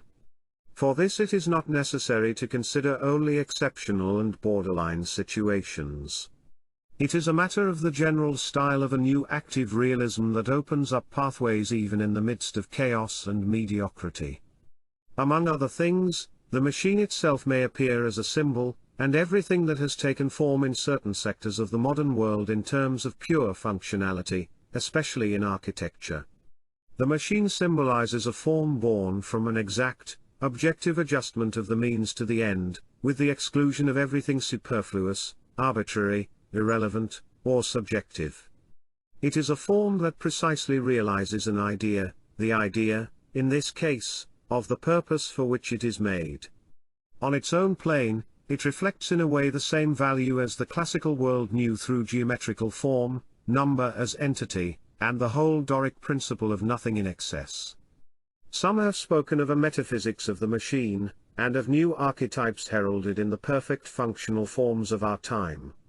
If this is meaningless on the prosaic plane of everyday modern reality, it may have meaning on its own, symbolic plane, where one certainly does not envisage mechanization, rationalization, and utility, but rather the value of form and the love of form. Here the style of objectivity should not be confused with that of disanimation, but can be taken along the lines already mentioned, of impersonal perfection in every work. It is interesting to notice an orientation of this kind among the currents of the post-World War I period, whose slogan was New Objectivity, Neue Sachlichkeit. Books like F. Matsky's Jugend beckend, So sind wir. Youth admits, that's how we are, do not deal with demands satisfiable on the artistic and literary plane, but with the inner form that a human type of the new generation involuntarily finds itself with, simply as the effect of the general objective processes of the times. On this plane one can define a realism that signifies coolness, clarity, seriousness, and purity, detachment from the world of sentimentalism, of ego problems, of melodramatic tragedy, of the whole legacy of twilight romanticism, idealism, and expressionism, a realism that entails the sense of the vanity of the eye and of believing oneself important as an individual. Matsky wrote, "We are objective, because for us the reality of things is great, infinite, and everything human is too small, limited, and polluted with soul." He spoke of the language of things and actions, to be substituted for that of feelings, of an inner form that has nothing to do with books, culture, or science, so that it can be much more precise in the barbarian than in the civilized being of the bourgeois world. Hence the term objective asceticism has been used of this attitude, and one may also recall the expression of Stravinsky, to freeze things. I must emphasize that this attitude is based neither on pessimism nor on a concealed philosophy of desperation. It is not concerned with values and goals that it now recognizes as illusory, or with its impotence to control reality, or its own inadequacy. The very sense of these values and goals is non-existent, leaving action to be free, in a pure and cool atmosphere. Drawing an analogy from the world of the arts, Matsky refers to the criteria that Albrecht Schaeffer followed in translating Homer. He wanted to convey the loftiness of the far-off, the different, the strange, and to highlight not the episodic or sentimental, but a laconic monumentality, rigid rather than moving, enigmatic rather than familiar, obscure and weighty rather than smooth and polished. The essential traits of the new attitude were well described as distance, otherness, loftiness, monumentality, a laconic quality, and the revulsion against all that is warm proximity, humanity, effusiveness, expressionism, the line of objectivity in figures, of coolness and grandeur in forms. But apart from art, we are dealing with the general elements of a conduct and sentiment of existence, because the thesis that art stands among the supreme capabilities of man and reveals the essence of the universe rightly appeared to these writers as tired and anachronistic. The love of clarity is part of the style of objectivity, better ugly and clear, than beautiful and veiled. The world must return to its stable, calm, clear, and naked state. In the last analysis, even the life of the soul has value for us only as a thing, as a given of existence, with equal characteristics of objectivity and fatality, wrote Matsky. Rather than looking at the world from the point of view of the soul, we look at the soul from the point of view of the world. And then everything seems to us clearer, more natural, more evident, and that which is merely subjective appears to us ever more irrelevant and laughable. Between the two world wars, functional architecture received impulses from currents analogous to those of the Neue Sachlichkeit. The theme of a new classicism generally surfaced in them, understood precisely in the sense of a tendency toward form and simplification, toward a linear and essential Doricism, affirmed in opposition to the arbitrariness, fantasy, and gracefulness of the preceding art of bourgeois individualism. One may also recall in France the so-called Esprit Nouveau that was closely related to the exponents of functional architecture. And at the time when Bontempelli launched his Novecentismo, a parallel demand, though on a merely dilettantish plane of literati and unrealized intentions, was proclaimed in Italy. Then Bontempelli opposed, to the Romantic era, that lasted from Jesus Christ to the Ballets Russes, the new era, which was supposed to unfold under the sign of a magical realism and a new classicism, just as others were speaking of the new Doricism of the skyscraper era, of white metal and crystal. Despite its limited pertinence to our concerns, this motive of a new realism contains values that are susceptible to transposition onto a higher, spiritual plane, in view of the task of turning what one experiences in the modern world into something positive. There are objective processes today that certainly involve an impoverishment compared to the preceding world of the individual and the person, and to its survival. But in him who can maintain the inattention proper to the transcendent dimension, such an impoverishment may acquire the positive value of a simplification and essentialization of being, in a spiritual world in dissolution. I have treated the new realism with the reservation that what is of value in it is generally out of sight. But now that this is pointed out, it is best to draw a clear demarcation between the realism that may contain this potential significance, and its subproducts of neorealism and Marxist realism that belong to the ambitus of pure nihilism, not least because there have been collusions between the different types. Generally speaking, the second type has manifested almost exclusively in the domain of art and literary criticism, and as a function of politics. It is hardly worth dwelling on the neorealism that surfaced after World War II. It was characterized by the tendency in the artistic field to present as human reality only the most trivial and wretched sides of existence, mostly relating to the lowest and most vulnerable social strata. The whole pose exhausted itself in a single phase, it appeared wanting in any dimension of depth, even virtual depth, and served as a sophisticated formula for certain intellectuals disguised as common folk. When it was not reiterating banalities about the pathos of wretched people, it often took pleasure in ugliness and in masochism, in the complacent depiction of everything most abject, corrupt, and defeated in man. There is a whole genre of novels, unnecessary to name by title, in which this tendency appears undisguised, sometimes in combination with the most irrational and dark side of existentialism. That which in actual life is only a sector of a complex reality is here characterized as reality itself, a misrepresentation too obvious to require further comment. More noteworthy is the tendentious use made of something that is less a realism than a narrow-ranged verismo on the part of the Marxist new realism, which realistically depicts the negative aspects of existence for purposes of propaganda and socio-political action, starting from the well-known formula that the damage done to humanity is the consequence of the bourgeois and capitalistic socio-economic structure. We have already mentioned the kind of human integrity that is offered as an alternative. It is that of Nietzsche's Last Man, a human integrity traded for that which might suit socialized cattle. The corresponding realism and anti-idealism is to be judged accordingly. Its anti-bourgeois and anti-individualist polemic takes for granted a regression of the human unit to a purely collective, social, existence determined by material and economic values, a regression that is given out to be an integration and a new proletarian humanism.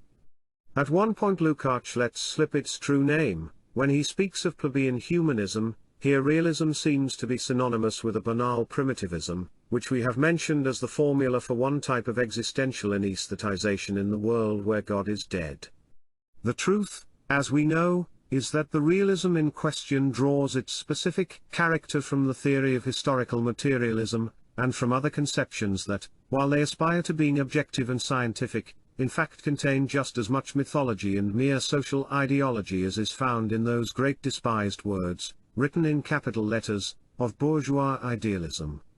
Words of this kind are not eliminated from the underpinnings of the Marxist New Realism, but replaced by others of a still lower level. They form the center of a mystic nihilism sui generis through their translation into energized ideas, made to work on the sub-intellectual strata of the masses. This is enough to deprive Marxist realism of any realistic character, and to show that it is far from having reached the 0 point of values. That 0 point may become the start of a clear, detached, objective vision of existence, and of a positive, existential incapacity to submit to myths of any kind whatsoever. This last trait belongs rather to the deepest demand of the new realism discussed above, the neue Sachlichkeit and kindred tendencies, in which we can find something of positive value from our point of view. It is a simplification that may well involve an impoverishment and a lack of colorfulness compared to the values of the person, but that does not necessarily descend to a lower level, and that may give rise to a kind of conduct in the free man that fits the objective structures of the contemporary world. Chapter 18. The Animal Ideal, the Sentiment of Nature. The transcendent dimension may also become active in reaction to the processes responsible for a steady erosion of many ties to nature, leading to a rootless state. It is evident, for example, that the stay-at-home bourgeois lifestyle is increasingly and irreversibly affected by the progress of communication technology, opening up great expanses on land, sea, and air. Modern life takes place ever less in a protected, self-contained, qualitative, and organic environment. One is immersed in the entire world by new and rapid travel that can bring us to faraway lands and landscapes in little time. Hence, we tend toward a general cosmopolitanism as world citizens in a material and objective sense, not an ideological, much less a humanitarian one. At least the times of provincialism are over. To see what positive effect such situations can have on the development of the differentiated and self-possessed man, it is enough to glance at the ideas of certain traditional spiritual disciplines. In them, the metaphysical idea of the transience of earthly existence and the detachment from the world have had two characteristic expressions, whether symbolic or actual, the first in hermit life, living alone in desert or forest, the second in the wandering life, going through the world without house or home. This second type has even occurred in some Western religious orders. Ancient Buddhism had the characteristic concept of departure, as the start of a non-profane existence, and in traditional Hinduism this was the last of the 4 stages of life. There is a significant analogy with the idea of the medieval knight-errant, to which we might add the enigmatic and sometimes disconcerting figures of noble travelers whose homeland was unknown, who did not have one, or must not be asked about it. Although our case is different from that of ascetics who remove themselves from the world, the situation of the latest technological civilization might offer the incentive for commitments of this kind. In a large city, in mass society, among the almost unreal swarming of faceless beings, an essential sense of isolation or of detachment often occurs naturally, perhaps even more than in the solitude of moors and mountains. What I have hinted at concerning recent technology that annihilates distances and the planetary spread of today's horizons, feeds in a detachment, superiority, calm transcendence. While acting and moving in the vast world, one finds oneself everywhere, yet at home nowhere. In this way, the negative can again be turned into positive. The experience increasingly offered, and often imposed on our contemporaries, of going to other cities, across frontiers, even to other continents, outside the sphere of a secure existence with its peculiarities can be banal, matter-of-fact, touristic, utilitarian, and in our day almost always is.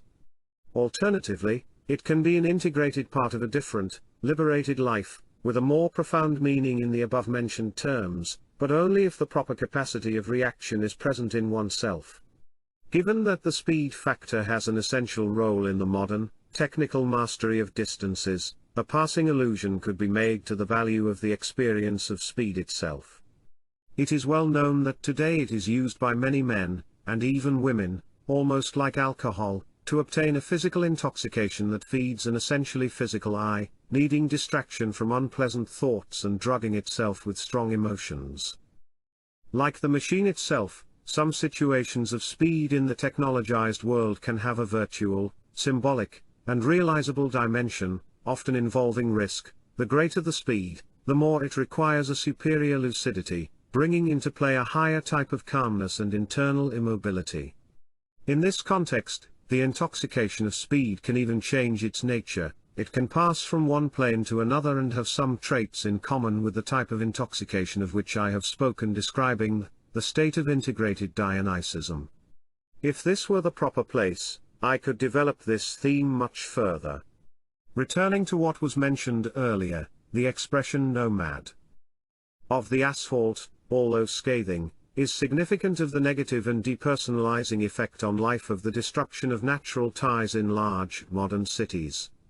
Also in this regard, I am not concerned with those forms of revolt or protest that, with the idea of defending human values, end up going back to nature, starting from the antithesis between city and nature, between civilization and nature. That theme already belonged to the 19th century bourgeois repertory. But today it occurs in the context of what we might call the physical primitivization of existence. Here is one effect of that regression, through which in the course of his liberation Western man has come to feel ever less as a privileged being of creation, and ever more as one of so many natural species, Sven as an animal. The defining and spread of Darwinism and evolutionism were already barometric indicators of this inner attitude. But apart from the domain of theories and science, in the field of ordinary, modern life, it has manifested in terms of behavior, giving rise to what has been called the animal ideal, especially referring to North America, where it was first realized. The term applies to that ideal of biological well-being, comfort, optimistic euphoria, emphasizing everything that is sheer health, youth, physical vigor, security, and material success, primitive satisfaction of hunger and sexual desire, athletic life, and so forth, whose counterpart is the atrophy of every superior form of sensibility and interest. I have already treated this. The kind of man who is thus elevated to the summit of modern civilization is evidently one who has developed only the aspects through which he belongs to an animal species. It goes without saying that this idea finds its counterpart in the nihilism that underlies many of today's predominant socio-political currents. Here I only want to emphasize the back-to-nature idea as an instance of the physical cult of the personality. It is not a matter of mere forms, legitimate but banal, of organic compensation. It is no wonder that today's man feels a need for physical reintegration, relaxation of nerves, and invigoration of the body away from the environment of large, modern cities. For this reason, natural living, the culture of the body, and even certain types of individual sport may be useful. Things appear otherwise, however, when people start to claim that some kind of spiritual factor is involved, that is, when it is thought that natural surroundings and physical strength make a man feel closer to himself than in the experiences and tensions of civilized life, and above all when it is supposed that physical sensations of well-being and comfort have any profound significance, or anything to do with human integrity considered from a higher point of view. Apart from that position, which leads to the animal ideal and modern naturalism, I deplore the general confusion of a return to origins with a return to Mother Earth and even to nature. Although it has often been misapplied, that theological doctrine that holds that a purely natural state for man has never existed is still legitimate. At the beginning he was placed in a supernatural state from which he has now fallen. In fact, for the true type of man, it can never be a question of those origins and that mother wherein the individual cannot differentiate himself from his fellow men, or even from the animals. Every return to nature is a regressive phenomenon, including any protest in the name of instinctual rights, the unconscious, the flesh, life uninhibited by the intellect, and so forth. The man who becomes natural in this way, has in reality become denatured. Here I must return to an earlier point, A consequence of rejecting this view is the overcoming of the antithesis between city and nature in the behavior that should be natural for the human type who concerns us. It is the attitude of him who feels in place as little in nature as in the city, for whom it is normal and honest in a higher sense to keep his distance with respect to both. He sees the need and pleasure of surrender, expatiation, and feeling in animal, physical terms as an evasion, a symptom of fatigue and internal inconsistency. The body is part of the person as a definite instrument of expression and action in the situation actually lived, therefore it is obvious that one must also extend to it discipline and control, in order to assure completeness of being. This, however, has nothing to do with the cult of the physical personality, much less with the mania for sports, especially for team sports, one of today's most vulgar and widespread opiates of the masses. As for the sentiment of nature, in general, the human type that concerns us must consider nature as part of a larger and more objective whole. Nature for him includes countrysides, mountains, forests, and seacoasts, but also dams, turbines and foundries, the tentacular system of ladders and cranes of a great modern port or a complex of functional skyscrapers. This is the space for a higher freedom. He remains free and self-aware before both types of nature, being no less secure in the middle of a steppe or on an alpine peak than a Midwestern city nightlife. The counterpart of the animal ideal occurs when the sentiment of nature and landscape is made banal. This was already the case with idyllic nature, which was made into a myth in the period of the Encyclopédie and by Rousseau. Later, along these lines, there was the nature beloved by the bourgeois, Arcadian or lyric nature characterized by beauty and grace, by the picturesque, the restful, by that which inspires noble sentiments, nature with its brooks and groves, the romance of sunset and the pathos of moonlight, nature to which one declaims verses, weaves idylls, and evokes the poets who speak of beautiful souls. Though sublimated and dignified, the mood immortalized by Beethoven's Pastorale is no different. In the end, the phase of nature for the plebeians arrives, with the breakout of the masses, the common people everywhere with or without their automobiles, the travel agencies, the doppelavery, and all the rest, nothing is spared. The naturists and nudists form the extreme of this phenomenon. The beaches, teeming insect-like with thousands and thousands of male and female bodies, offering to the glance an insipid, almost complete nudity, are another symptom. Still another is the assault on the mountains by cable cars, funiculars, chair lifts, and ski lifts. All this is part of the regime of final disintegration of our epoch. There is no point in dwelling on it. I prefer to clarify the function that authentic contact with nature can have for the active, impersonal attitude, starting with some notions along the lines of the Neue Sachlichkeit, which can only acquire a full significance in our differentiated human type.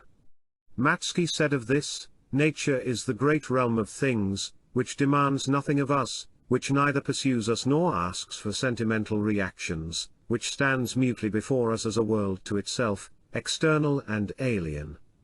This is exactly what we need, this reality, always grand and distant, resting in itself, beyond all the little joys and the little sorrows of man.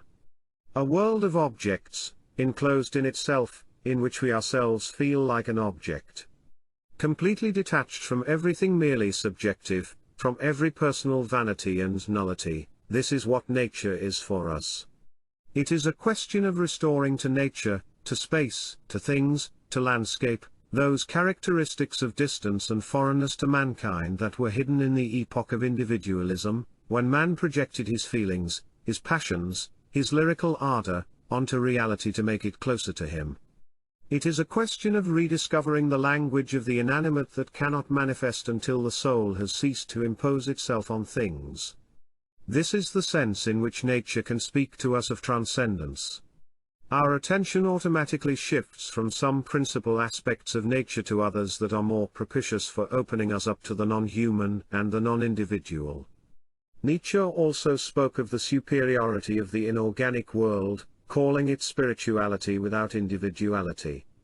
For a supreme clarification of existence he refers as an analogy to the pure atmosphere of the Alps and ice fields, where there are no more clouds or veils, where the elementary qualities of things are revealed naked and uncompromising but with absolute intelligibility, and one hears the immense, ciphered language of existence, the doctrine of becoming made stone. To return the world to a calm, stable, clear, and cool state, to restore to it its elementarity, its self-contained grandeur, this was also said to be the demand of the new objectivity. Here prominence was justly given not to insensibility, but to a different kind of sensibility. Also for us, it is a matter of a human type whom nature no longer interests by offering him what is artistic, rare, characteristic, he who no longer seeks in nature the beauty that merely feeds confused nostalgias and speaks to fantasy. For this human type, there can be no landscape more beautiful than another, but some landscapes can be more distant, boundless, calm, cool, harsh, and primordial than others.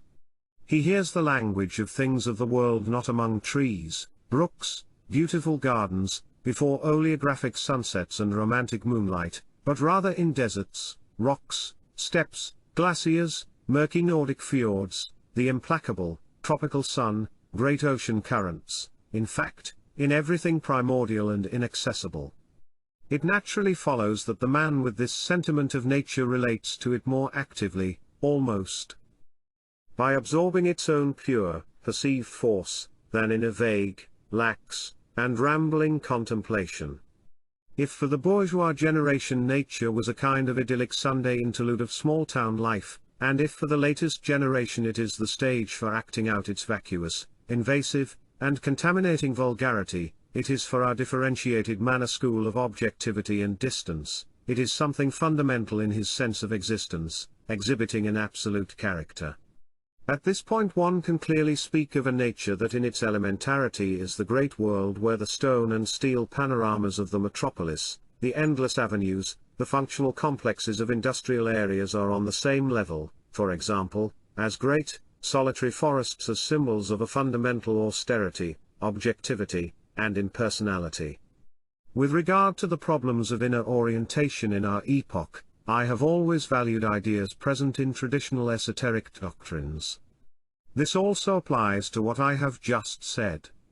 The liberation of nature from the human, the access to it through the language of silence and the inanimate seems congenial to one who would turn the objective, destructive processes of the modern world to his own advantage. But the direction is no different from that which schools of traditional wisdom, like Zen, knew through a real cleansing and transparency of the glance or an opening of the eye, an enlightening revelation of the consciousness that has overcome the fetters of the physical eye, of the person, and his values. The result here is an experience that already belongs to a different level from that of ordinary consciousness. It does not exactly concern the matter of this book, but it is still interesting to point out its relationship with the vision of the world centered on free immanence, which was mentioned in an earlier chapter, in which a fleeting allusion to Zen itself was made, and which I now reconsider as the limit of a new realism. Ancient tradition has a saying, "The infinitely distant is the return." Among the maxims of Zen that point in the same direction is the statement, that the great revelation, acquired through a series of mental and spiritual crises, consists in the recognition that no one and nothing extraordinary exists in the beyond, only the real exists. Reality is, however, lived in a state in which there is no subject of the experience nor any object that is experienced, and under the sign of a type of absolute presence, the immanent making itself transcendent, and the transcendent immanent. The teaching is that at the point at which one seeks the way, one finds oneself further from it, the same being valid for the perfection and realization of the self. The cedar in the courtyard, a cloud casting its shadow on the hills, falling rain, a flower in bloom, the monotonous sound of waves, all these natural and banal facts can suggest absolute illumination, the satori. As mere facts they are without meaning, finality, or intention, but as such they have an absolute meaning. Reality appears this way, in the pure state of things being as they are. The moral counterpart is indicated in sayings such as, the pure and immaculate ascetic does not enter nirvana, and the monk who breaks the rules does not go to hell, or, you have no liberation to seek from bonds, because you have never been bound. The extent that these peaks of the inner life can be attained, in the framework already indicated, remains undetermined. I merely wish to point out a convergence of themes and a direction. Part 5. Dissolution of Consciousness and Relativism. Chapter 19. The Procedures of Modern Science. One of the principal justifications for Western civilization believing itself, since the 19th century, to be the civilization par excellence is natural science. Based on the myth of this science, preceding civilizations were judged to be obscurantist and infantile, prey to superstitions and to metaphysical and religious whims. Apart from a few casual discoveries, they were ignorant of the path of true knowledge, which can be reached only with the positive, mathematical experimental methods developed in the modern era. Science and knowledge have been made synonymous with experimental positive science, while the epithet pre-scientific has come to signify a disqualification beyond appeal of any other type of knowledge. The apogee of the myth of physical science coincided with that of the bourgeois era, when positivist and materialist scientism was in favor. Then there was talk of a crisis of science, and an internal critique occurred, resulting in a new phase inaugurated by Einstein's theory. As an offshoot of this, the scientistic myth has revived recently with an appraisal of scientific knowledge that in certain cases has had curious developments. Among them, it is claimed that the latest science, having now passed the phase of materialism and cleared the field of old, useless speculations, has reconciled its conclusions about the nature of the universe with metaphysics, presenting themes and views that agree with the certainties of philosophy, and for some, even of religion. Besides the popularizers of Reader's Digest, certain scientists like Eddington, Planck, and even Einstein have made informal pronouncements of this kind. Hence there is a kind of euphoria, confirmed by the prospects of the atomic era and the Second Industrial Revolution, whose very point of departure was modern physics. All these are only developments of one of the great illusions of the modern world, one of the mirages of an epoch in which, in reality, the dissolving processes have besieged the field of knowledge itself. In order to realize this, it is enough to look beyond the facade. If it is not a matter of popularizers, but of the scientists themselves, and if it is not a case like the knowing smiles between mystifying augurs, which Cicero speaks of, it reveals a naivete that only an unequaled limitation of horizons and intellectual interests could explain. None of modern science has the slightest value as knowledge, rather, it bases itself on a formal renunciation of knowledge in the true sense. The driving and organizing force behind modern science derives nothing at all from the ideal of knowledge, but exclusively from practical necessity, and, I might add, from the will to power turned on things and on nature. I do not mean its technical and industrial applications, even though the masses attribute the prestige of modern science above all to them, because there they see irrefutable proof of its validity. It is a matter of the very nature of scientific methods, even before their technical applications, in the phase known as pure research. In fact, the concept of truth in the traditional sense is already alien to modern science, which concerns itself solely with hypotheses and formulae that can predict with the best approximation the course of phenomena, and relate them to a certain unity. And as it is not a question of truth, but a matter less of seeing than of touching, the concept of certainty in modern science is reduced to the maximum probability. That all scientific certainties have an essentially statistical character is openly recognized by every scientist, and more categorically than ever in recent subatomic physics. The system of science resembles a net that draws ever tighter around a something that, in itself, remains incomprehensible, with the sole intention of subduing it for practical ends. These practical ends only secondarily concern the technical applications, they constitute the criterion in the very domain that belongs to pure knowledge in the sense that here, too, the basic impulse is schematizing, an ordering of phenomena in a simpler and more manageable way.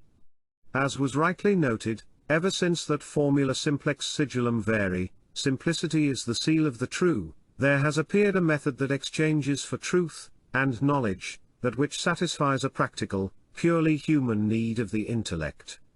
In the final analysis, the impulse to know is transformed into an impulse to dominate, and we owe to a scientist, Bertrand Russell, the recognition that science, from being a means to know the world, has become a means to change the world. I will not dwell further on these commonplace considerations. Epistemology, that is, reflection applied to the methods of scientific research, has honestly recognized all of them already, with Bergson, Leroy, Poincaré, Meyerson, Brunschwig, and many others, to say nothing of what Nietzsche himself had seen perfectly well. They have brought to light the altogether practical and pragmatic character of scientific methods. The more comfortable ideas and theories become true, in regard to the organization of the data of sensorial experience. A choice between such data is made consciously or instinctively, excluding systematically those that do not lend themselves to being controlled, thus also everything qualitative and unrepeatable that is not susceptible to being mathematized. Scientific objectivity consists solely in being ready at any moment to abandon existing theories or hypotheses, as soon as the chance appears for the better control of reality.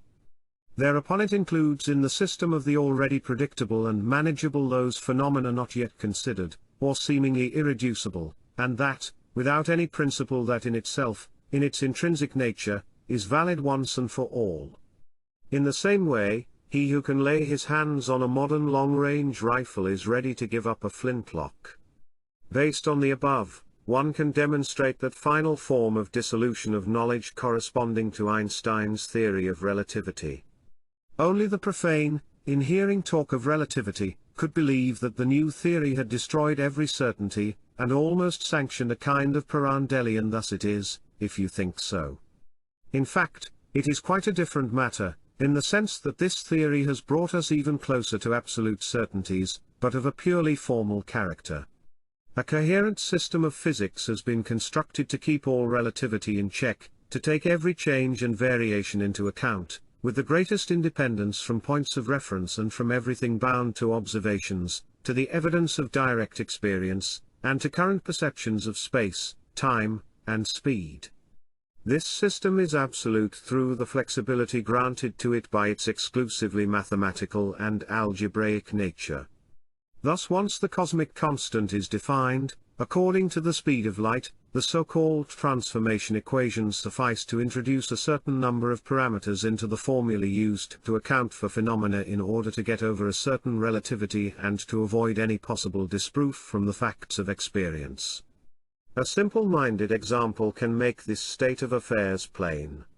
Whether Earth moves around the Sun, or the Sun around Earth, from the point of view of Einstein's cosmic constant is more or less the same. One is no more true than the other, except that the second alternative would involve the introduction of many more elements to the formulae, thus a greater complication and inconvenience in the calculations. For the person unconcerned with one system being more complicated and inconvenient than another, the choice remains free. This person could calculate the various phenomena starting either from the premise that Earth revolves around the Sun, or from the opposite premise. This banal and elementary example clarifies the type of certainty and knowledge to which Einstein's theory leads. In that regard, it is important to point out that there is nothing new here, that his theory represents only the latest and most accessible manifestation of the characteristic orientation of all modern science. This theory, though far from common or philosophical relativism, is willing to admit the most unlikely relativities, but arms itself against them, so to speak, from the start. It intends to supply certainties that either leave out or anticipate them, and thus from the formal point of view are almost absolute. And if reality should ever revolt against them, a suitable readjustment of dimensions will restore these certainties. It would be good to look further into the kind and presuppositions of this knowing. The cosmic constant is a purely mathematical concept. In using it to speak of the speed of light, one no longer imagines speed, light, or propagation, one must only have in mind numbers and symbols. If someone were to ask those scientists what is light, without accepting an answer in mathematical symbols, they would look stupefied and not even understand the request. Everything that in recent physics proceeds from that stronghold participates rigorously in its nature. Physics is completely algebraized. With the introduction of the concept of a multidimensional continuum, even that final sensible intuitive basis that survived in yesterday's physics in the pure, schematic, categories of geometrical space is reduced to mathematical formulae. Space and time here are one and the same, they form a continuum, itself expressed by algebraic functions. Together with the current, intuitive notion of space and time, that of force, energy, and movement also disappears. For example, in terms of Einstein's physics, the motion of a planet around the Sun only means that in the corresponding field of the spacetime continuum there is a certain curvature, a term that, to be sure, cannot have made him imagine anything, dealing again with pure, algebraic values. The idea of a motion produced by a force is reduced to the bare bones of an abstract motion following the shortest geodetic line, which in our universe would approximate an ellipse. As in this algebraic scheme nothing remains of the concrete idea of force, even less so can there be room for cause. The spiritualization alleged by the popularizers of modern physics, due to the disappearance of the idea of matter and the reduction of the concept of mass to that of energy, is an absurdity, because mass and energy are made interchangeable values by an abstract formula. The only result of all this is a practical one, the application of the formula in order to control atomic forces. Apart from that, everything is consumed by the fire of algebraic abstraction associated with a radical experimentalism, that is, with a recording of simple phenomena. With quantum theory one has the impression of entering into a Kabbalistic world, in the popular meaning of the term. The paradoxical results of the Michelson-Morley experiment provided the incentive for the formulation of Einstein's theory. Another paradox is that of the discontinuity and improbability discovered by nuclear physics through the process of expressing atomic radiations in numerical quantities. In simple terms, it deals with the evidence that these quantities do not make up a continuous series. It is as if in the series of numbers, 3 were not followed by 4, 5, etc., but skipped to a different number, without even obeying the law of probability. This new paradox has led to a further algebraizing of the so-called mechanics of matrices, used to explain them away, beside a new and entirely abstract formulation of fundamental laws, like the energy constant, action and reaction, and so on. Here one has not only relinquished the law of causality, replacing it by statistical averages, because it seemed to have to do with pure chance. In addition, in the latest developments of this physics one sees the paradox of having to relinquish experimental proofs because their results were found to be variable. The very doing of an experiment allows that one may have one result now and another later, because the experiment itself influences the object, it alters it due to the interdependent values of position and motion, and to any description of the subatomic phenomena another, just as true, can be opposed. It is not the experiment, whose results through this method would remain inconclusive, but rather the pure, algebraic function, the so-called wave function, that serves to provide absolute values in this domain. According to one most recent theory, which integrates Einstein's relativity, purely mathematical entities that on the one hand magically spring forth in full irrationality, but on the other are ordered in a completely formal system of algebraic production, exhaustively account for everything that can be positively checked and formularized regarding the ultimate basis of sensible reality. This process was the intellectual background to the atomic era's inauguration, parallel, therefore, to the definitive liquidation of all knowledge in the proper sense. One of the principal exponents of modern physics, Heisenberg, has explicitly admitted this in his book. It is about a formal knowledge enclosed in itself, extremely precise in its practical consequences, in which, however, one cannot speak of knowledge of the real. For modern science, he says, the object of research is no longer the object in itself, but nature as a function of the problems that man sets himself, the logical conclusion in such science being that henceforth man only meets himself. There is an aspect in which this latest natural science represents a type of inversion or counterfeit of that concept of catharsis, or purification, that in the traditional world was extended from the moral and ritual field to the intellectual. It referred to an intellectual discipline that, through overcoming the perceptions furnished by the animal senses and more or less mixed with the reactions of the eye, would lead to a higher knowledge, to true knowledge. In effect, we have something similar in modern algebraized physics. Not only has it gradually freed itself from any immediate data of sense experience and common sense, but even from all that which imagination could offer as support.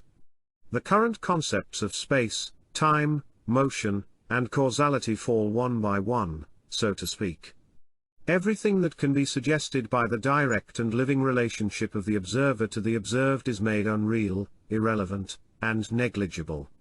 It is then like a catharsis that consumes every residue of the sensory, not in order to lead to a higher world, the intelligible world or a world of ideas, as in the ancient schools of wisdom, but rather to the realm of pure mathematical thought, of number, of undifferentiated quantity, as opposed to the realm of quality, of meaningful forms and living forces, a spectral and Kabbalistic world, an extreme intensification of the abstract intellect, where it is no longer a matter of things or phenomena, but almost of their shadows reduced to their common denominator, grey and indistinguishable. One may well speak of a falsification of the elevation of the mind above human sense experience, which in the traditional world had as its effect not the destruction of the evidences of that experience, but their integration, the potentizing of the ordinary, concrete perception of natural phenomena by also experiencing their symbolic and intelligible aspects. Chapter 20. Covering up nature phenomenology. This, then, is the state of affairs. Modern science has led to a prodigious increase of information about phenomena in formerly unexplored or neglected fields, but in so doing it has not brought man any closer to the depths of reality, but has rather distanced and estranged him from them, and what nature really is, according to science, escapes any concrete intuition. From this point of view, the latest science has no advantage over earlier, materialistic science. The atoms of yesteryear and the mechanistic conception of the universe at least allowed one to represent something, in however primitive a fashion, but the entities of the latest mathematical physics serve to represent absolutely nothing.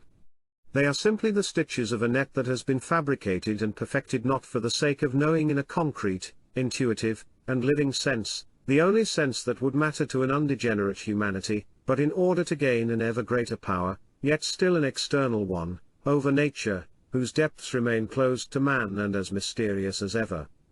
Nature's mysteries have simply been covered over, and attention diverted from them by the spectacular successes of technology and industry, where one no longer tries to know the world, but to change it for the purposes of an earthbound humanity, following the program explicitly laid out by Karl Marx. I will repeat that it is a fraud to speak of a spiritual value in today's science, just because instead of matter, it talks about energy, or because it sees mass as coagulated radiations or a sort of congealed light, and because it considers spaces of more than 3 dimensions. None of that has any existence outside the theories of specialists in purely abstract mathematical notions. When these notions are substituted for those of earlier physics, they still change nothing of modern man's effective experience of the world. This substitution of one hypothesis for another does not concern real existence, but only interests minds given to pointless divagations.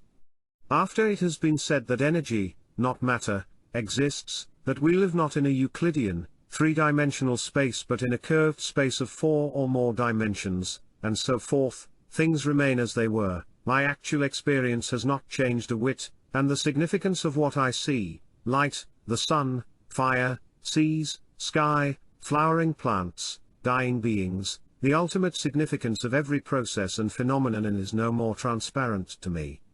One cannot begin to speak of transcendence, of a deepened knowledge in spiritual or truly intellectual terms.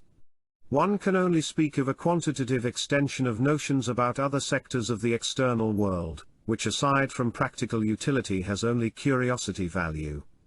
In every other respect, modern science has made reality more alien, and inaccessible to men of today than it ever was in the era of materialism, and so-called classical physics.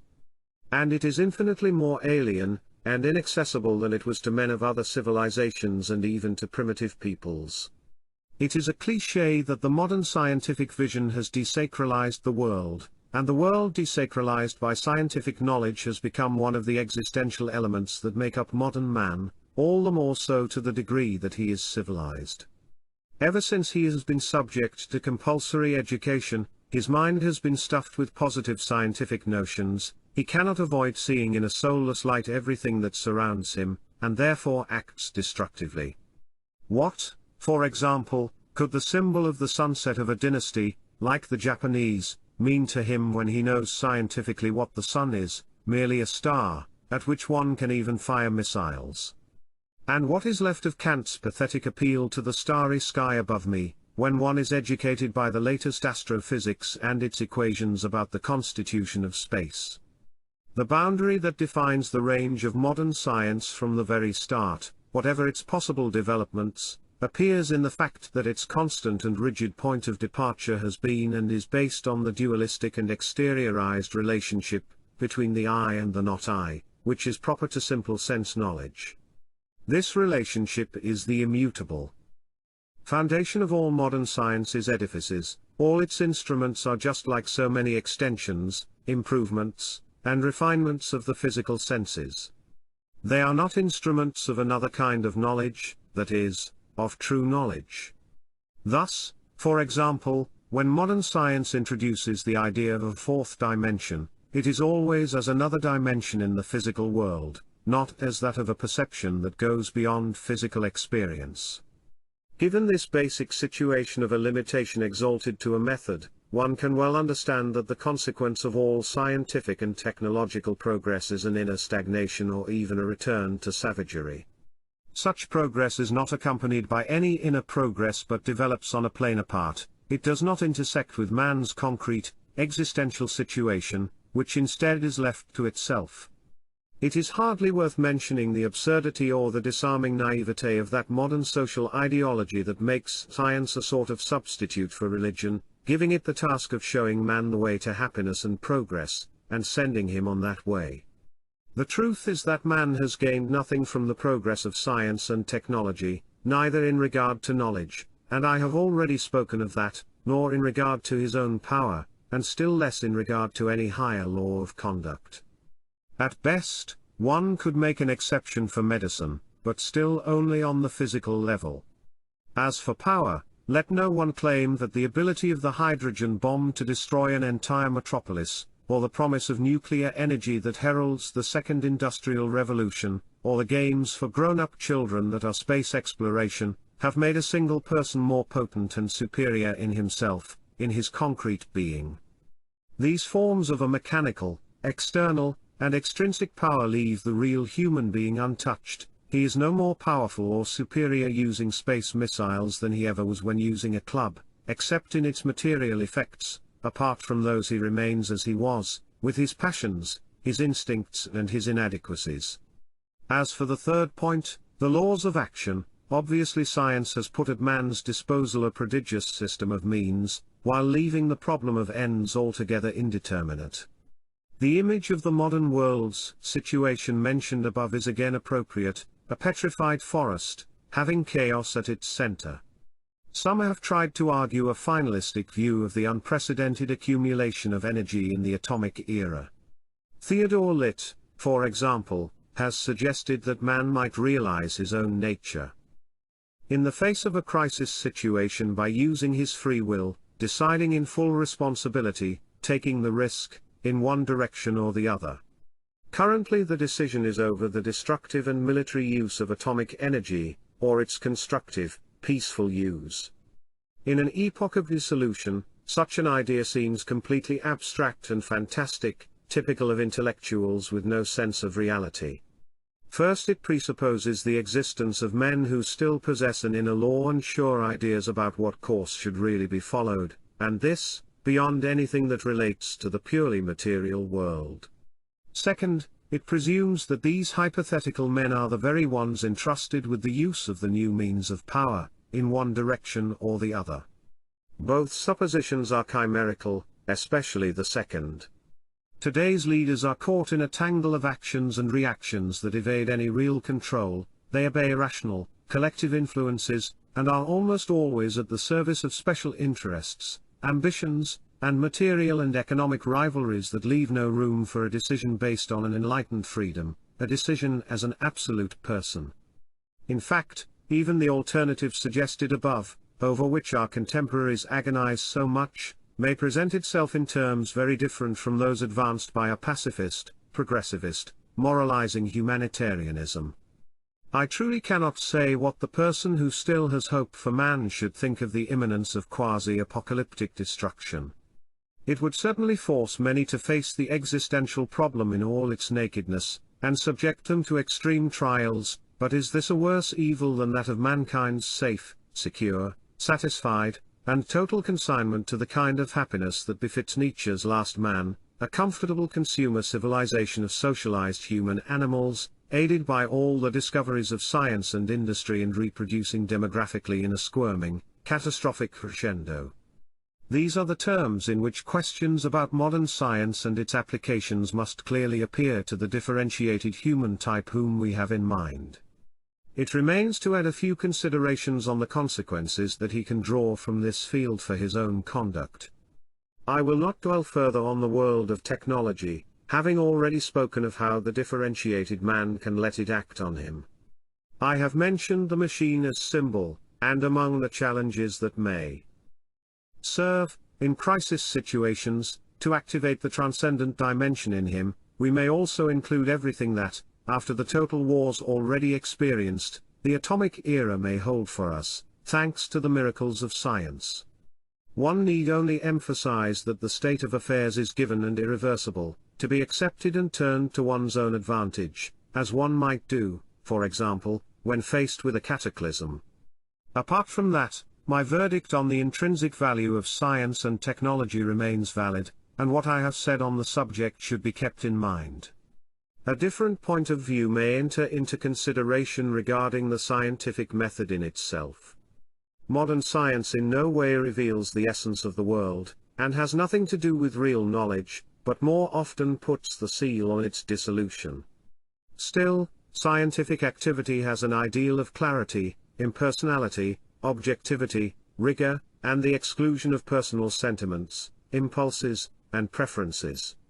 The scientist thinks that he can exclude himself and let objects speak for themselves. He is concerned with objective laws that have no respect for what pleases or does not please the individual, and nothing to do with morality. Now, these are also traits of the realism that I have included among the elements valid for the integrated man. In classical antiquity, after all, mathematics was recognized as a discipline for cultivating intellectual clarity.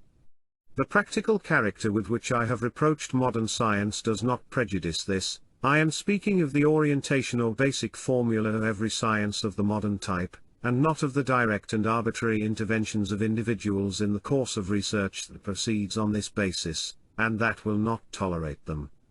Scientific activity thus reflects in its own way something of that ascesis of active objectivity mentioned earlier, having a symbolic value similar to that which the machine possesses on another plane. Anyone endowed with real clarity of vision, however, cannot fail to see the part played by irrational elements in the scientist's makeup, quite aside from his formal research methods, especially regarding his choice of hypotheses and interpretive theories. There is a substratum of which the modern scientist is unaware, a substratum in regard to which he is passive and subject to precise influences that originate in part from the forces that have shaped a civilization at one or another point of its cycle.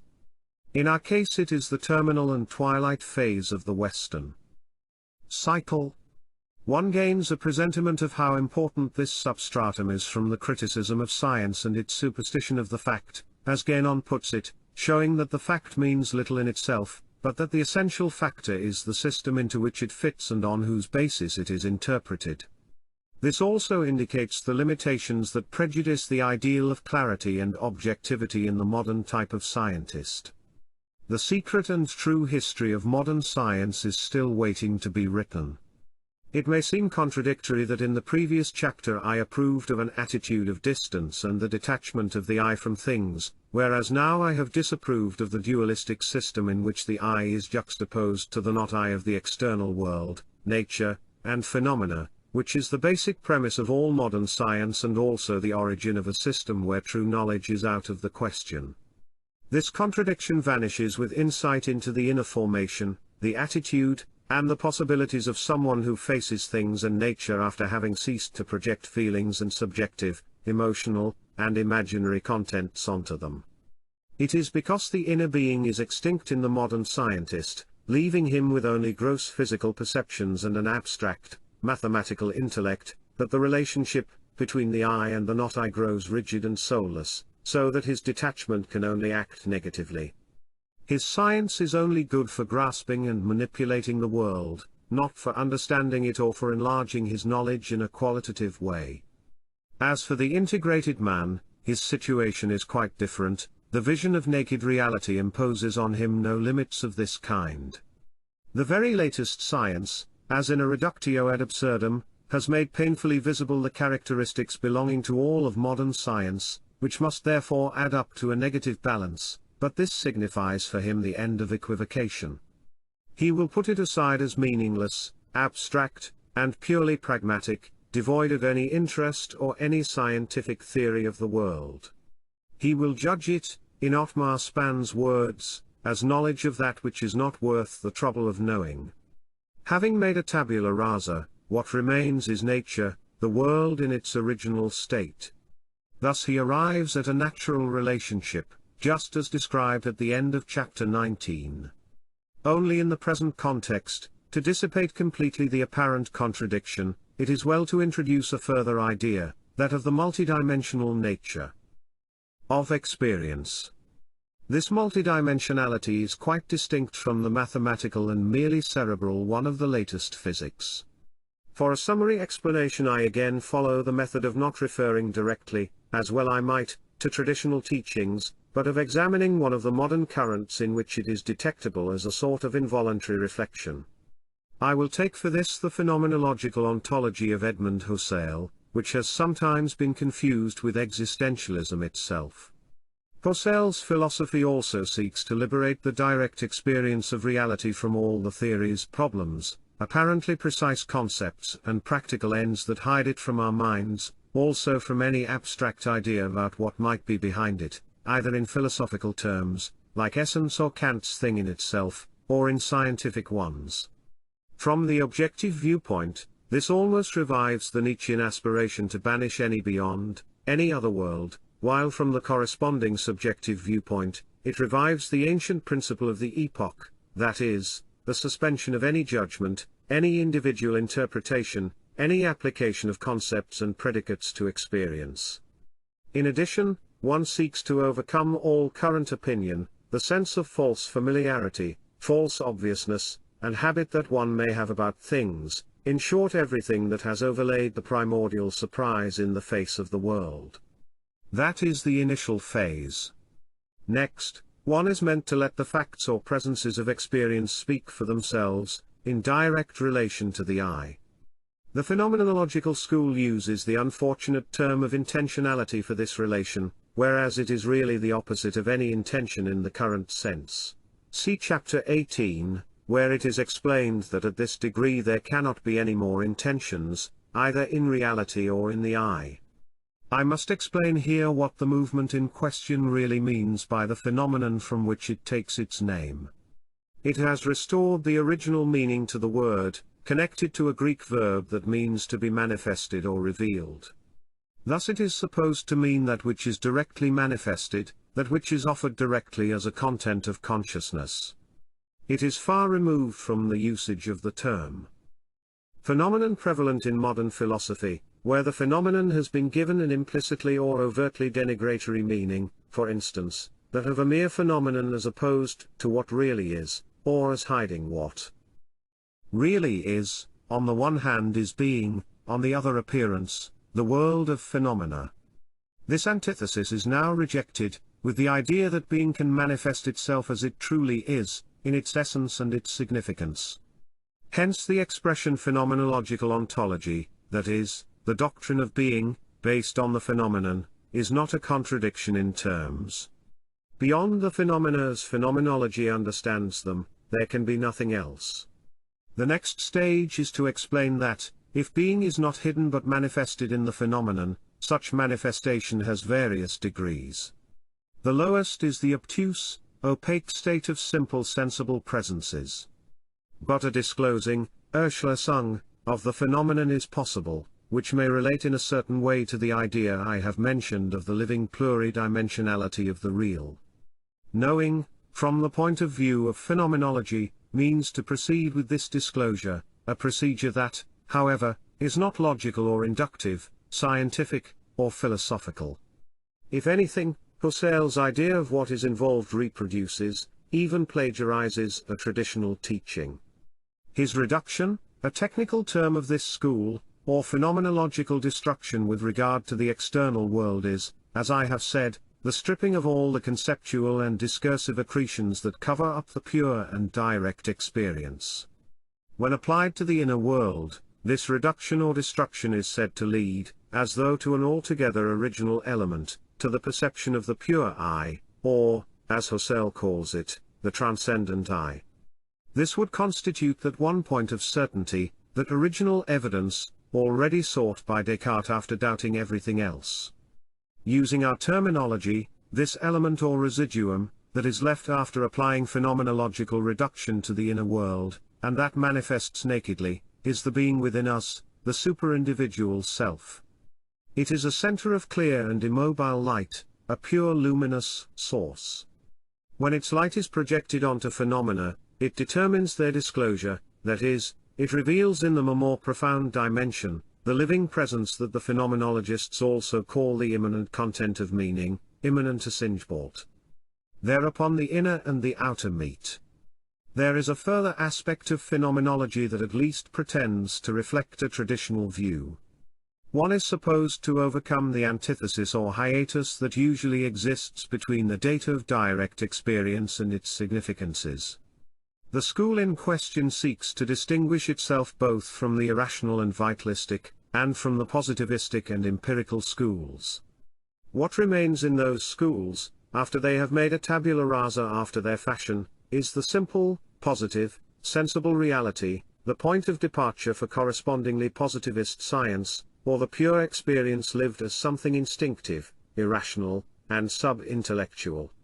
In contrast, the disclosure or animation of the phenomenon when the light of the self, of being, is projected onto it causes to appear in the phenomenon itself, as its ultimate essence, something one might call intellectual, intelligible, if intellectuality did not nowadays mean that which belongs to the rational and abstract mind.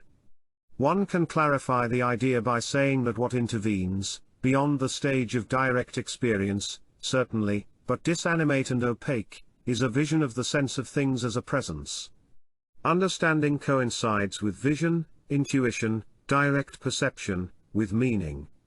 Whereas normally the world is given us in the form of sensible presences, phenomena, without significance or else as merely subjective meanings, ideas of thought, without a sensible presence, without a real intuitive basis, the two things are supposed to coincide in the phenomenological deepening on the plane of a higher objectivity.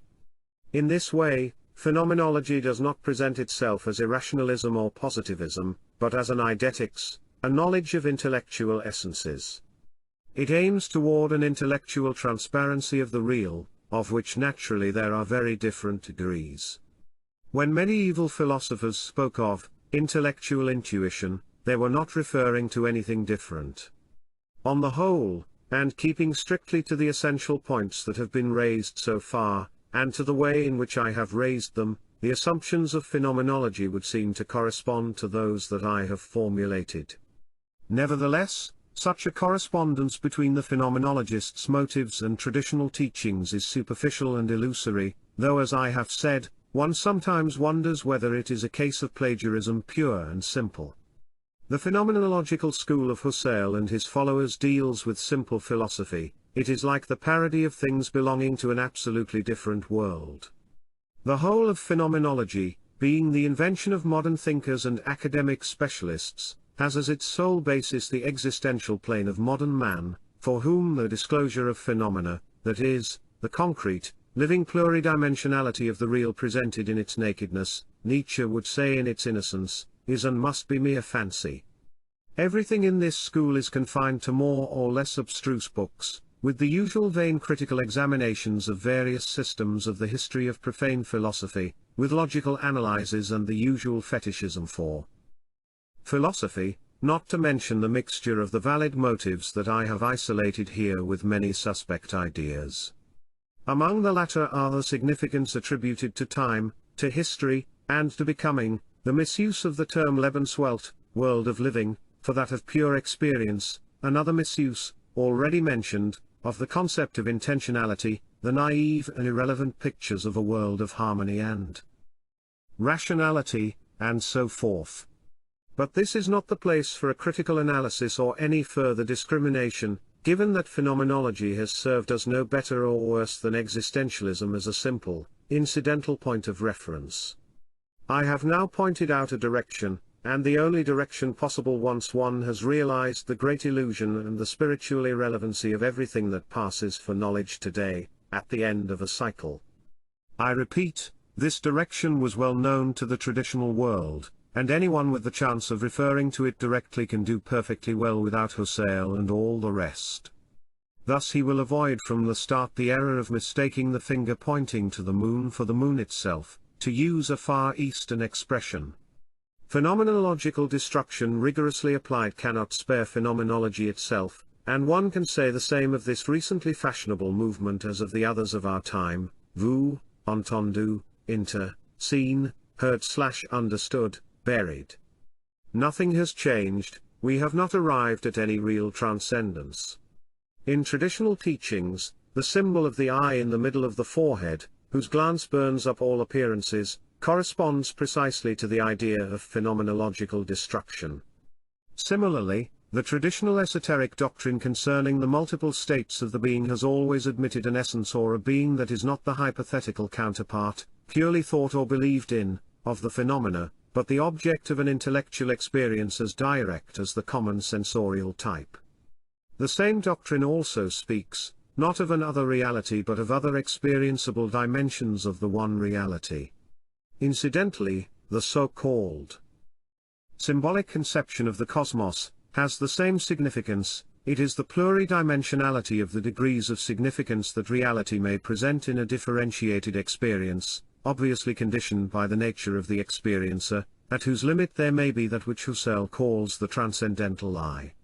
The final dimension of the object of such an experience might correspond to the views of Zen Buddhism that I have mentioned, pure reality that acquires an absolute meaning just as it is, when it knows no goals, when no intentions are attributed to it, when it has no need of justifications or proofs, and manifests the transcendent as immanent. I have already treated the echo of such views in Nietzsche's and Jasper's ideas about the language of the real. But it is as well to repeat that in speaking of these ideas in order to warn of their errors and offer alternatives, I do not mean to present any of this as an actual possibility, either for my contemporaries in general, or even for the type of man I always have in mind. One cannot ignore everything that modern progress and culture have created, and that is now an established fact in modern man's makeup, largely neutralizing the faculties necessary for an effective opening of the experience of things and beings, an opening that has nothing to do with the philosophical lucubrations of today's phenomenologists. The sensation of the current dissolution of knowledge and of the character of that which now passes as knowledge may be a helpful premise, but to go any further, the essential thing is not a simple mental orientation but an inner awakening. Given that throughout this book I have chosen not to consider the differentiated type who wants to, and can, isolate himself from the modern world, but one who lives in the thick of it, it is difficult for him to get beyond a certain limit on the path of knowledge that leads through the multiple dimensions of reality. Apart from the forms of conduct and opening already mentioned in connection with the new realism, forms that remain valid and possible, perhaps only special and traumatic situations can momentarily overcome this limit. And I have already spoken of those. Part 6. The realm of art. From physical music to the drug regime. Chapter 21. The sickness of European culture. In my discussion of personal values and the new realism, I have mentioned the nature of culture and art in the modern world. I return to that subject but from a slightly different point of view, in order to define the potential significance of this realm for the differentiated human type. When speaking of the relationship between recent art and culture and the entire dissolutive process, one can call upon the principal thesis expounded by Christoph Steding in The Empire and the Sickness of European Culture, a good study of the genesis of the cultural characteristics that took form in Europe after the decline of its traditional unity. Steding emphasizes that present culture had its point of departure in the dissociation, neutralization, emancipation, and absolutization of particular realms, which therefore ceased to be more or less organic parts of a whole. He refers especially to a formative center of all existence that gave a meaning to life, a center that also guaranteed a sufficiently organic character to the culture. The positive and necessary manifestation of this center on the political level corresponded to the principle of the empire, not only in its secular significance, that is, political in a limited sense, but spiritual as well, which it preserved in the medieval European ecumeny, and which was marked by a political theology of Hegelianism, as supported by Dante himself. In Europe, this process of dissolution, which always follows the disappearance of any higher point of reference, had two connected causes. The first was a kind of paralysis of the idea of European tradition as a center of gravity, which also corresponded to an obscuration, materializing, and decline of the empire and its authority. Then, as if by counterpoint, there ensued the second cause, the centrifugal motion of the parts, the dissociation and autonomization of partial areas, conditioned precisely by the weakening and disappearance of the originating force of gravity. From the political point of view, there was the well-known consequence that we need not dwell on, the end of the unified whole that the preceding European world still presented politically and socially, despite a system of ample regional autonomies and multiple tensions. Steding calls this a Swissifying and Dutchifying of areas previously organically included in the complex of the empire, and the fragmentation consequent on the rise of national states. But on the intellectual level the effect was necessarily the formation of a divided, neutral culture, devoid of any objective character. This is indeed the genesis and the predominant character of culture, science, and art that have come to prevail in the modern era. It is not necessary to make a detailed examination of that realm here. If I continued the discussion of modern science and its technical applications, it would be easy to highlight this process of increasing autonomy, a process neither checked nor restrained by any higher limits or guidance. Hence one often has the impression that technical scientific development takes man in hand and faces him with difficult, unexpected situations full of unknowns. I need not dwell on the specialized fragmentation, the lack of a higher and unifying principle of modern knowledge, as it is quite evident. These are the consequences of one of the dogmas of progressive thought, the unassailable freedom of science and of scientific research, which is a simple, euphemistic way to indicate and legitimize the development of one activity dissociated from the whole. That freedom is not unlike the freedom of culture celebrated as a victory, with which the active processes of dissolution likewise manifest in an inorganic civilization, as opposed to what Vico recognized as proper to all the heroic periods of preceding civilizations. One of the most typical expressions of the neutralization of such a culture is the antithesis between culture and politics. Pure art and pure culture are supposed to have nothing to do with politics. In the direction of literary liberalism and humanism, separation has often turned into overt opposition. There is a well-known intellectual and humanist type who fosters an almost hysterical intolerance for anything referring to the political world, state ideals and authority, strict discipline, war, power, and domination, and denies them any spiritual or cultural value. Accordingly, there are those who have dealt with a cultural history carefully separated from political history, making it a realm in itself. Naturally, the anti-political pathos and alienation of this neutral art and culture have been largely justified by the degradation of the political sphere, by the low level to which political values have fallen in recent times. But it is more a case of an orientation on principle, which excludes any consideration of how anomalous this situation is. In modern culture, the neutral character has in fact become a constituent feature. Here, to anticipate any misunderstanding, it is prudent to emphasize that the opposite condition, the normal and creative one, is not that of a culture at the service of the state and of politics, politics in the degraded, modern sense. It is that in which a unique idea, the basic and central symbol of a given civilization, shows its strength and exerts a parallel, positive action, often invisible, both on the political plane, with all the values, not just the material ones, that should concern every true state, and on that of thought, culture, and the arts. It excludes any major schism or antagonism between the two realms, as well as any need for outside interventions.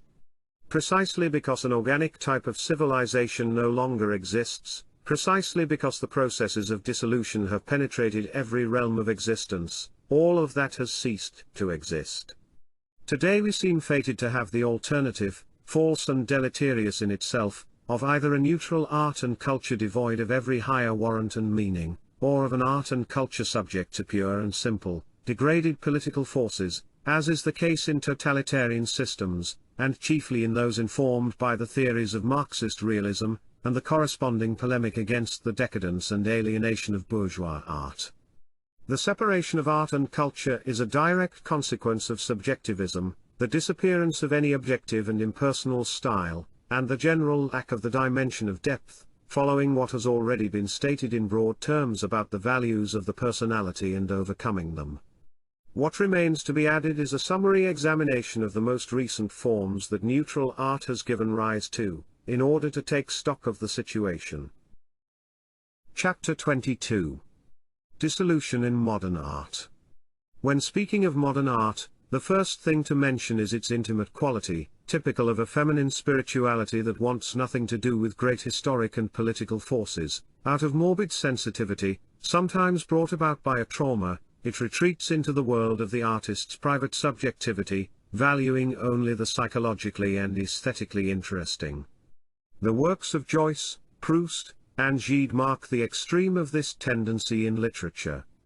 In some cases, the trend with pure art as its slogan is associated with the above specifically in the sense of a pure formalism of expressive perfection. The subject becomes irrelevant, so that any intrusion of it is deemed a contamination. Benedetto Croce's aesthetics, if it were not so insipid, could be cited here. In these cases an even greater degree of dissociation is present than in the fetishism of the artist's own interiority. There is no point in speaking of the current desire to hold on to a traditional art. Today no one has any idea of what can rightly be called traditional in a higher sense. We find here only academicism, and the withered reproduction of models, which lack, and must needs lack, any original creative force. It is a variety of the regime of residues. The so-called great art relegated to the past is merely the stuff of rhetoric. In the opposite, avant-garde trend, value and meaning are reduced to those of a revolt, and an illustration of the general process of dissolution. Its works are often interesting, not from an artistic point of view but rather as indices of the climate of modern life. They reflect the critical situation already alluded to in speaking of European nihilism, but give rise to nothing constructive, permanent, or durable. We should note amidst the chaos of styles the cases of rapid retreat from the most advanced positions. Almost all those avant-gardists who were most revolutionary, in an existential situation that was originally authentic, have accepted a new academicism, a new conventionality, and the commercialization of their work. Equally typical is the subsequent turn, on the part of some of these artists, in an abstract, formal, and neoclassical direction, which is an evasion that puts an end to the relentless tension of their former, more authentic, revolutionary phase. One could speak here of an Apollonism, in the admittedly arbitrary sense in which Nietzsche used the term in The Birth of Tragedy. Nonetheless, from the differentiated man's point of view, the process of dissolution found in the most extreme art, I will address music later, with its atmosphere of anarchic or abstract freedom, may actually have a liberating value, as opposed to much of yesterday's bourgeois art. Aside from this, after the exhaustion of expressionism as a shapeless eruption of dissociated, psychic contents, and after the exhaustion of Dadaism and Surrealism, if their attitudes had persisted, we would have witnessed the self-dissolution of modern art, which would have left an empty spiritual space. In a different epoch, it is precisely in that space that a new objective art might have taken shape. In that grand style to which Nietzsche referred, the greatness of an artist is not measured by the beautiful sentiments that he arouses, only girls can think along these lines, but by the degree to which he approaches the grand style. This has in common with great passion the disdain of pleasure. He forgets to persuade, he wills, to make himself master of the chaos that one is, to force his own chaos to become form, mathematics, law. That is the grand ambition. Around such despotic men a silence is born, a fear, similar to what is felt at a great sacrilege. But to think this way in the present world is absurd. Our epoch lacks any center, any meaning, any objective symbol that could give soul, content, and power to this grand style. Similarly, in the field of fiction, what is of interest today belongs to the documentary genre, which, with more or less expressive power, makes us aware of the state of contemporary existence. Only here, and in a few cases, is subjectivism overcome. But in the majority of literary works, in short stories, dramas, and novels, the regime of residues persists, with its typical forms of subjective dissociation. Their constant background, rightly called the fetishism of human relationships, consists of the insignificant, sentimental, sexual, or social problems of insignificant individuals, reaching the extreme of dullness and banality in a certain epidemic type of American novel. Having mentioned social problems, I must also squelch the claims, or more accurately, the aesthetic and artistic ambitions, of Marxist realism. The Marxist critic condemns the bourgeois novel as a phenomenon of alienation, but as I have already said, the intent of giving a social content or interpretation to the narrative, specifically mirroring the dialectic evolution of classes, the impulse of the proletariat, and so on, is merely a simian parody of realism and the organic integration of a divided and neutral culture. Here one kind of dissociation is replaced by another more serious one, that of making the socio-economic element an absolute, detached from the rest. Social problems are, in themselves, of as little interest and importance as those of personal relationships and fetishist sentimentalities. None of these touches the essence. They fall far short of what might be the object of fiction and of a high art in an organic civilization. The few fictional writings brought to a difficult and artificial birth under the sign of Marxist realism speak for themselves. They are coarse material forced into a straitjacket by the demands of pure propaganda and communist edification. One cannot speak here either of aesthetic criticism or of art, but rather of political agitation in the lowest meaning of the term. However, the present world is such that even where there was a demand for functional art, for a consumer art, Gropius's expression, that was not alienated, it was obliged more or less to end at the same level. The only sector that was preserved was perhaps architecture, because its functionalism does not require reference to any higher meanings, which are non-existent today. When a Marxist critic like Lukács writes, "In recent times art has become a luxury item for idle parasites," artistic activity, in its turn, has become a separate profession with the task of satisfying those luxury needs, he sums up what art is practically reduced to in our day. This reductio ad absurdum of an activity sundered from every organic and necessary context parallels the other forms of internal dissolution that are present today, and as such facilitates the radical revision that the differentiated human type is forced to make concerning the importance of art in the earlier period. I have already mentioned how, in the climate of the present civilization and its objective, elementary, even barbaric tendencies, many people have discarded the notion of the period of bourgeois romanticism that art is one of the supreme activities of the spirit, revealing the meaning of the world and of life. The man whom we have in mind can of course agree with this devaluation of art today. The fetishizing of art in the bourgeois period, connected with the cult of the creative personality, the genius, is alien to him. Even when it comes to some of the so-called great art of yesterday, he may feel no less distant than certain men of action today, who pay no attention to appearances, not even for recreation, but are interested in other things. We may well share and approve this attitude, based, however, on the higher realism of which I have spoken, and on the sentiment of the merely human that is the constant basis of that art, in all its pathos and tragedy. It may even be that a differentiated man finds himself more comfortable with certain very modern art, because in itself it represents art's self-dissolution. Incidentally, this devaluation of art, justified by the latest consequences of its neutralization and the new, active realism, had some general precedents in the traditional world. Art in a traditional and organic civilization never occupied the central spiritual position that the period of humanist and bourgeois culture accorded to it. Before the modern era, when art had a true, higher meaning, this was thanks to its pre-existing contents, superior and prior to it, neither revealed nor created by it as art.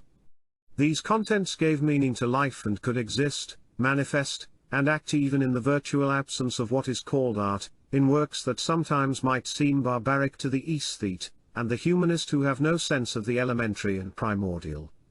We can draw an analogy with the attitude toward art in general that the differentiated man, looking to a new freedom, can assume in this period of dissolution. He is very little interested in, or preoccupied with, the current crisis of art.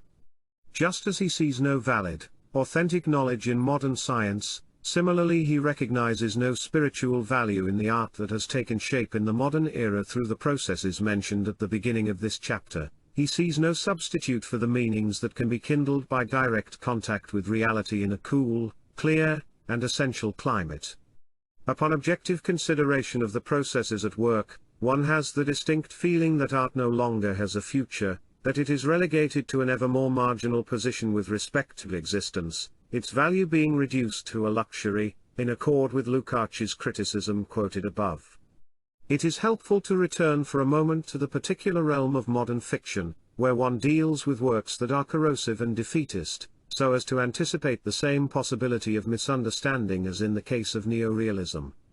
Clearly, my position has nothing in common with judgments based on bourgeois points of view, thus the accusation of the divided and neutral character of art must not be confused with moralizing, or with the censuring of art on the part of current petty morality.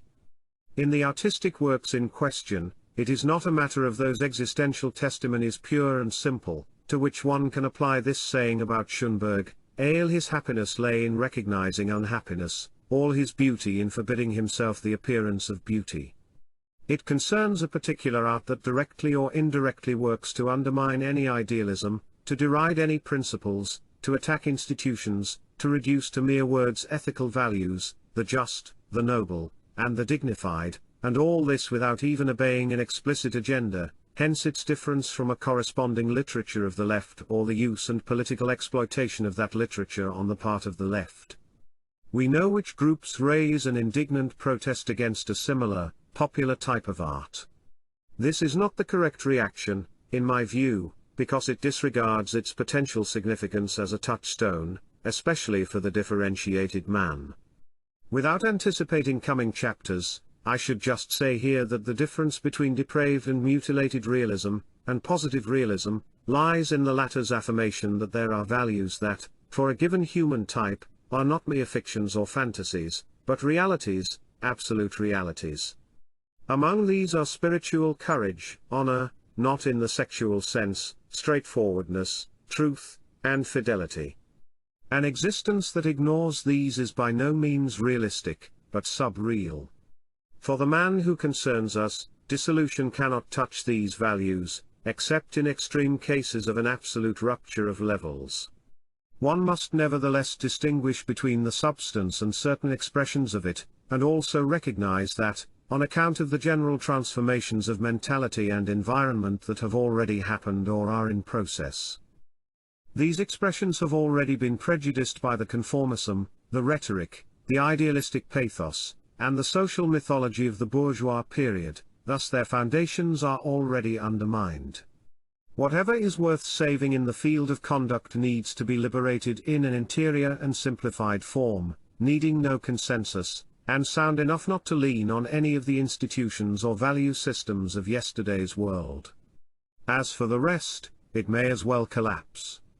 Once this point is settled, and it was already explained in the introduction, one can recognize that the corrosive action exercised by contemporary literature rarely touches on anything essential, and that many of its targets are not worth defending, cherishing, or regretting. Those scandalized, alarmist, and moralizing reactions stem from an undue confusion of the essential and the contingent, from the incapacity to conceive of any substantial values beyond limited forms of expression, that have become alien and ineffective. The differentiated man is not scandalized, but adopts a calm attitude of understatement. He can go even further in overthrowing the idols, but then he asks, and now what? At most, he will trace an existential line of demarcation, in the direction that I have repeatedly indicated. It does not matter that this corrosive and immoral literature does not obey any higher goals, though it likes to pretend that it does, and is only of value as evidence of the somber, tainted, and often filthy horizons of its authors. The evidence remains valid. It defines a certain distance. Times like these justify the saying that it is good to give the final push to that which deserves to fall.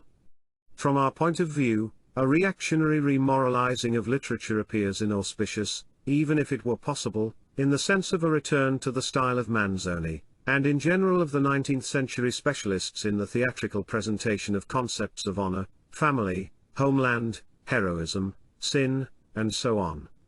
One has to go beyond both positions, that of the moralizers, and that of the proponents of this corrosive art whose transitional and primitive forms are destined to exhaust themselves, leaving for some a void, and for others, the free space for a higher realism.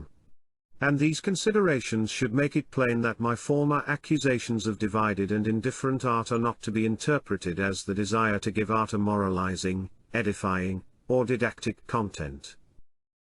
Chapter 23. Modern Music and Jazz. There is another particular area worth paying attention to, because it reflects some typical processes of the epoch, and examining it will lead us on to some general phenomena of contemporary life. I am speaking of music. It is obvious that, unlike what is proper to a civilization of being, the music of a civilization of becoming, which is unquestionably the modern one, must have developed in a peculiar way to enable us to speak of it as a Western demon of music. The processes of dissociation behind all modern art naturally play a part here, so that in the latest phases of music we find self-dissolving situations just like the general ones spoken of above.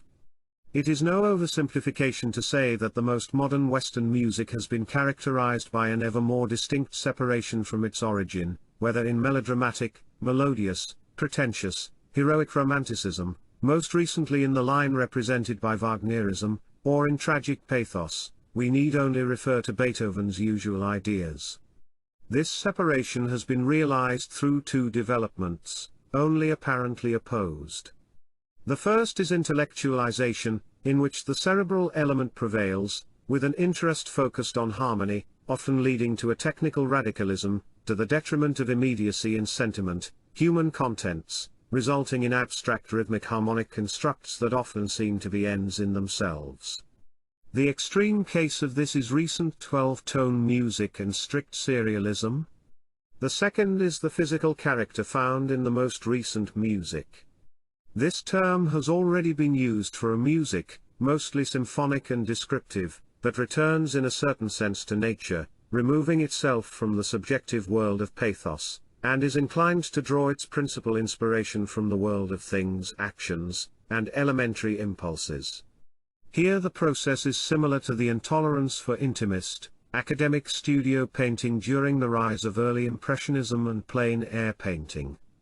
This second musical tendency had already begun with the Russian school and the French Impressionists, having as its limit compositions such as Hanniger's Pacific 231, and Mosolov's The Iron Foundry.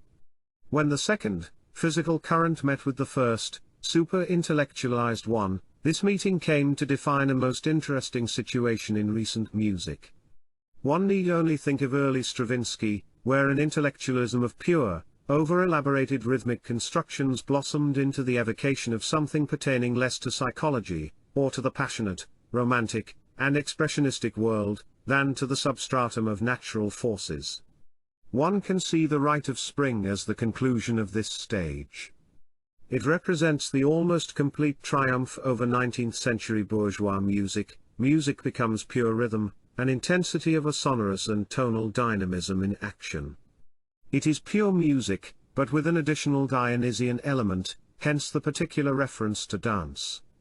The predominance of dance music over vocal and emotional music has also characterized this current.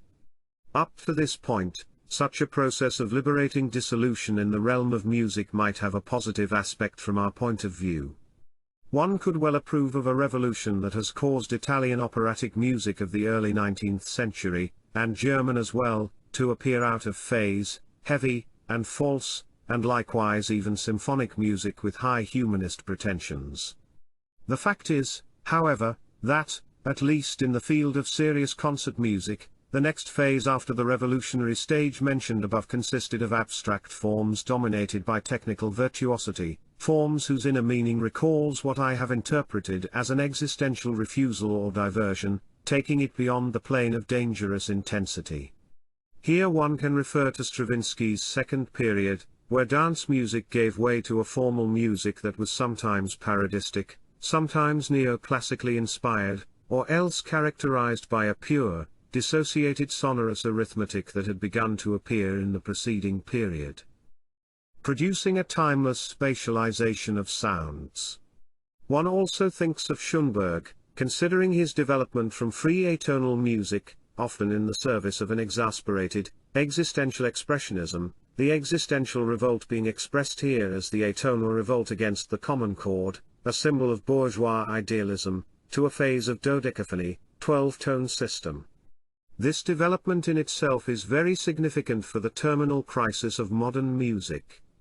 After the chromatic limit had been reached, from a technical point of view, step by step from post-Wagnerian music to that of Richard Strauss and Alexander Scriabin, atonal music abandoned the traditional tonal system, the basis of all preceding music, transporting, so to speak, the sound to a pure and free state, almost as if it were an active musical nihilism. After that, with all 12 tones of the chromatic scale taken without hierarchical distinction and in all their unlimited possibilities of direct combination, the 12-tone system sought to impose a new abstract law, beyond the formulae of common practice harmony. Recently, music has experimented with sounds created by electronic technology, which transcend traditional orchestral means of production. This new territory also incurs the problem of finding an abstract law to apply to electronic music. One can see in the extremes of dodecaphony reached in Anton von Wabern's compositions that the trend can go no further. While Adorno could state in his philosophy of modern music, the 12-tone technique is our destiny, others have justly spoken of a musical ice age. We have arrived at compositions whose extreme rarefaction and formal abstraction depict worlds, similar to that of modern physics with its pure algebraic entities or, on the other hand, that of some surrealists. The very sounds are freed from traditional structures and propelled into a convoluted system where the complete dissolution into the formless, with skeletal and atomically dissociated timbres, is contained only by the pure algebra of the composition. As in the world created by machine technology, the technical perfection and force of these new musical resources is accompanied by the same emptiness, soullessness, spectrality, or chaos. It is inconceivable that the new 12-tone and post-serial language, with its foundation of inner devastation, could express contents similar to those of earlier music.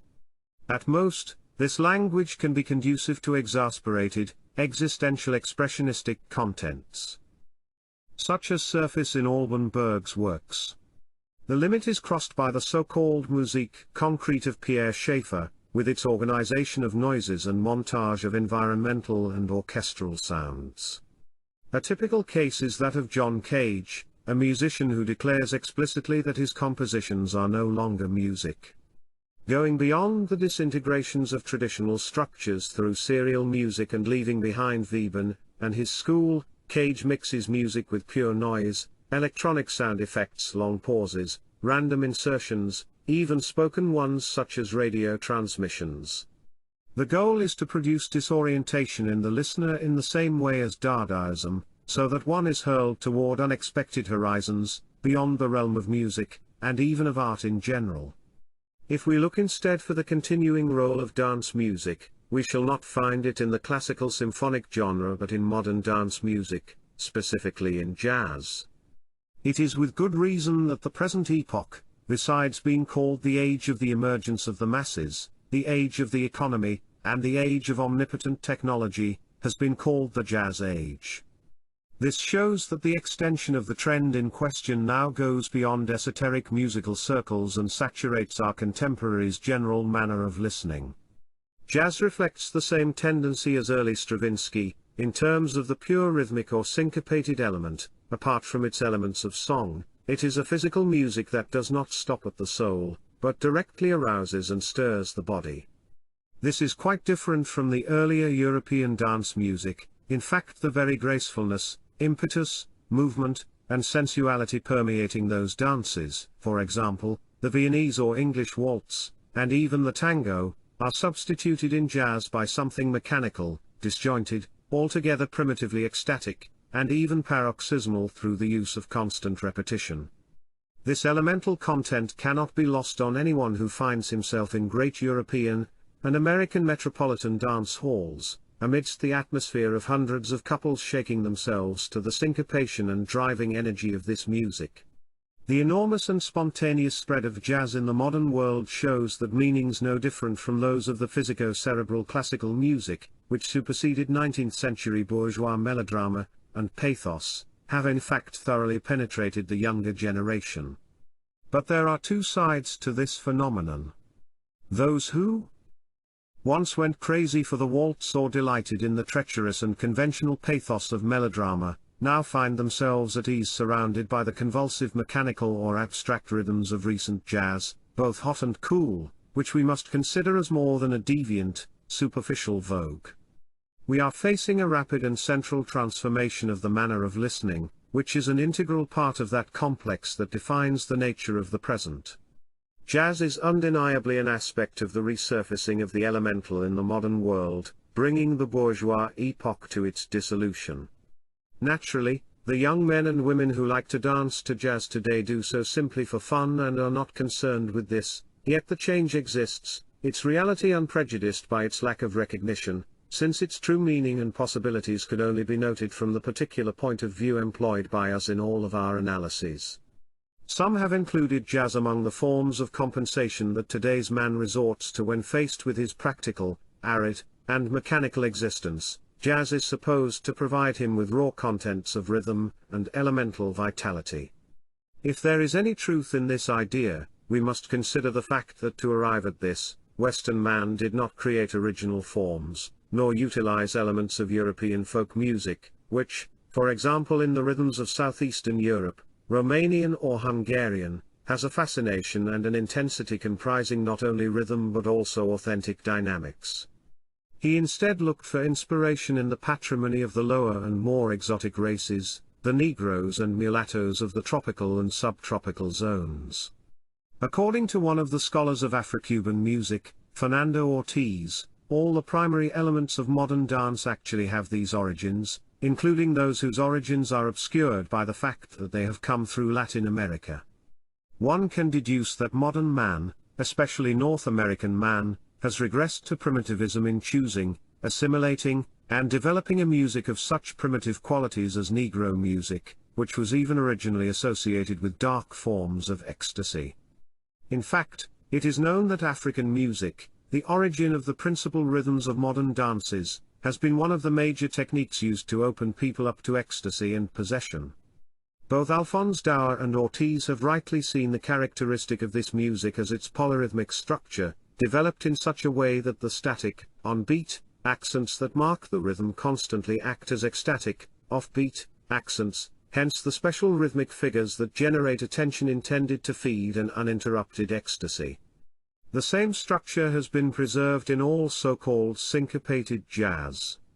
These syncopations are like delays that tend to liberate energy or generate an impulse, a technique used in African rites to induce possession of the dancers by certain entities, the Orisha of the Yoruba or the Loa of the Voodoo of Haiti, who took over their personalities and rode them. This ecstatic potential still exists in jazz. But even here there is a process of dissociation, of abstract development of rhythmic forms separated from the whole to which they originally belonged. Thus, given the desacralization of the environment and the non-existence of any institutional framework or corresponding ritual tradition, any suitable atmosphere or appropriate attitude, one cannot expect the specific effects of authentic African music with its evocative function. The effect always remains a diffuse and formless possession, primitive and collective in character. This is very apparent in the latest forms, such as the music of the so-called beat groups. Here the obsessive reiteration of a rhythm prevails, similar to the use of the African tom-tom, causing paroxysmal contortions of the body and inarticulate screams in the performers, while the mass of the listeners joins in, hysterically shrieking and throwing themselves around, creating a collective climate similar to that of the possessions of savage ritual and certain dervish sects, or the Macumba and the Negro religious revivals. The frequent use of drugs both by performers of this music and by the enraptured young people is also significant, causing a true, frenetic crowd mentality, as in beat or hippie sessions in California involving tens of thousands of both sexes. Here we are no longer concerned with the specific compensation that one can find in syncopated dance music as the popular counterpart and extension of the extremes reached, but not maintained, by modern symphonic music. We are concerned with the semi-ecstatic and hysterical beginnings of a formless, convoluted escapism, empty of content, a beginning and end in itself. Hence, it is completely inappropriate when some compare it to certain frenetic, collective, ancient rites, because the latter always had a sacred background. Quite apart from similar extreme and aberrant forms, one can still consider the general problem of all these methods that provide elemental, ecstatic possibilities, which the differentiated man, not the masses, can use in order to feed that particular intoxication described earlier, which is the only nourishment he can existentially draw from an epoch of dissolution. The processes of recent times tend precisely toward these extremes, and whereas some of the present youth merely seek to dull their senses and to use certain experiences merely for extreme sensations, others can use such situations as a challenge that demands the right response, a reaction that arises from being. Chapter 24. Excursus on Drugs. Going beyond music and dance, we are led to an even larger and more problematic realm, which embraces many other methods being increasingly used by the younger generation. The North American beat generation, in putting together alcohol, the sexual orgasm, and drugs as essential ingredients to give them a sense of life, radically associated techniques that in reality have a common background that I have alluded to earlier. I need not dwell much on this realm. Apart from what will be said of sex in another chapter, I shall address here only a few considerations on drugs, which are the means that, among all those used in certain sectors of the contemporary world, most visibly have the goal of an ecstatic escape. The increasing spread of drugs among today's youth is a very significant phenomenon. A specialist, Dr. Lyonek, writes, "In our lands, the most widespread category of drug addicts is represented by the neurotics and psychopaths for whom the drug is not a luxury but an essential food, the response to anguish. Toxicomania now appears, as an additional symptom of the patient's neurotic syndrome, one symptom among others, a last defense, soon becoming the one and only defense. These considerations can be generalized, or rather extended, to an even larger circle of people who are not clinically neurotic. I am speaking above all about young people who have more or less distinctly perceived the emptiness and boredom of modern existence, and are seeking an escape from it. The impulse can be contagious. Drug use extends to individuals who did not have this original impetus as a point of departure, and in such people it can only be regarded as an avoidable bad habit. Once starting on drugs to fit in or be in vogue, they succumb to the seduction of the states caused by the drug, which often wrecks their already weak personality. With drugs we have a situation similar to that of syncopated music. Both were often transpositions onto the profane and physical plane of means that were originally used to open one up to the suprasensible in initiation rites or similar experiences. Just as dances to modern syncopated music derive from ecstatic Negro dance, the various drugs used today and created in laboratories correspond to drugs that were often used for sacred ends in primitive populations, according to ancient traditions. This is even true for tobacco. Strong extracts of tobacco were used to prepare young Native Americans in their withdrawal from profane life to obtain signs and visions. A similar claim can be made for alcohol. Within certain limits, we are aware of the tradition centered on sacred beverages, as in the use of alcohol in Dionysian and similar rituals. For example, alcoholic beverages were not prohibited in ancient Taoism. On the contrary, they were considered life essences inducing an intoxication that, like dance, could lead to a magical state of grace, sought by the so-called real men. In addition, the extracts of coca, mezcal, peyote, and other narcotics have been, and often still are, used in the rituals of secret societies of Central and South America. No one has a clear or adequate idea about all this anymore, because there is not enough emphasis today on the fact that the effects of these substances are quite different according to the constitution, the specific capacity for reaction, and, in these cases of non-profane use, the spiritual preparation and intent of the user. Lewin has even spoken of a toxic equation that is different in every individual, but this concept has not been given the necessary emphasis, nor has the available field of observations been broad enough, given that the blocked existential situation of the great majority of our contemporaries considerably restricts the possible range of reaction to drugs.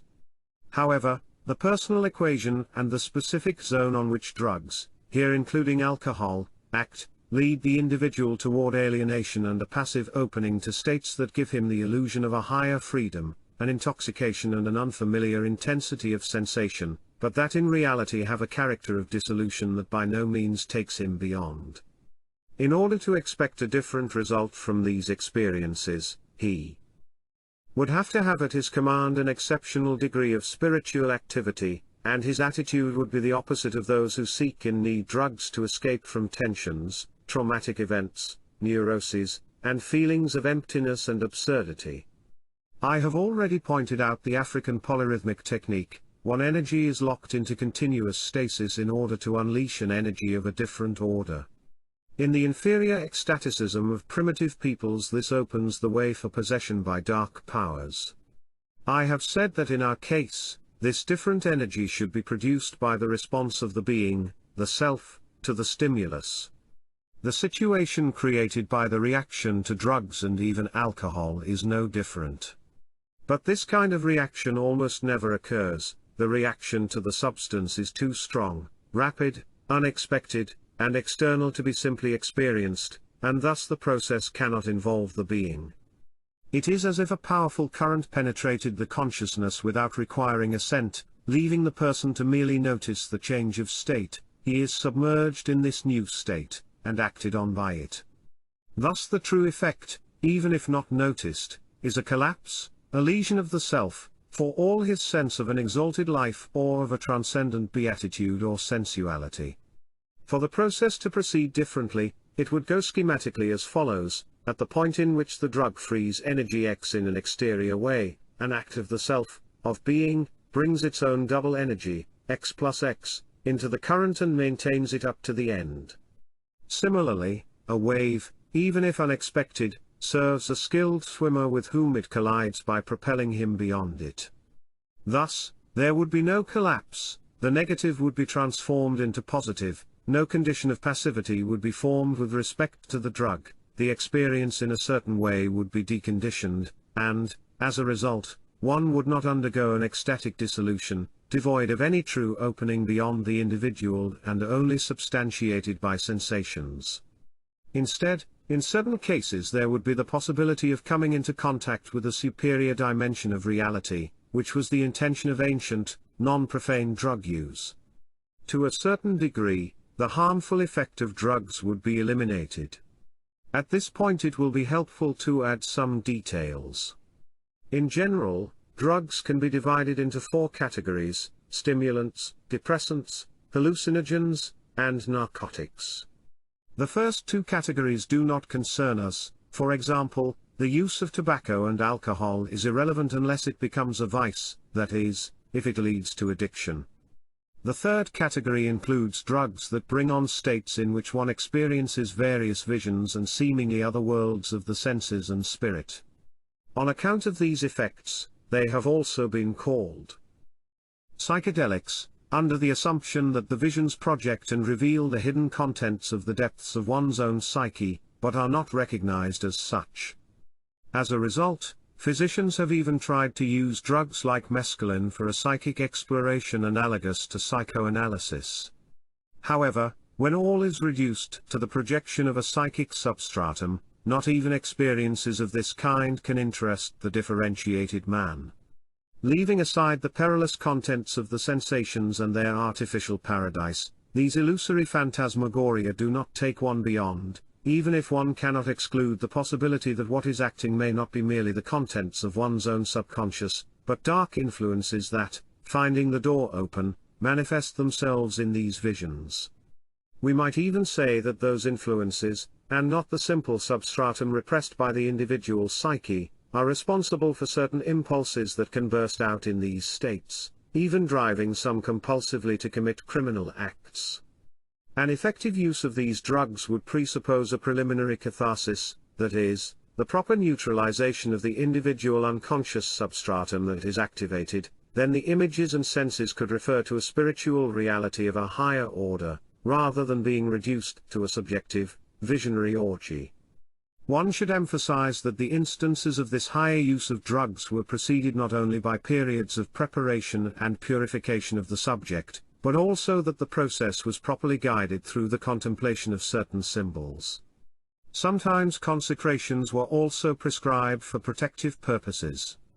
There are accounts of certain indigenous communities in Central and South America whose members, only while under the influence of peyote, hear the sculpted figures on ancient temple ruins speak, revealing their meaning in terms of spiritual enlightenment. The importance of the individual's attitude clearly appears from the completely different effects of mescaline on 2 contemporary writers who have experimented with drugs, Aldous Huxley and R.H. Ziana. And it is a fact that in the case of hallucinogens like opium and, in part, hashish, this active assumption of the experience that is essential from our point of view is generally excluded. There remains the category of narcotics and of substances that are also used for total aesthesia, whose normal effect is the complete suspension of consciousness. This corresponds to a detachment that would exclude all intermediate psychedelic forms and the insidious, ecstatic, and sensual contents, leaving a void. However, if consciousness were maintained, with the pure I at the center, it could facilitate the opening to a higher reality. But the advantages would be outweighed by the extreme difficulty of any training capable of maintaining detached consciousness. In general, one must keep in mind that drug use even for a spiritual end, that is, to catch glimpses of transcendence, has its price. How drugs produce certain psychic effects has not yet been determined by modern science. It is said that some, like LSD, destroy certain brain cells. One point is certain: habitual use of drugs brings a certain psychic disorganization. One should substitute for them the power of attaining analogous states through one's own means. Therefore, when one has chosen a path based on the maximum unification of all one's psychic faculties, these drawbacks must be kept firmly in mind. The common reader probably finds these ideas tedious, and lacking in personal points of reference to give him bearings. But, again, it is the development of our argument that has required even this brief excursus. In fact, only by dwelling on these possibilities, as unusual as they are, can one adequately identify the necessary antitheses. This shows us the blockage that prevents any positive value in the evocation of the elemental in today's world, leaving only those purely dissolutive and regressive processes that prevail increasingly in the younger generations. Part 7. Dissolution in the Social Realm. Chapter 25. States and Parties. Apolitia. As a result of today's general processes of dissolution, the socio-political is the realm that most displays the lack of any truly legitimate structure possessing a link to higher meanings. Given this state of affairs, we must frankly recognize that the human type who concerns us must govern his own behavior by entirely different principles from those which, in social life, would be proper to him under other circumstances. In the present epoch, no nation-states exist that, by their nature, can claim any principle of true, inalienable authority.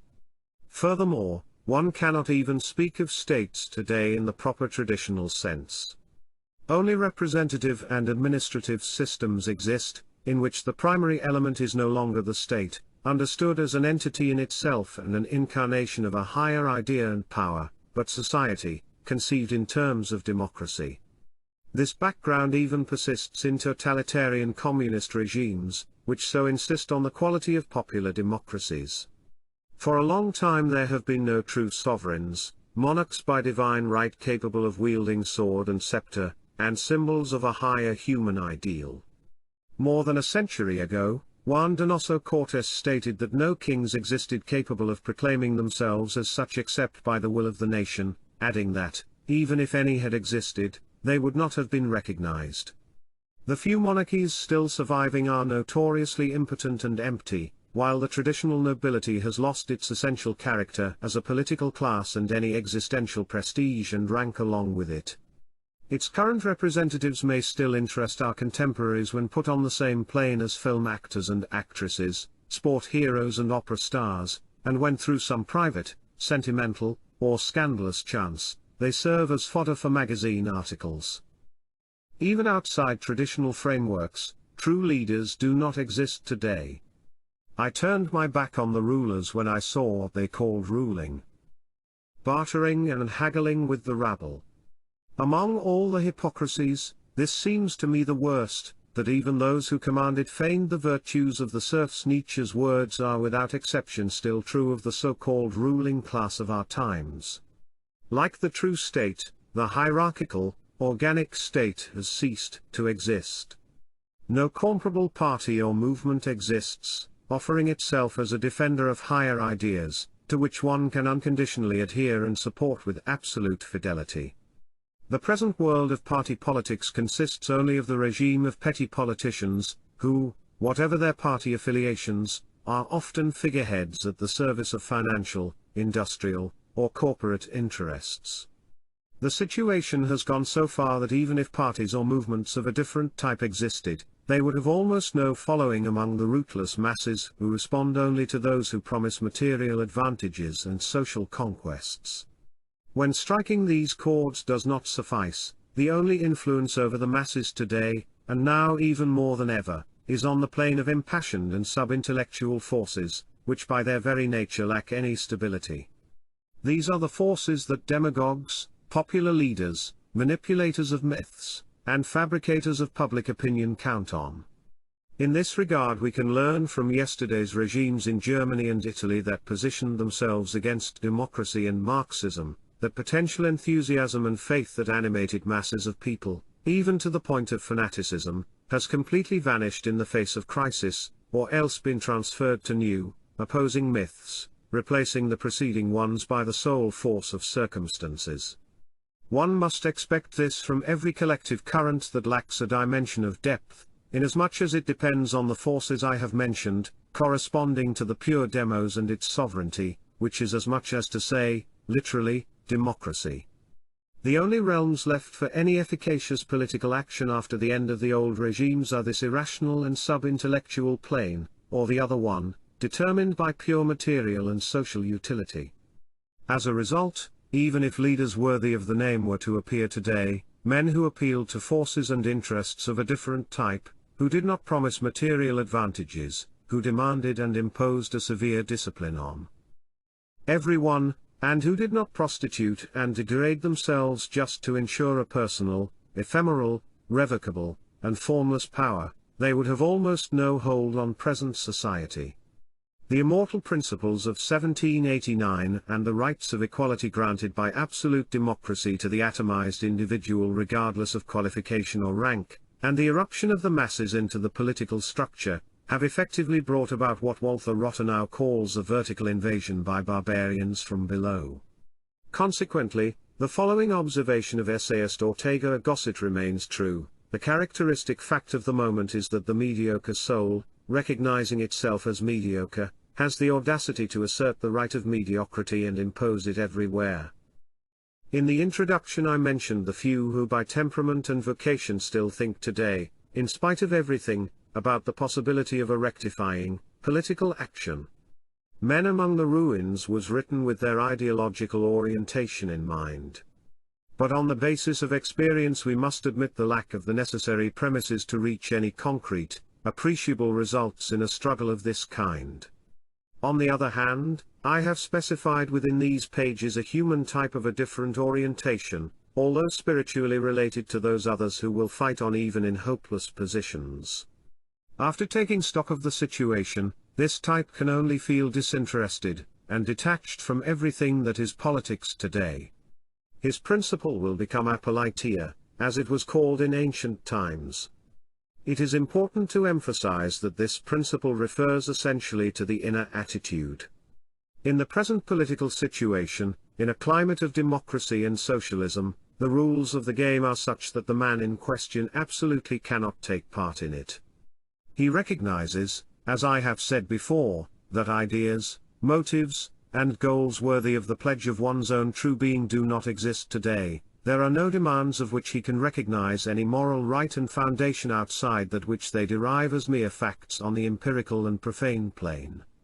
However, apolitia, detachment, does not necessarily involve specific consequences in the field of pure and simple activity. I have already discussed the capacity to apply oneself to a given task for love of action in itself, and in terms of an impersonal perfection. So, in principle, there is no reason to exclude the political realm itself as a particular case among others, since participating in it on these terms requires neither any objective value of a higher order, nor impulses that come from emotional and irrational layers of one's own being. But if this is how one dedicates oneself to political activity, clearly all that matters is the action and the impersonal perfection in acting for its own sake. Such political activity, for one who desires it, cannot present a higher value and dignity than dedicating oneself, in the same spirit, to quite different activities, absurd colonization projects, speculations on the stock market, science, and even, to give a drastic example, arms traffic or white slavery. As conceived here, apolitia creates no special presuppositions in the exterior field, not necessarily having a corollary in practical abstention. The truly detached man is not a professional and polemic outsider, nor conscientious objector, nor anarchist. Once it is established that life with its interactions does not constrain his being, he could even show the qualities of a soldier who, in order to act and accomplish a task, does not request in advance a transcendent justification and a quasi-theological assurance of the goodness of the cause. We can speak, in these cases, of a voluntary obligation that concerns the persona, not the being, by which even while one is involved, one remains isolated. I have already said that the positive overcoming of nihilism lies precisely in the fact that lack of meaning does not paralyze the action of the persona. In existential terms, the only exception would be the possibility of action being manipulated by some current political or social myth that regarded today's political life as serious, significant, and important. Apolitia is the inner distance unassailable by this society and its values. It does not accept being bound by anything spiritual or moral. Once this is firm, the activities that in others would presuppose such bonds can be exercised in a different spirit. Moreover, there remains the sphere of activities that can be made to serve a higher ordained and invisible end, as when I mentioned the two aspects of impersonality and what is to be gained from some forms of modern existence. Turning to a particular point, one can only maintain an attitude of detachment when facing the confrontation of the two factions contending for world domination today, the democratic, capitalist West and the communist East. In fact, this struggle is devoid of any meaning from a spiritual point of view. The West is not an exponent of any higher ideal. Its very civilization, based on an essential negation of traditional values, presents the same destructions and nihilistic background that is evident in the Marxist and communist sphere, however different in form and degree. I will not dwell on this, given that I have outlined a total conception of the course of history, and dismissed any illusion about the final result of that struggle for world control, in revolt against the modern world. Since the problem of values does not come into question, at most it presents a practical problem to the differentiated man. That certain margin of material freedom that the world of democracy still leaves for external activity to one who will not let himself be conditioned inwardly, would certainly be abolished in a communist regime. Simply in view of that, one may take a position against the Soviet communist system, not because one believes in some higher ideal that the rival system possesses, but for motives one might almost call basely physical. On the other hand, one can keep in mind that for the differentiated man, having no interest in affirming and exposing himself in external life today, and his deeper life remaining invisible and out of reach, a communist system would not have the same fatal significance as for others. Also, an underground front could very well exist there. Taking sides in the present struggle for world hegemony is not a spiritual problem, but a banal, practical choice. In any case, the general situation characterized by Nietzsche remains, the struggle for supremacy amidst conditions that are worth nothing, this civilization of great cities, newspapers, fever, uselessness. Such is the framework that justifies the inner imperative of apolitia, to defend the world of being and dignity of him who feels himself belonging to a different humanity and recognizes the desert around himself. Chapter 26. Society: the crisis of patriotic feeling. We now come to the social realm in the proper sense. Here we can only conclude that every organic unity has been dissolved or is dissolving: caste, stock, nation, homeland, and even the family. Even when all these have not completely disappeared, their social foundation is not a living force full of significance, but the mere force of inertia. We have already seen this when speaking of the person. What exists today is essentially the shifting mass of individuals, devoid of organic connections, a mass contained by external structures or moved by collective, formless, and unstable currents. The differences between them, as they exist today, are no longer true differences. The classes are only fluid, economic classes. Again, the words of Zarathustra are timely: rabble above, rabble below. What do poor or rich mean today? I have forgotten how to tell the difference. The only real hierarchies are those technical ones of the specialists who serve material utility, the needs, largely unnatural, and the distractions of the human animal, hierarchies in which rank and spiritual superiority no longer have any meaning or place. Instead of the traditional unification through particular bodies, orders, functional castes or classes, guilds, frameworks to which the individual felt an attachment, based on a supra-individual principle that informed his entire life, giving it a specific meaning and orientation, today's associations are determined only by the material interests of individuals, united only on this basis, such as trade unions, professional organizations, parties. The formless state of the people, turned into mere masses, ensures that any possible order will necessarily have a centralistic and coercive character. The inevitable, centralizing, overgrown structures of modern states, which increase their interventions and restrictions even when democratic freedoms are proclaimed, if on the one hand they hold off complete disorder, on the other they destroy whatever might still remain of organic bonds and unity. And this social standardization reaches its limit when openly totalitarian forms take over. Furthermore, the absurdity of modern life is blatantly revealed by those economic aspects that essentially, and regressively, determine it. On the one hand, an economy of necessities has decidedly become an economy of excess, one of whose causes is the overproduction and progress of industrial technology.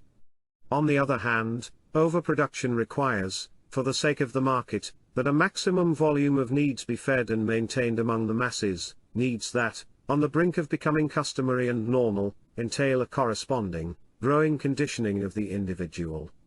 The first factor here is the very nature of the dissociated productive process that has, as it were, taken modern man by the hand, like an unleashed giant incapable of restraint, thus confirming the saying, fiat productio, periot homo. Let there be production. Let man perish. Werner Sombart. While in a capitalist regime not only greed for profits and dividends has a part in this senseless increase in production, but also the objective necessity for capital reinvestment in order to prevent a blockage paralyzing the entire system, another more general cause of the senseless increase of production along the lines of an excessive consumer economy is the necessity to employ labor to combat unemployment.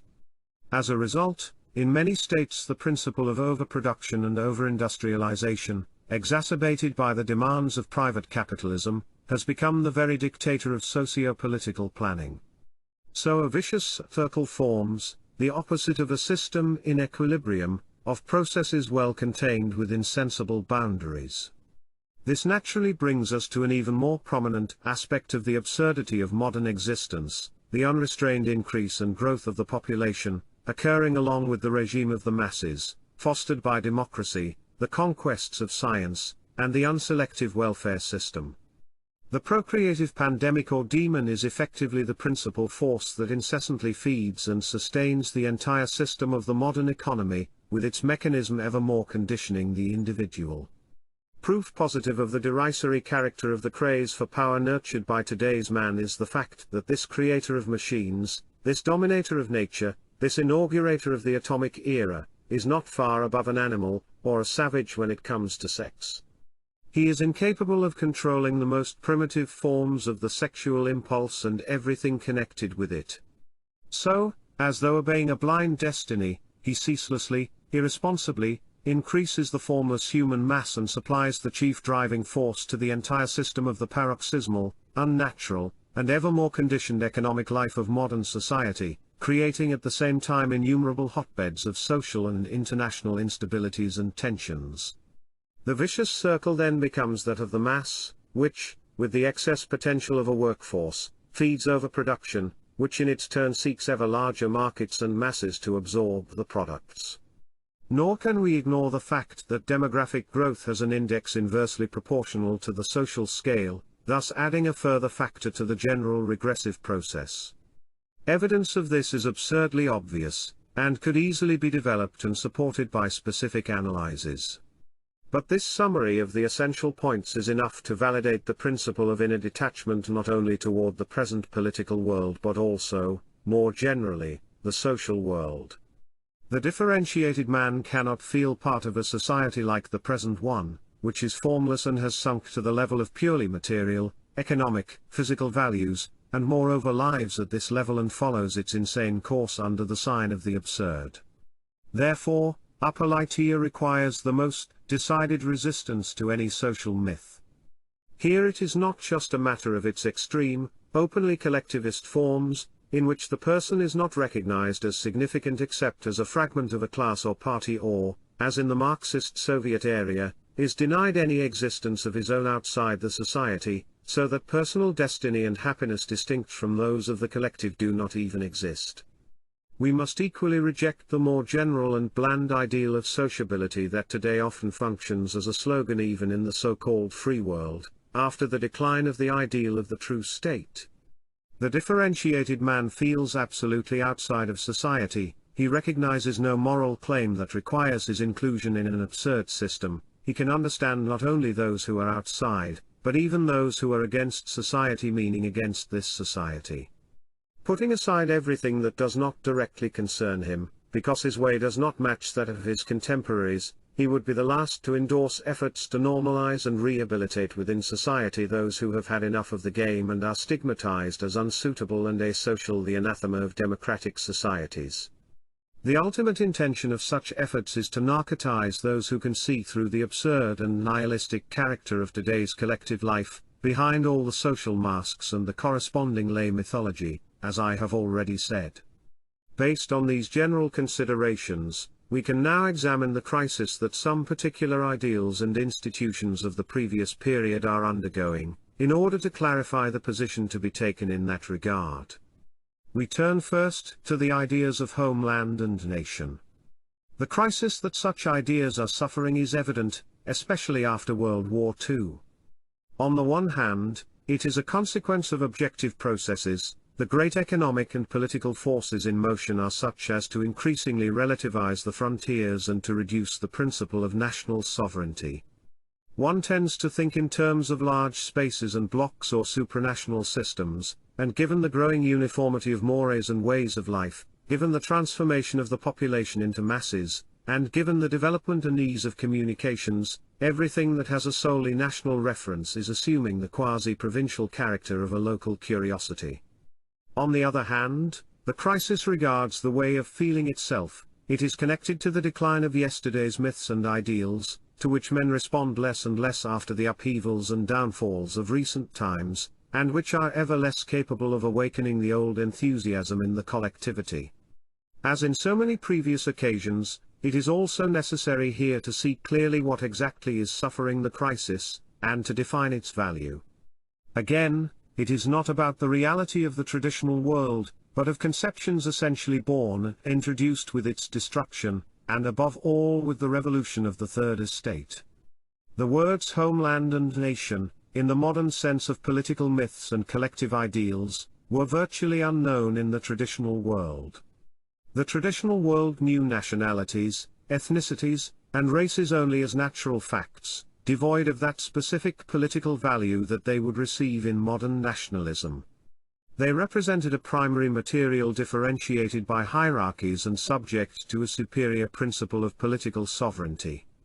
In many cases, this elevated principle represented the primary element, the nation the secondary and derived element, since at the beginning there was no unity of language, territory, natural borders, or relative ethnic homogeneity beyond the encounter and miscegenation of different bloods. These were often only the effect of a long formative process determined over centuries by a political center, and its loyalist and feudal bonds.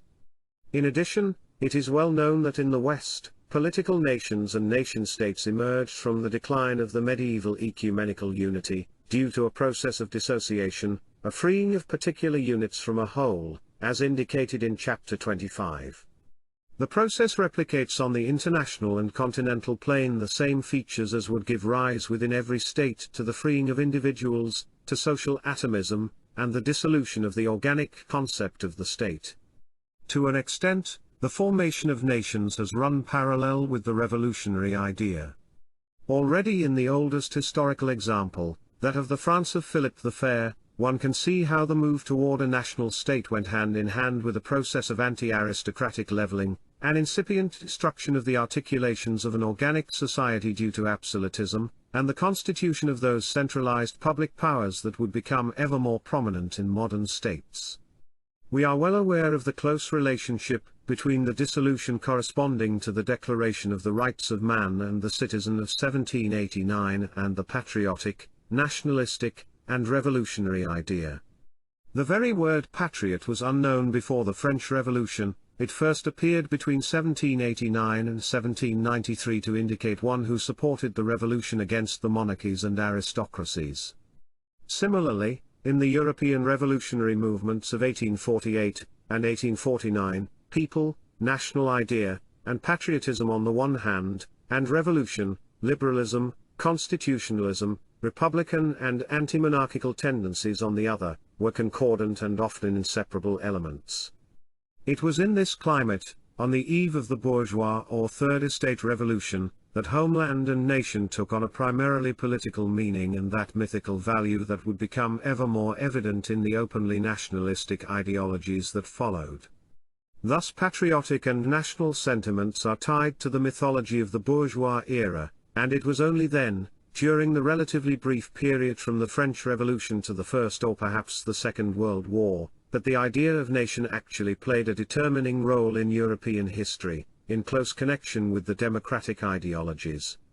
The same idea is now playing the same role for the non-European peoples as they become emancipated, following the same presuppositions, or rather following the internal anti-traditional, and modernizing dissolutions. When bland patriotism turned into radical nationalistic forms, the regressive character of such tendencies and the contribution from the emergence of the mass man in the modern world became clearly evident. For the essence of nationalistic ideology is to hold homeland and nation as supreme values, conceiving them as mystical entities almost with a life of their own and having an absolute claim on the individual, whereas, in reality, they are only dissociated and formless realities, by way of their negation of any true hierarchical principle, and of any symbol or warrant of a transcendent authority. In general, the foundation of political unities that have taken form in this direction is antithetical to the traditional state. In fact, as I have said, the cement of the latter was a loyalty and fidelity that could dispense with the naturalistic fact of nationality. It was a principle of order and sovereignty that, by not being based on this fact, could even be valid in areas including more than one nationality. It was the dignities, particular rights, and castes that united or divided individuals vertically, beyond the horizontal common denominator of nation and homeland. In a word, it was unification from above, not from below. Once all this is recognized, we can see in a different light the present crisis, both objective and ideal, of the concepts and sentiments of homeland and nation. Again, one might speak of destructions that attack something already having a negative and regressive character, so that they could even signify a potential liberation, if the direction of the whole process were not toward something still more problematic. Therefore, even if only a void remained, it would be no reason for the differentiated man to deplore that crisis and concern himself with the reactions in the realm of residues.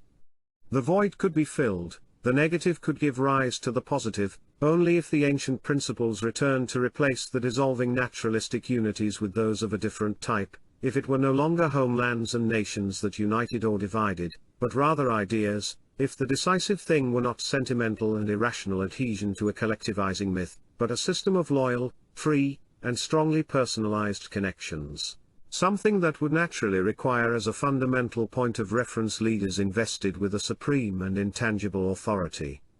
Along this line they could even be formed by transnational groupings, such as were known in various imperial epochs and, partially, in the Holy Alliance. Today, the degraded counterfeit of all that is taking form alongside the crisis of national sovereignties, power blocks determined solely by factors that are material, economic, and political in the worst sense, devoid of every ideal. Hence the insignificance of the antithesis between the two principal blocks of this type existing today, between the democratic West and the communist and Marxist East. For lack of a third force of a different character, and a true ideal to unite and divide beyond homelands, nations, and anti-nations, the only prospect is that of an invisible unity, in a world without frontiers, of those few individuals who are associated by their very nature, which is different from that of the man of today, and by the same inner law, in short, almost in the same terms as Plato used, speaking of the true state, which idea was then taken up by the Stoics. A similar, dematerialized type of unity in state was at the basis of the orders, and its last reflection, deformed to the point of being unrecognizable, can be seen in secret societies like Freemasonry. If new processes are to develop when the present cycle exhausts itself, perhaps they could have their point of departure in this very kind of unity. Then we could see in action the positive side of overcoming the idea of homeland, whether as myth of the romantic bourgeois period or as a naturalistic fact almost irrelevant to a unity of a different type. Being from the same country or homeland would be replaced by being, or not being, for the same cause. Apolitia, the detachment of today, contains this eventual possibility for tomorrow. In this case too it is necessary to see the distance existing between the attitude indicated here and certain recent products of modern political erosion, a formless and humanitarian cosmopolitanism, a paranoid pacifism, and the whims of those who want to feel themselves only as citizens of the world, eventually becoming the conscientious objectors. Chapter 27. Marriage and the Family. Social factors present a closer connection with those of private life and mores, when one considers the problem of relations between the sexes, marriage, and the family as they are today. In our time, the crisis of the family as an institution is no less salient than that of the 19th century romantic idea of homeland, and is largely an effect of processes that are irreversible, being tied to all the factors that characterize existence in recent times. Naturally, today's crisis of the family also arouses preoccupations and moral reactions, with more or less hopeless attempts at restoration that can offer nothing but conformism and an empty and false traditionalism. Here, too, I see things in a different way and, as in the case of the other phenomena already considered, must coldly recognize the reality of the situation. We have to face the consequences of the fact that the family has long since ceased to have any higher meaning, or been cemented by living factors that go beyond the merely individual. The organic and, to a certain degree, heroic character that its unity presented in the past has been lost in the modern world, just as the institution's residual veneer of sacrality bestowed by religious marriage has disappeared, or nearly so. In reality, in the great majority of cases the modern family is presented as a petty bourgeois institution determined almost exclusively by conformist, utilitarian, primitive, or at best sentimental factors. Above all, its essential fulcrum has disappeared, which was constituted by the primarily spiritual authority of its head, the father, that is shown by the etymological meaning of the word pater as lord, or sovereign. At this rate one of the principal goals of the family, procreation, is reduced to the mere mindless propagation of one's bloodline, propagation, moreover, that is promiscuous, given that with modern individualism any limitation of conjugal unions by stock, caste, and race has collapsed, and given that, in any case, it no longer has as counterpart the most essential continuity, that is, the transmission of a spiritual influence, a tradition, and an ideal heritage from generation to generation. Yet how could it be otherwise? How could the family continue to have a firm, binding center, if its natural head, the father, is so often estranged from it today, even physically, when the practical mechanism of material life takes him away from it, in a society that is intrinsically absurd? What authority can the father have, especially in the so-called upper classes, if he is reduced to a money-making machine, a busy professional, and the like? Moreover, this often holds for both parents, owing to the emancipation of the woman and her entrance into the world of the professions and work. Even less conducive to the climate within the family or to a positive influence on the children is the alternative, the lady who devotes herself to a frivolous and mundane existence. In such a situation, how can the erosive and disintegrating processes not work against the unity of the modern family, and how can the claim of a sacred character of the institution not be counted among the mendacious hypocrisies of our society? The interrelation between the disappearance of the pre-existing principle of authority and the unleashing of individualism, already revealed in the political realm, is also manifested in the realm of the family. The decline of any prestige of the father has resulted in the estrangement of the children, the ever more clear and severe gap between new and old generations. The dissolution of the organic links in space, castes, bodies, and so on, corresponds to a dissolution in time, in the breaking of the spiritual continuity between the generations, between fathers and sons. The detachment and estrangement in both cases is undeniable, and ever increasing, being exacerbated by the ever more rapid and confused rhythm of existence in today's world. Thus it is significant that such phenomena are particularly severe in the upper classes and the remains of the ancient nobility, where one would have expected the bonds of blood and tradition to persist. It is more than a humorous remark that parents are an unavoidable evil for modern children. The new generation wants its parents to mind their own business and not to meddle in the lives of their children, since they don't understand, even when there is absolutely nothing to understand. And it is no longer just the boys who make such a claim, the girls too have filed a similar protest. Naturally, all this intensifies the general rootless condition. Therefore, the privation of any higher meaning of the family in a materialistic and dispirited civilization is also one of the causes of the extremism of the burnt-out generation, and of the growing criminal activity and corruption among the youth. Given this state of affairs, whatever its principal cause, whether this cause lies in the children or the parents, procreation itself assumes an absurd character and cannot maintain its validity as one of the principal reasons of being for the family. Thus, as I have said, in innumerable cases today's family owes its existence merely to a force of inertia, conventions, practical convenience, and weakness of character in a regime of mediocrity and compromises. Nor can one expect external measures to bring about a change.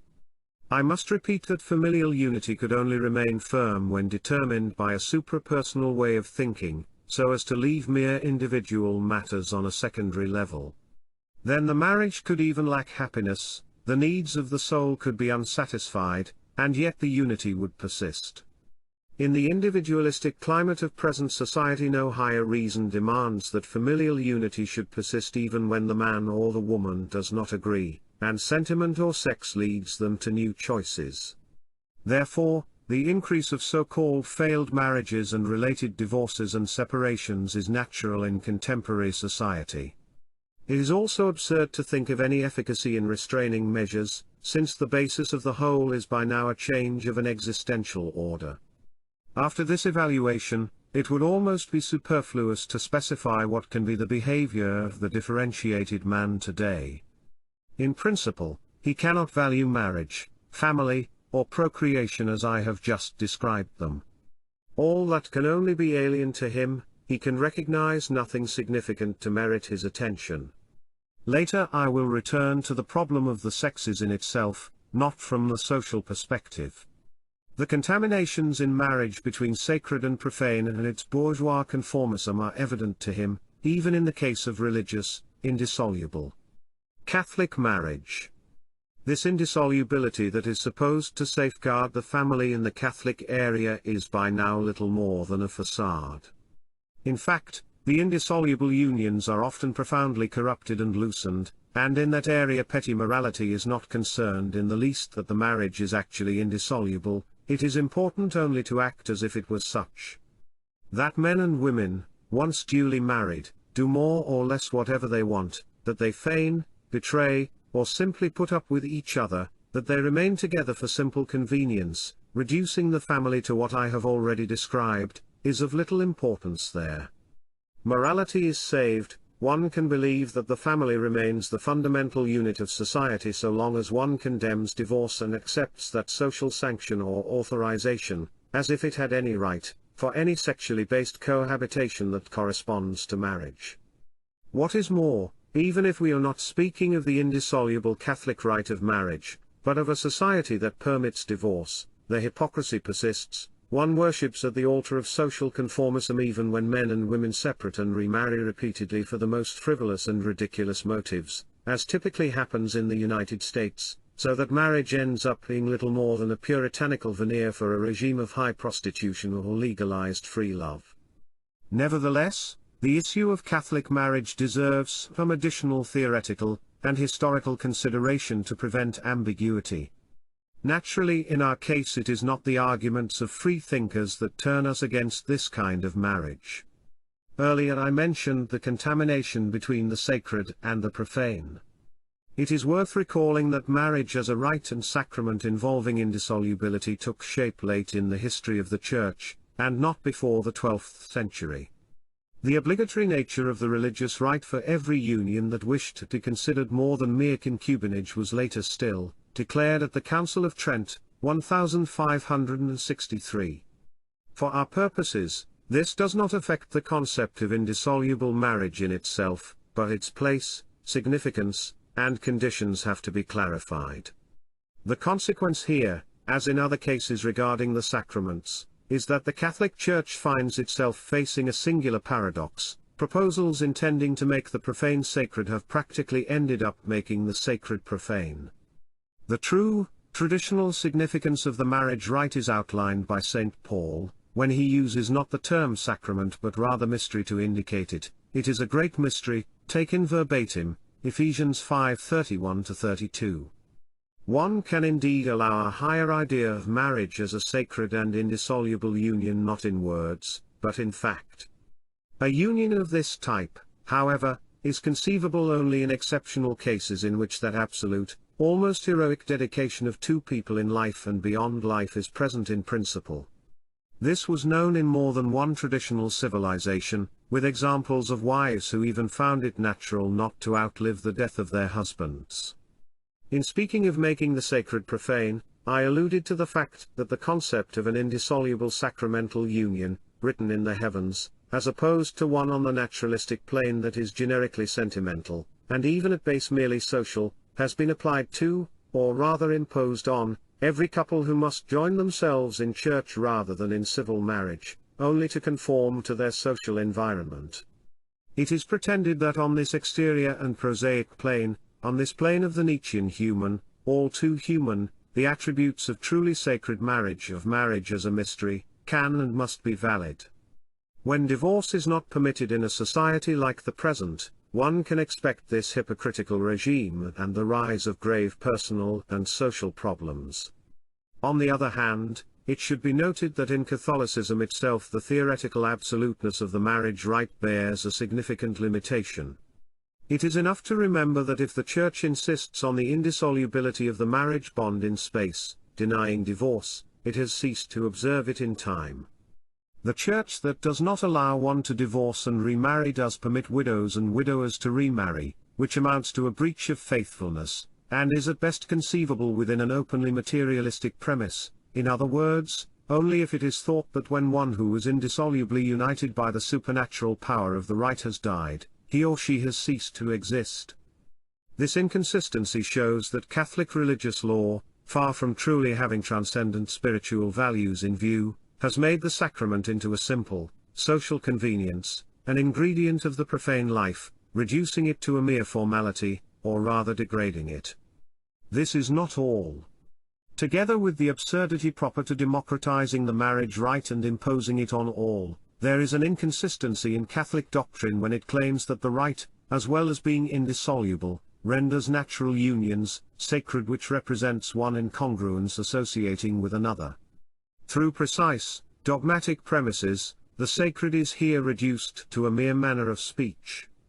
It is well known that Christian and Catholic attitudes are characterized by the antithesis between flesh and spirit, by a theological hatred for sex, due to the illegitimate extension to ordinary life of a principle valid at best for a certain type of ascetic life.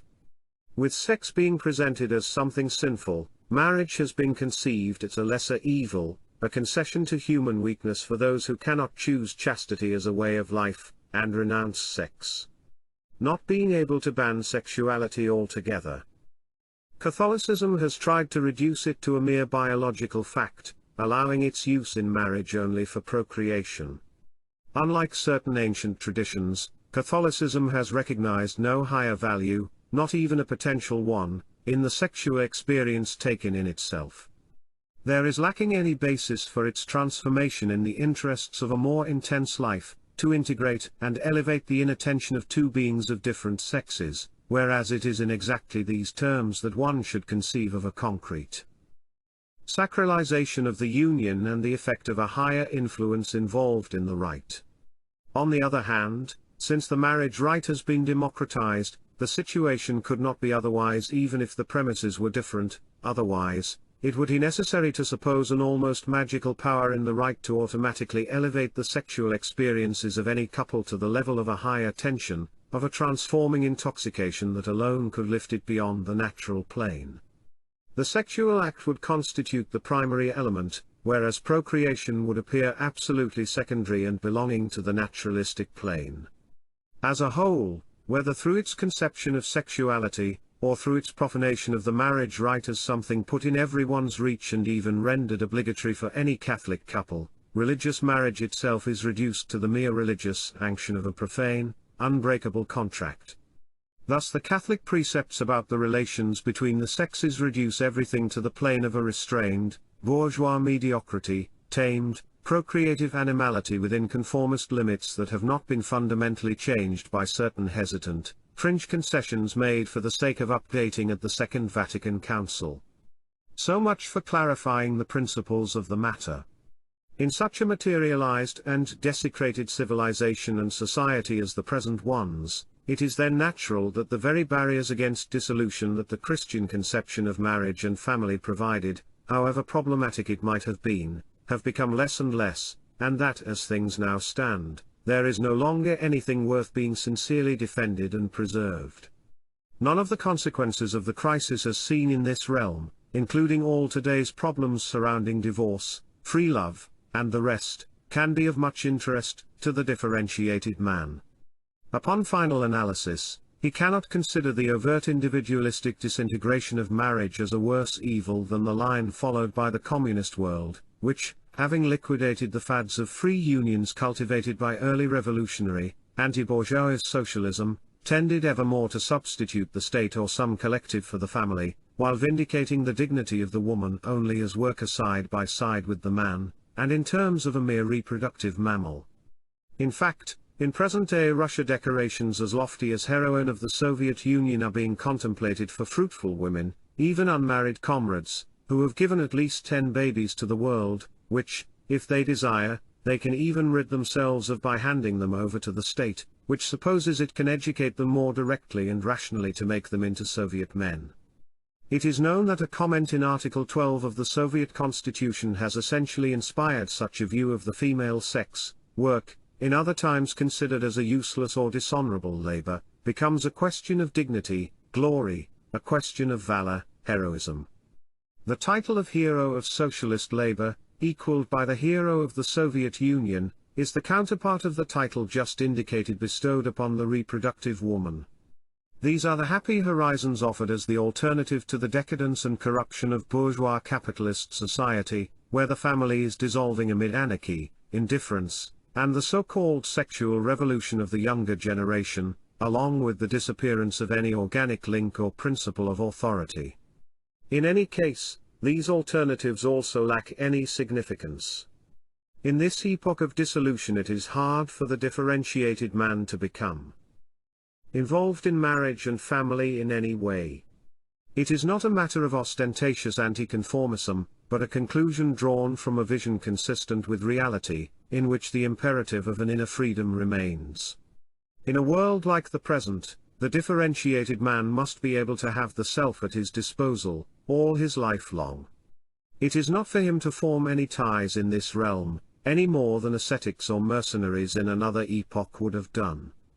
It is not that he is unwilling to assume even graver burdens, the problem refers instead to that which, in itself, is devoid of any meaning. This saying of Nietzsche is well known: Nicht fortsollst dich pflanzen, sondern hinauf. Dozu helfe dir der Garten der Ehre, do not plant for the future but for the heights. May the garden of marriage help you in that. It refers to the idea that today's man is a mere form of transition whose only purpose is to prepare the birth of the Superman, being ready to sacrifice himself for him, and to withdraw at his arising. We have already done justice to the craze of the Superman, and this finalism that postpones the possession of an absolute meaning of existence to a hypothetical future humanity. But from the wordplay of Nietzsche's saying, one can deduce the endorsement of a concept, that marriage should serve to reproduce not horizontally, such is the meaning of fortpflanzen, simply breeding, but rather vertically, toward the summit, hinaufpflanzen, elevating one's own line. In fact, this would be the only higher justification of marriage and family. Today it is non-existent, because of the objective existential situation of which we have spoken, and because of the processes of dissolution that have severed the profound ties that can spiritually unite the generations. Even a Catholic, Charles Peggy, had spoken of being a father as the great adventure of modern man, given the utter uncertainty of what his own offspring may be, given the improbability that in our day the child might receive anything more than mere life from the father. I have already emphasized that it is not about having or not having that paternal quality, not only physical, that existed in the ancient family, and that grounded his authority. Even if this quality was still present, and, in principle, one should assume that it could still be present in the differentiated man. It would be paralyzed by the presence of a refractory and dissociated material in the younger generation. As we have said, the state of the modern masses is by now such that, even if figures having the stature of true leaders were to appear, they would be the last to be followed. Thus one should not deceive oneself about the formation and education still possible for an offspring born in an environment like that of present society, even if the father were such in a more than legal sense. The objection that such a position could provoke is certainly not that it involves the danger of a depopulation of the earth, because there is more than a sufficient pandemic and catastrophic reproduction of common humanity, but that thus the differentiated men would renounce the assurance of a lineage that would carry on the heritage of their ideas and way of being, leaving the masses and the most insignificant classes to breed their ever more numerous progeny. One can overcome this objection by dissociating the physical generation from the spiritual one. In a regime of dissolution, in a world where neither castes, traditions, nor races exist in the proper sense, the two types of generation have ceased to be parallel, and the hereditary continuity of blood no longer represents a favorable condition for a spiritual continuity. We might refer here to that spiritual paternity to which the traditional world accorded priority over solely biological paternity, as when speaking of the relationship between teacher and student, initiator and initiate. This extended to the idea of a rebirth or second birth as a fact independent of any physical paternity, and which created in the person concerned a more intimate and essential tie than any of those that could unite him to the physical father, the family, or any naturalistic community and unity. This, then, is the special possibility that can be considered as a substitute. It goes back to an order of ideas analogous to the principle of the nation, when we said that a naturalistic unity entering crisis could only be replaced by a unity determined by an idea. To the adventure of physically procreating beings who may become isolated, modern individuals good only for increasing the senseless world of quantity, one can then oppose the action of awakening, which those who do not spiritually belong to the present world may exert on suitably qualified people, so that the physical disappearance of the former does not leave an unfilled void. Besides, the few differentiated men existing today rarely find themselves sharing their inner form and orientation on account of sharing the same blood or stock, through heredity. So there is no reason to suppose that things should go otherwise for the next generation. However important the task of assuring oneself a spiritual succession is, its practicability depends on circumstances. It will be realized if and where it can be, without one having to search frantically and, least of all, resort to any kind of proselytism. Above all in this realm, that which is authentic and valid is accomplished under the guidance of a higher, inscrutable wisdom, with the external appearance of casuality, rather than through a direct initiative willed by any individual. Chapter 28. Relations between the sexes. I have taken care to distinguish the social problem of the family and marriage from the personal problem of sex. Once again, it is a matter of a separation that, neither normal nor legitimate in a normal world, except in special cases, imposes itself when the world is dissolving. So we come to consider the relationship between man and woman in itself. Here too, I will first consider the positive aspects that, at least potentially, are offered by certain processes of dissolution, to the extent that what is dissolved belongs to the bourgeois world and, moreover, suffers from distortions and obscurities in sexual matters, due to the predominant religion of the West. I turn first to that characteristic complex caused by the interference between morality and sexuality, as well as that between spirituality and sexuality. The importance that has been attributed to sexual matters in the field of ethical and spiritual values, often to the point of making them the sole criterion, is nothing less than aberrant. The Alfredo Pareto spoke of a sexual religion that in the 19th century, with its taboos, dogmas, and intolerance, accompanied religion as usually understood. It was particularly virulent in Anglo-Saxon countries, where it had, and in part still has as its worthy companions, two other brand new, dogmatic, secular religions, humanitarian progressivism, and the religion of democracy. But, Apart from this, there are distortions concerning a much wider field. For example, one of them concerns the very meaning of the term virtue. It is known that virtus in antiquity and even during the Renaissance had the meaning of a force of the soul, of virile quality, of power, while later its prevalent meaning became sexual, so much that Pareto could coin the term virtuism itself to characterize the said puritanical religion. Another typical case of the interference between sexuality and ethics and of the distortion of them is the notion of honor. It is true that this primarily concerned the female sex, but the matter was no less significant for that. For a long time it was held, and still is in certain social strata and regions, that a girl loses her honor not only when she has free sexual experiences outside of marriage, but even when she is a victim of rape. A similar absurdity even inspired the theme of some great art, the grotesque extreme of this perhaps being reached by Lope de Vega's drama The Best Judge is the King, in which a girl, having been kidnapped and violated by a feudal lord, loses her honor, but she quickly regains it when the king has the rapist executed and has the girl marry her fiancé.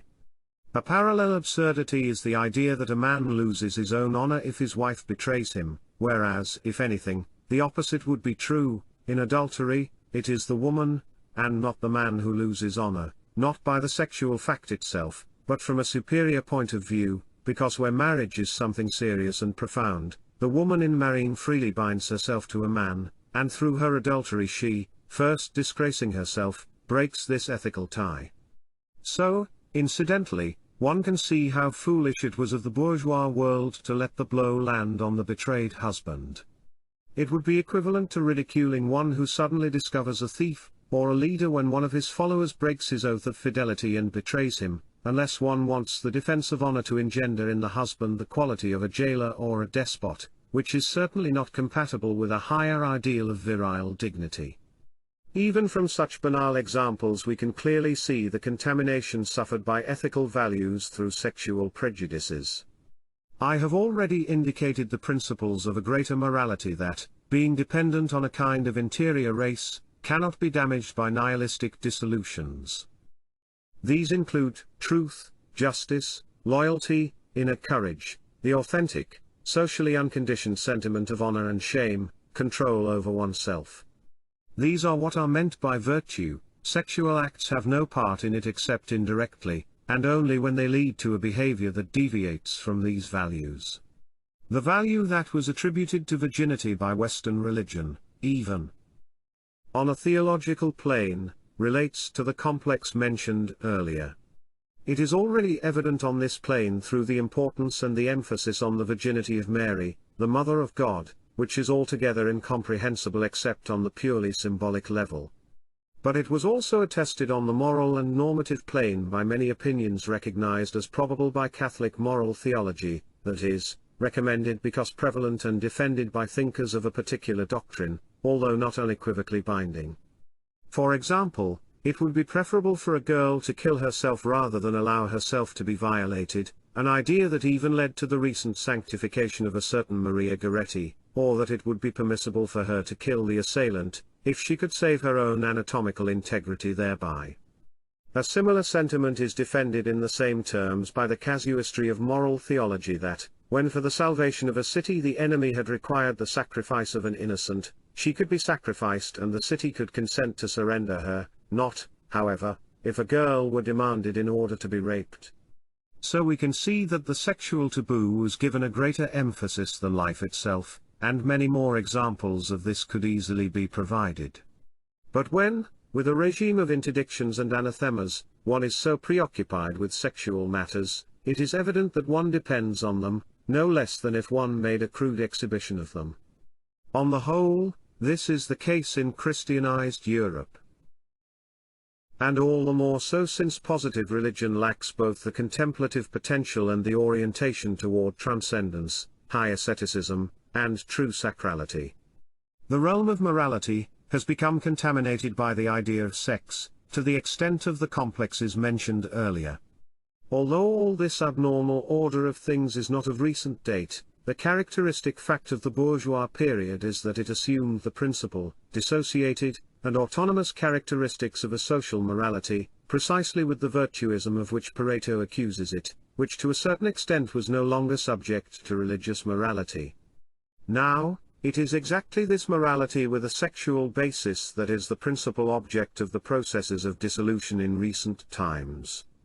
We hear of a sexual revolution supposed to remove both inner inhibitions and repressive social taboos. In fact, in today's world sexual freedom is being affirmed ever more, as a current practice. But we have to consider this in more detail. I must emphasize above all that the direction of the processes at work is toward a freeing of sex, but in no way a freeing from sex. Sex and women are instead becoming dominant forces in present society, an evident fact that is also part of the general phenomenology of every terminal phase of a civilization's cycle. One might speak of a chronic sexual intoxication that is profusely manifested in public life, conduct, and art. Its counterpart is a gynocratic tendency, a sexually oriented preeminence of the woman that relates to the materialistic and practical involvement of the masculine sex, a phenomenon that is clearest in those countries, like the United States, where that involvement is more excessive. Since I have dealt with it on other occasions, I shall not dwell on this subject here, limiting myself to the collective and, in a certain way, abstract character of eroticism and the fascination centered on the latest female idols, in an atmosphere fed by countless means, cinema, magazines, television, musicals, beauty contests, and so on.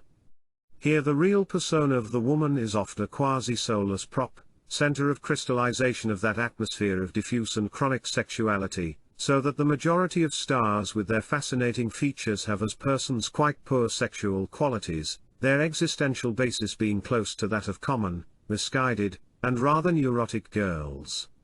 To describe them someone has aptly used the image of jellyfish with magnificent iridescent colors that are reduced to a gelatinous mass and evaporate if brought out of the water into sunlight, the water corresponding to the atmosphere of diffuse and collective sexuality. As for our concerns, my principle is not simply to deplore the fact that all the mores of the past based on sexual prejudices are ever more losing their force, and it should not surprise us that what seemed corruption yesterday is now becoming normal in much of contemporary society. The important thing would be to take advantage of the changed situation in order to affirm a healthier conception of life than that of bourgeois morality, by freeing ethical values from their sexual connections. What was said of the contamination suffered by that morality's interference with the concepts of virtue, honor, and fidelity, can already indicate the right direction. We must recognize that continence and chastity have their proper place only in the framework of a certain type of ascesis and in the uncommon vocations corresponding to it, as was always thought in the traditional world. Contrary to puritanical opinion, a free sexual life in the case of persons of a certain stature can tell us nothing about their intrinsic value. History is rich in examples of that. What they allow themselves should be measured solely by what they are, by the power that they have over themselves. Relationships between men and women, with regard to living together, should be clearer, more important, and interesting than those defined by bourgeois mores and sexual exclusivism, which understands the significance of female integrity in mere anatomical terms. In principle, the processes of dissolution at work could favor many similar rectifications, if one has a particular human type in sight. However, if one refers to the majority, those possibilities remain entirely hypothetical, because here too, the necessary existential premises are lacking. Today's situation is such that increased freedom in the realm of sex is not connected to a conscious reacquisition of values that accord little importance to important sexual matters, and oppose the fetishization of intersexual human relations, but is caused by the general weakening of any value, of any restraint. The positive advantages that might be drawn from the processes at work are then only virtual, and should not delude us about the actual, and future, tendencies of modern life. Aside from the atmosphere of a diffuse, pandemic, erotic intoxication, sexual freedom can lead to banal relationships between men and women, to a materialism, a petty immoralism, and an insipid promiscuity where the most elementary conditions for sexual experiences of any interest or intensity do not exist. It is easy to see that this is the effective outcome of the proclaimed sexual revolution, sex free of complexes, that becomes a general current of mass consumption. The aspects of the crisis of female modesty are another part of this. Beside the cases in which almost full female nudity feeds the atmosphere of abstract, collective sexuality, we should consider those cases in which nudity has lost every serious functional character, cases which by their habitual, public character almost engender an involuntarily chaste glance that is capable of considering a fully undressed girl with the same aesthetic disinterest as observing a fish or a cat. Furthermore, by adding the products of commercialized mass pornography, the polarity between the sexes is diluted, as seen in the conduct of modern life, where the youth of both sexes are everywhere intermingled, promiscuously and unaffectedly, with almost no tension, as if they were turnips and cabbages in a vegetable garden. We can see how this particular result of the processes of dissolution relates to what I have said of the animal ideal, as well as the correspondence between the East and the West. The primitive, erotic life so typical among American youth is not at all far from the promiscuity of male and female comrades in the communist realm, free from the individualistic accidents of bourgeois decadence, who in the end reflect little on sexual matters, their prevalent interests being channeled elsewhere into collective life and class. We can consider separately the cases in which the climate of diffuse and constant eroticism leads one to seek in pure sexuality, more or less along the same lines as drugs, frantic sensations that mask the emptiness of modern existence. The testimonies of certain beatniks and similar groups reveal that their pursuit of the sexual orgasm causes an anguish aroused by the idea that they and their partner might not reach it, even to the point of exhaustion. This use of sex deals with negative forms and quasi-caricatures that may, however, refer to something more serious, because the pure sexual experience also has its metaphysical value, the intensity of intercourse being able to produce an existential rupture of planes and an opening beyond ordinary consciousness. Along with the sacralization of sex, these possibilities were recognized in the traditional world. Having dealt with this in Eros and the mysteries of love, I shall only include here a brief reference as it concerns the differentiated man. As I have said, the present situation excludes the possibility of integrating sex in a life full of meaning within institutional frameworks. So we can only think of certain cases in which, despite everything, favorable conditions exceptionally and sporadically converge. Certainly, the romantic bourgeois idea of love as a union of souls can no longer have any place for the man in question. The significance of human relationships can only be relative to him, and he can no more seek the meaning of existence in a woman than in family and children. In particular, he must put aside the idea, or ambition, of human possession. Of completely having the other being as a person.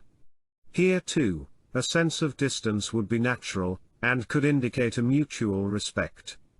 The positive use of the greater freedom of modern conduct and of the modern transformation of the woman can be seen in relationships that, without being superficial or naturalistic, have an evident character, grounded on the social and ethical side in loyalty, camaraderie, independence, and courage. The man and woman always remain conscious as two beings with distinct paths, who, in the world in dissolution, can overcome their fundamental, existential isolation only through the effect of pure sexual polarity. If there is no need to possess another human being, the woman will not be a mere object of pleasure, a source of sensations that are sought as means to assert oneself. The integrated being has no need of such assurances, at most he requires nourishment. That which can be gained from the polarity just mentioned, if adequately used, can provide one of the principal materials to feed that special active and living intoxication of which I have repeatedly spoken, above all when discussing the Dionysian experience.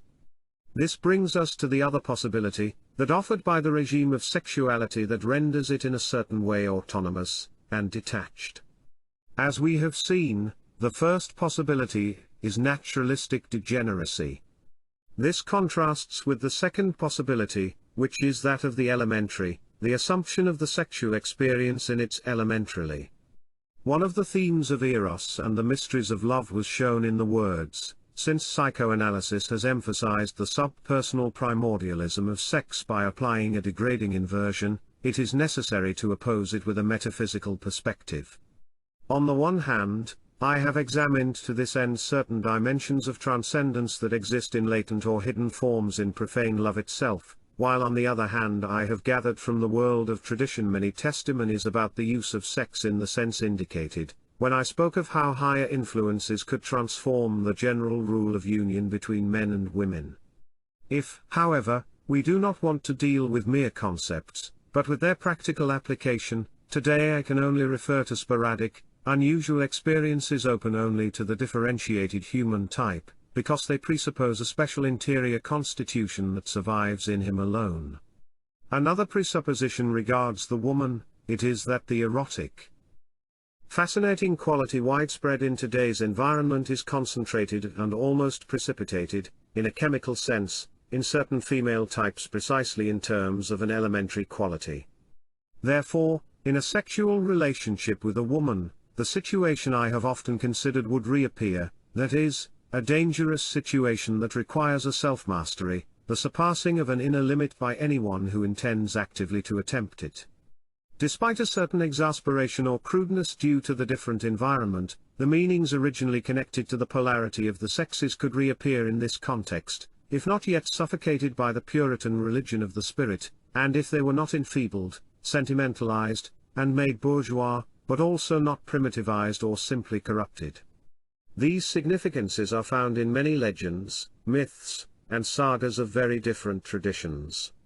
In the true, typical, absolute woman, they recognized a spiritually dangerous presence, a fascinating and even dissolutive force. This explains the attitude and the precepts of that particular line of ascesis averse to sex and woman, as if to cut off their danger. The man who has not chosen either to renounce the world or to be impassively detached from it can face the danger and even derive nourishment from the poison, if he uses sex without becoming a slave to it, and if he is able to evoke the profound, elemental dimensions in a certain trans-biological sense. As I have said, in the present world these possibilities are the exception and can only offer themselves by happy chance, given their presuppositions, and also under the unfavorable circumstances of the dullness often presented by the woman as current civilization has made her. An absolute woman cannot in fact easily imagine herself in the guise of an up-to-date and modern girl. More generally, she cannot easily imagine the necessary feminine qualities mentioned earlier as compatible with those required for relationships that, as we have said, should also have a character of freedom, clarity, and independence. As a result, an entirely unique form of woman would be necessary, a seemingly paradoxical form, because in a certain sense she should reproduce that duality, inner duality, of the differentiated male type, which, despite certain appearances, is far from the typical orientation of modern woman's life. In reality, the entrance of the woman with equal rights into practical modern life, her new freedom, her finding herself side by side with men in the streets, offices, professions, factories, sports, and now even in political and military life, is one of those dissolutive phenomena in which, in most cases, it is difficult to perceive anything positive. In essence, all this is simply the renunciation of the woman's right to be a woman. The promiscuity of the sexes in modern existence can only relieve the woman to a greater or lesser degree of the energy with which she is endowed. She enters freer relationships only by regressing, because they are primitivized, prejudiced by all the factors and the practical, predominating interests of modern life.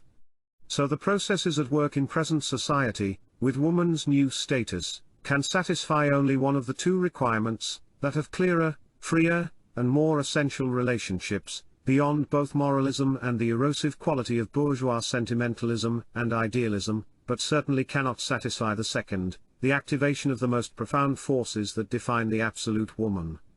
It lies outside of the scope of this book to consider the meaning of existence not only from the man's point of view, but also from the woman's. It is certain that in an epoch of dissolution the solution for the woman is more difficult than that for the man. One should bear in mind the already irreversible consequences of the error through which the woman believed herself to win a personality of her own using the man as a model. The man, in a manner of speaking, because today's typical forms of activity are almost all anodyne, they engage neuter faculties of a predominantly intellectual and practical order that have no specific relation to either sex, or even to any particular race or nationality, and are exercised under the sign of the absurdity that characterizes all the systems of contemporary society. It is a world of existence without quality and of mere masks, in which the modern woman in most cases simply takes care of the cosmetic aspect, being so inwardly diminished and displaced, and lacking any basis for that active and essentializing depersonalization of which I have spoken, regarding the relations between person and mask. In an inauthentic existence, the regime of diversions, surrogates, and tranquilizers that pass for today's distractions and amusements does not yet allow the modern woman to foresee the crisis that awaits her when she recognizes how meaningless are those male occupations for which she has fought, when the illusions and the euphoria of her conquest vanish, and when she realizes that, given the climate of dissolution, family and children can no longer give her a sense of satisfaction in life. Meanwhile, as a result of diminished tension, even man and sex can no longer mean a great deal to her. They cannot be her natural center of existence as they were for the traditional absolute woman, but can only be of value as one ingredient of a diffused and externalized existence, no more important than fashion, sport, a narcissistic cult of the body, practical interests, and so on. The destructive effects so often produced in modern women by a mistaken vocation or warped ambitions, and also the force of circumstances, enter into the equation. Thus, when the race of true men is also nearly extinct, and modern man has little left of virility in a higher sense, there is little point in the saying about the true man's capacity to redeem, to save the woman within woman. There is more of a danger that a true man today, in many cases, might find appropriate another maxim, that spoken by the old woman to Zarathustra, "Are you going to women? Don't forget your whip." If it could be applied with impunity and fruitfully in these progressive times. The possibility of restoring to sex, even sporadically, its elementarily, its transcendence, and perhaps even its danger in the context mentioned, appears very much prejudiced by all these factors. In summary, the general picture that today's society presents in the field of sex reflects in a particular way the negative aspects of a period of transition. The regime of residues, influenced in Latin countries by Catholic and bourgeois conformism, and by Puritanism in Protestant countries, still possesses a certain force. Where only the outer inhibitions have been removed, sexual life frequently assumes neurotic forms. In the opposite case of the younger generation's completely emancipated behavior, without complexes, the tendency is toward an insipid naturalism and primitivism in sexual relations. At the same time, the general climate prevails of a fascination with sex and the predominance of woman as its object, without any effective differentiation, often to the point of regression, of the absolute types of femininity and virility. In particular, the emancipated feminine element becomes dimmed when involved in the social mechanism. Finally, there are the marginal cases of an exasperated use of sex, often associated with drugs, by a youth that is existentially traumatized and at risk, in the context of a chaotic search for surrogates for a firm sense of existence. Thus, in the current situation, for the type that concerns us, the prospect of the use of more profound sexual possibilities in freer and clearer relationships between men and women can only occur in rare, unexpected cases. Apart from this, considering the current processes and their effects, the only ones of value to him are those disintegrating ones that may help to separate the realms, and which articulate the principles belonging to a higher law of life than the preceding sexual morality. Lacking anything better, he takes stock of the free space that is opened when important sexual and erotic matters are rendered less important, though not discounting what they can offer on their own level. Part 8. The Spiritual Problem. Chapter 29. The Second Religiosity. In Chapter 19 I showed how utterly baseless is the idea of certain popularizers of the latest physics, who claim that it has graduated beyond its previous materialism, and is leading toward a new, spiritual vision of reality. Now a similar deception lies at the basis of the pretenses of what we might call neo-spiritualism. In some circles the same conclusion is drawn, namely that we are returning to spirituality, because of the proliferating tendencies toward the supernatural, and the supersensible on the part of movements, cults, sects, lodges, and conventicles of every description. They have in common the ambition to supply Western man with something more than the forms of positive and dogmatic religion, reckoned inadequate, empty, and inefficient, and to lead him beyond materialism. This too is an illusion, caused by the lack of principles, so typical of our contemporaries. The truth is that here too, we are facing phenomena that in most cases are part and parcel of the dissolving processes of the age, and that despite all appearances have an existentially negative character, representing a kind of counterpart in alliance with Western materialism.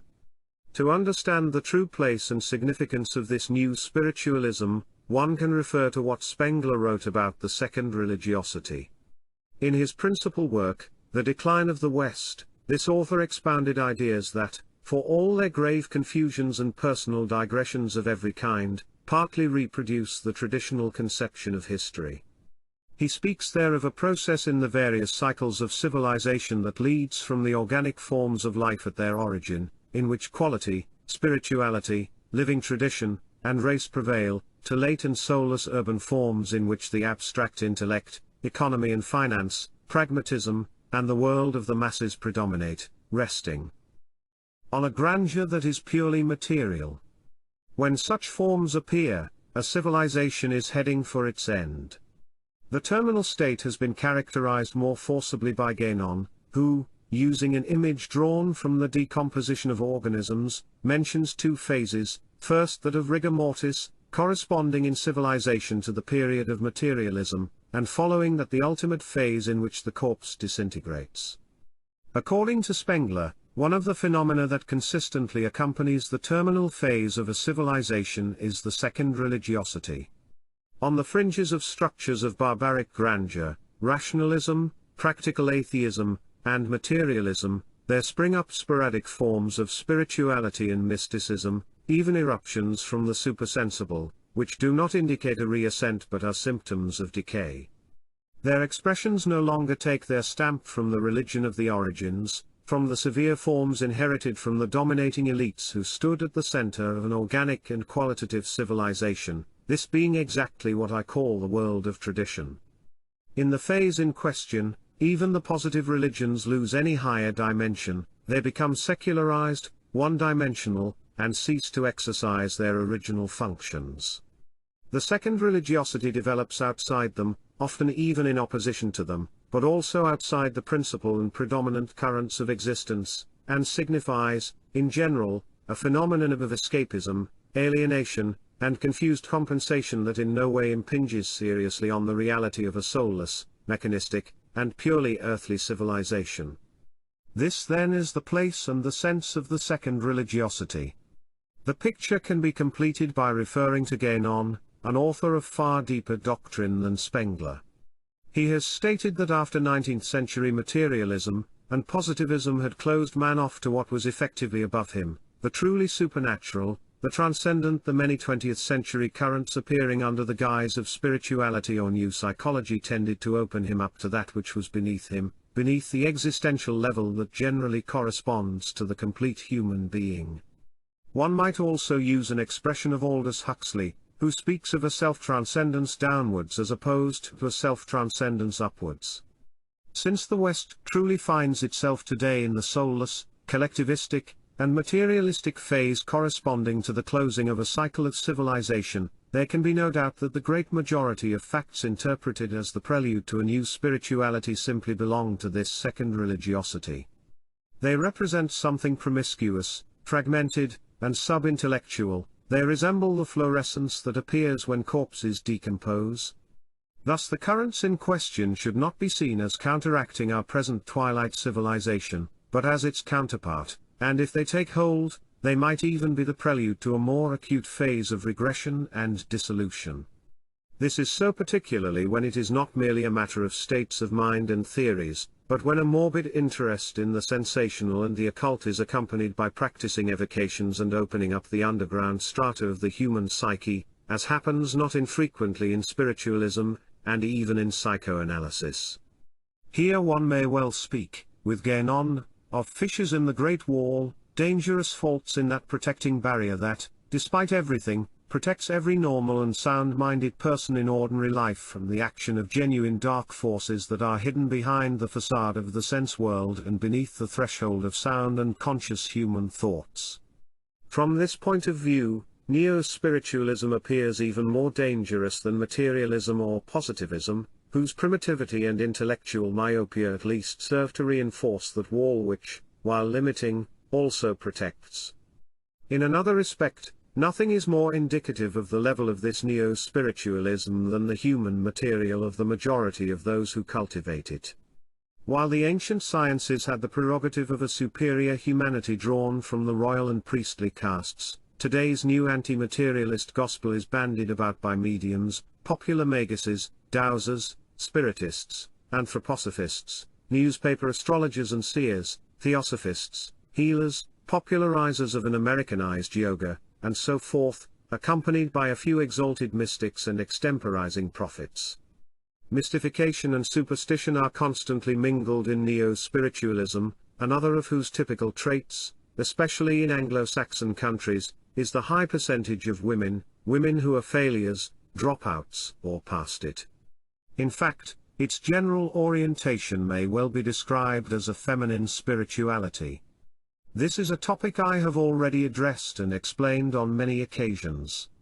For the order of ideas that concerns us here, all that matters is to lay bare the appalling confusion that can arise from the frequent references in neo-spiritualism stemming from Anglo-Indian theosophy, to certain doctrines related to what I call the world of tradition, particularly in its Eastern varieties. Now a clear distinction is necessary. Whatever of tradition is to be found in the currents in question is nearly always reduced to counterfeits of those doctrines, to residues or fragments of them mixed in with the worst of Western prejudices and with purely personal divagations. Neo-spiritualism in general has not the slightest notion of the plane to which the ideas it borrows truly belong, any more than of what its followers are really seeking. Such ideas usually end up as mere surrogates for the same needs as propel others toward faith and simple religion, a serious error, because the ideas really concern metaphysics, and, quite often, those teachings that even in the traditional world belonged exclusively to the esoteric doctrines that were not divulged. Besides, while it is said that the reason the neo-spiritualists are interested in promulgating them and even taking them into the marketplace is to be found in the decadence and aridity of Western religion, another reason is that many of them believe that these teachings are more open and consoling, and that they exempt one from the duties and bonds belonging to the positive faiths, whereas the opposite is the case, even if it is a matter of very different bonds. A typical example is the kind of moralizing, humanitarian, and pacifist values recently attached to the Buddhist doctrine. According to Nehru, Buddhism is the only alternative to the H-bomb. On a different level, we see someone like Jung valuing in psychoanalytic terms every type of mystery teaching and symbol, adapting them for the treatment of neurotic and schizoid individuals. After all this, one has to wonder about how far the practical effect of neo-spiritualism is negative in another direction, that of throwing discredit on the teachings concerned, which are traceable to the esoteric doctrines of the world of tradition, because of the distorted and spurious way in which they have been publicized and propagandized by the currents in question. One must in fact have a very precise inner orientation, and no less precise an instinct, to be capable of separating the positive from the negative, and of gaining from these currents an incentive toward a true reconnection with the origins and the rediscovery of a lost knowledge. And should this occur, and one enter the right path, one should not hesitate to abandon everything to do with that casual point of departure, that is, the spiritualism of today and especially the spiritual level corresponding to it, a level that is completely alien to the grandeur, the power, the severe and sovereign character proper to that which is situated, in effect, beyond the human, and which alone can open a way beyond the world that is still living out the death of God. This will suffice regarding the doctrinal plane, and the differentiated man with whom we are concerned, if his attention is drawn to that domain, should be quite clear about the distinction made here. Should he lack more direct and authentic sources of information, beyond the byproducts and the ambiguous glamour of the second religiosity, he will need to undertake a task of discrimination and integration.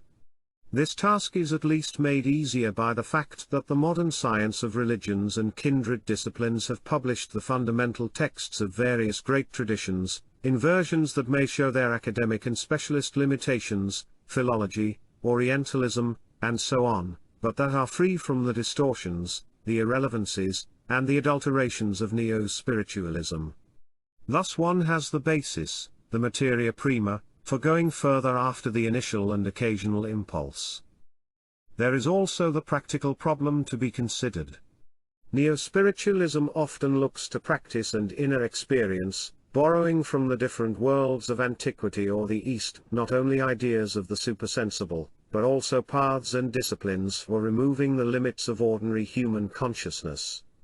Here is the same dubious situation as was mentioned in the context of Catholic rites that have ended up profaned and deprived of any effective operative significance, through being applied to the masses without considering the conditions required for their efficacy.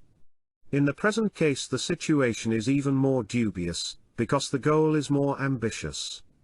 We can set aside the most spurious, occultist varieties of neo-spiritualism, dominated by the interest in clairvoyance, in this or that supposed power, and any kind of contact with the invisible.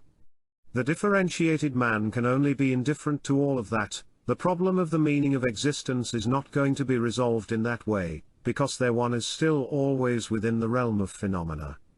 Instead of a profound existential change, it may even cause an evasion and a greater dispersion, like that caused on another plane by the stupefying proliferation of scientific knowledge and technology. However, neo-spiritualism does occasionally envisage something more and different, even if confusedly, when it refers to initiation and when this is postulated as the goal of various practices, exercises, rites, yogic techniques, and so on. I cannot simply condemn this out of hand, but it is necessary to dispel some illusions.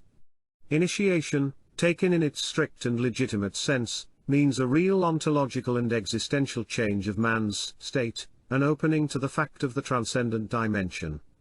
It would be the undeniable realization, the integral and deconditioning appropriation, of the quality that I have considered it as the basis of the human type who concerns us, the man still spiritually rooted in the world of tradition.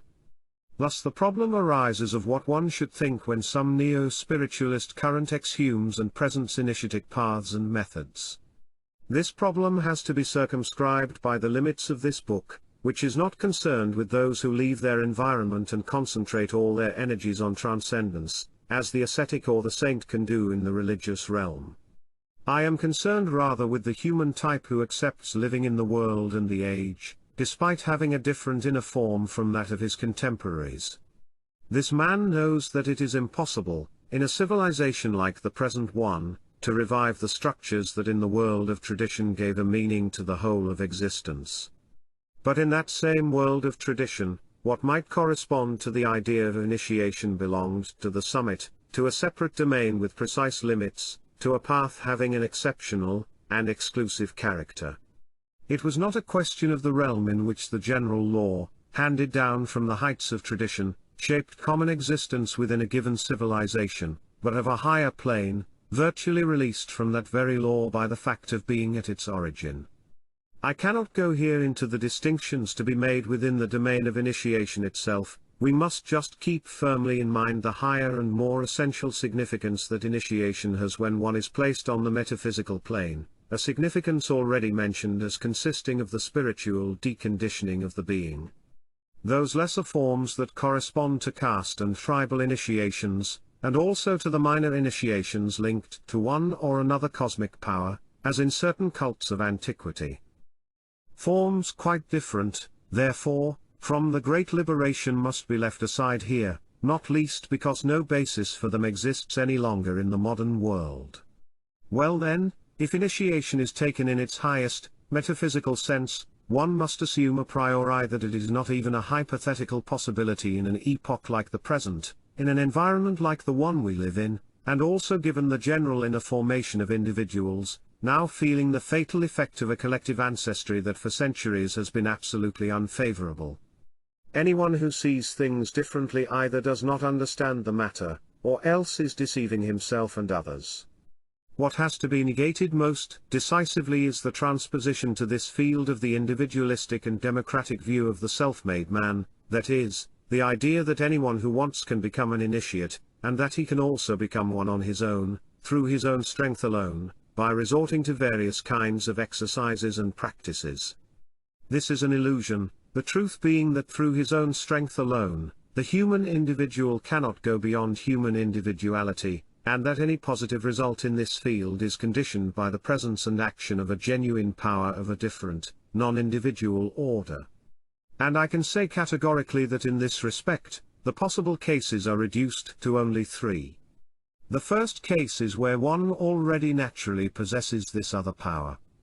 This is the exceptional case of what was called natural dignity, not derived from simple human birth. It is comparable to what in the religious domain is called election.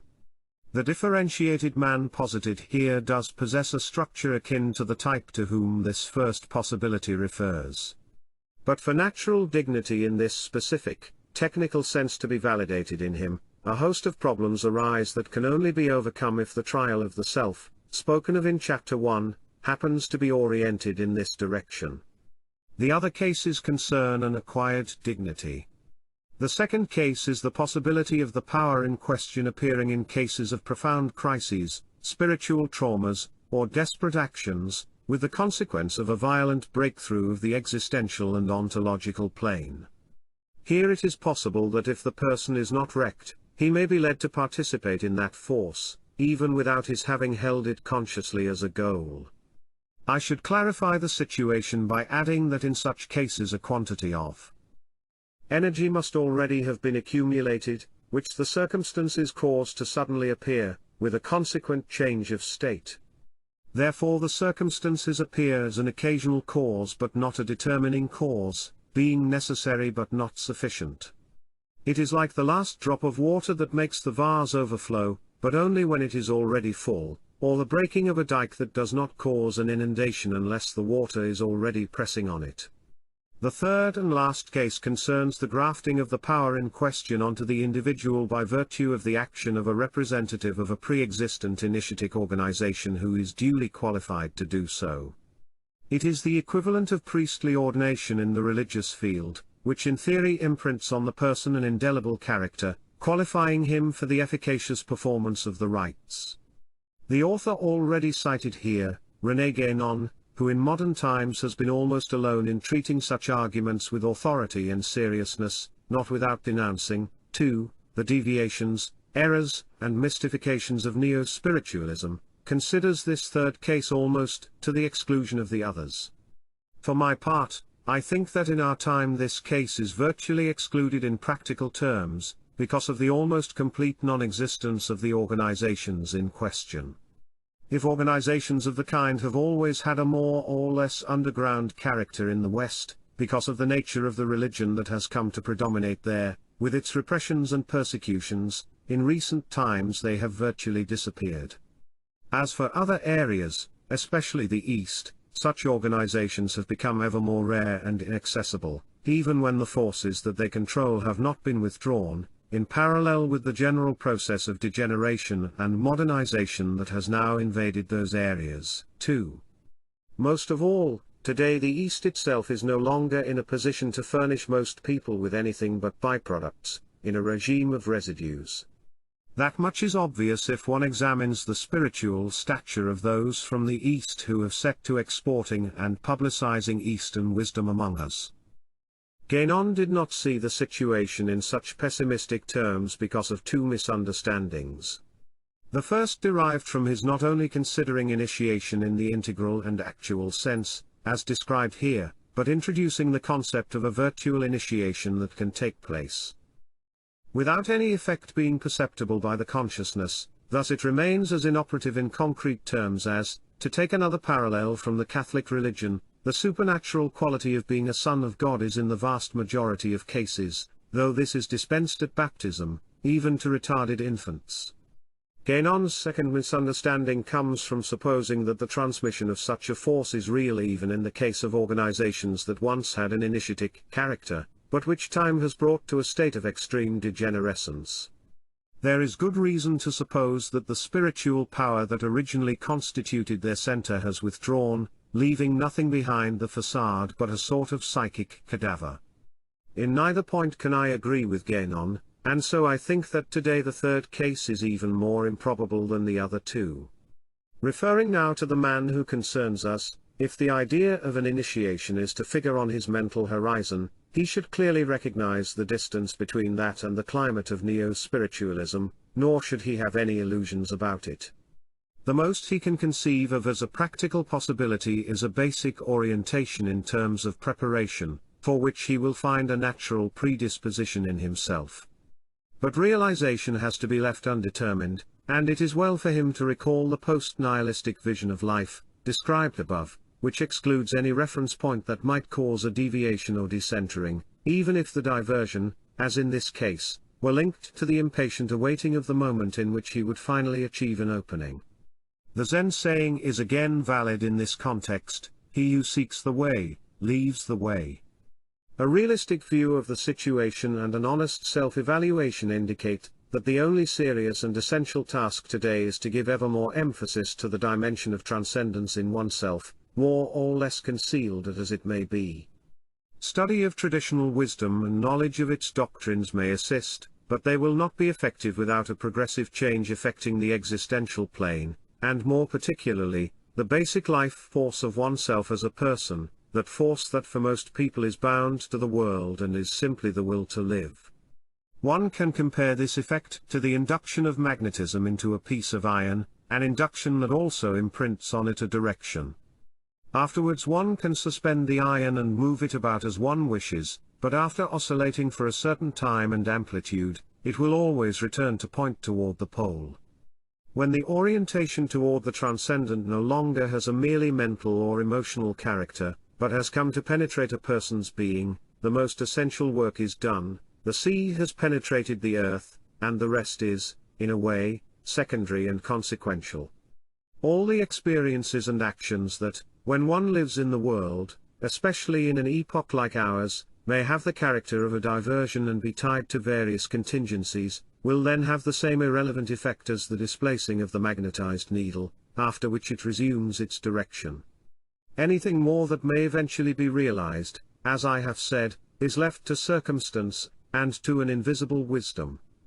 And here the horizons should not be restricted to those of the individual, finite existence that the differentiated man finds himself living here and now. Thus, setting aside the far-off and overly pretentious goals of an absolute, and actual initiation understood in metaphysical terms, even the differentiated man should think himself fortunate if he can actually succeed in producing this modification, which integrates quite naturally the partial effects of the attitudes defined for him, in many different domains, in the preceding pages. Chapter 30. Death. The right over life. In our examination of existentialism, we encountered Heidegger's conception of existence as living for death. He makes death a sort of center of gravity, because it is there that the realization of the absolute and final sense of existence, of Dasein, has been displaced, something that even recalls the religious conception of life as preparation for death. We have seen that all the premises of Heidegger's philosophy certainly make this outcome of existence ending in death appear negative, almost ecstatically negative. This does not prevent the idea of death from having a particular meaning for the differentiated man. On the contrary, in a certain way it can be his touchstone.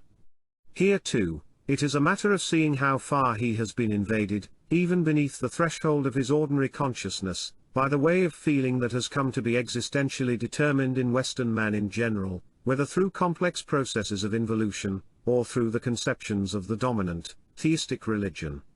Facing the idea of death, the end of the person, his first test naturally refers to establishing in the self the incapacity for that anguish that, according to Heidegger, one should have the courage to feel, while also discounting all those prospects of the beyond and those otherworldly judgments that popular forms of religion have used to control the individual by working on the sub-intellectual part of his soul. Here too, we can see that some processes of dissolution in the modern world are virtually ambivalent. Not only have atheism and materialism contributed to banishing the terrors of the soul facing death, but the tragedy of death itself has often been trivialized by the collective catastrophic events of recent times. Today death occurs more simply and easily than in earlier times, and in turn diminishes the importance of human life, parallel to the growing insignificance and irrelevance that have marked the individual in the modern mechanized world of the masses. In addition, during the indiscriminate carpet bombings of the recent war, many could arrive at an attitude in which the death of any person, even a relative, became a natural and habitual event, having no more impact than the destruction of something merely material and external. Meanwhile, the idea of the uncertainty of life also enters into the order of habitual events, along with the prospect that tomorrow one could cease to exist. In most cases the result of all this is a numbing, which alone can perhaps explain the strange Heideggerian reaction of approving anguish in the face of death.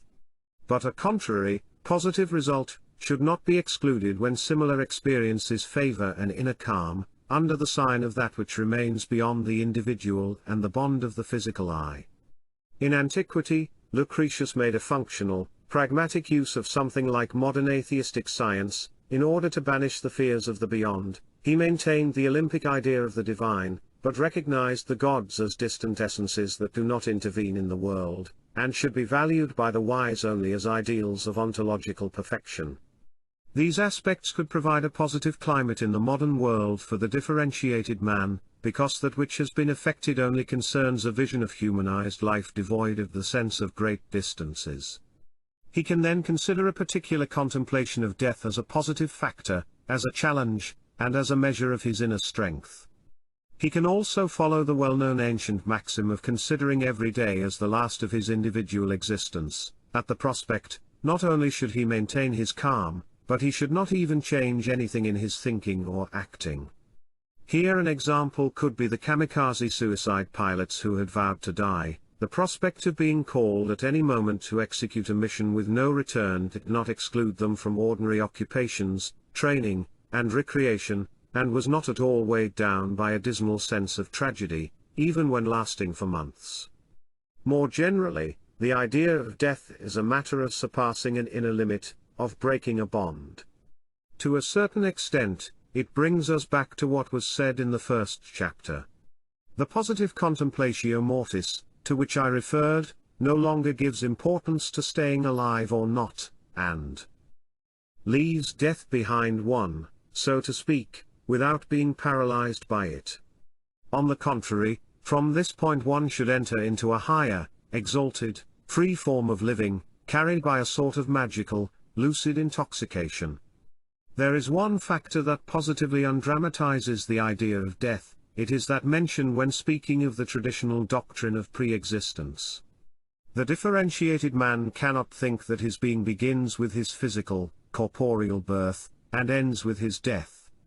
However, he can neither make the beyond the center of gravity of his life, as in the religious theory of salvation, nor can he regard terrestrial existence as the mere ascetic preparation for death. We have seen that he solves the problem of the meaning of life in the epoch of nihilism by displacing the I toward the dimension of being. In the preceding paragraph I spoke of the attitude consistent with this displacement, which should existentially pervade the person, just as magnetism permeates a metal. Even if in many cases the force produced from this attitude can only act sensibly beyond this existence, it should still be able to assure a calm and secure life. An Eastern saying puts it as follows: life on earth is a journey in the night hours. One can explain its positive content by referring to the sensation of a before, with respect to human existence, and after, with respect to the same. In metaphysical terms, birth is a change of state and so is death. The human condition of earthly existence is only a restricted section in a continuum, a current that traverses many other states. In general, but particularly in a chaotic epoch in dissolution like the present one, it can be difficult to grasp the sense of this apparition of the being that one is, in the guise of a certain person, who lives in a given time and in a given place, who goes through these experiences, of whom this will be the end. It is like the confused sensation of a region traversed in a night journey where only a few scattered lights reveal some glimpses of the landscape. Nevertheless, one should maintain the sentiment, or presentiment, of one who when getting on a train knows he will get off it, and that when he gets off he will also see the entire course travelled, and will go further.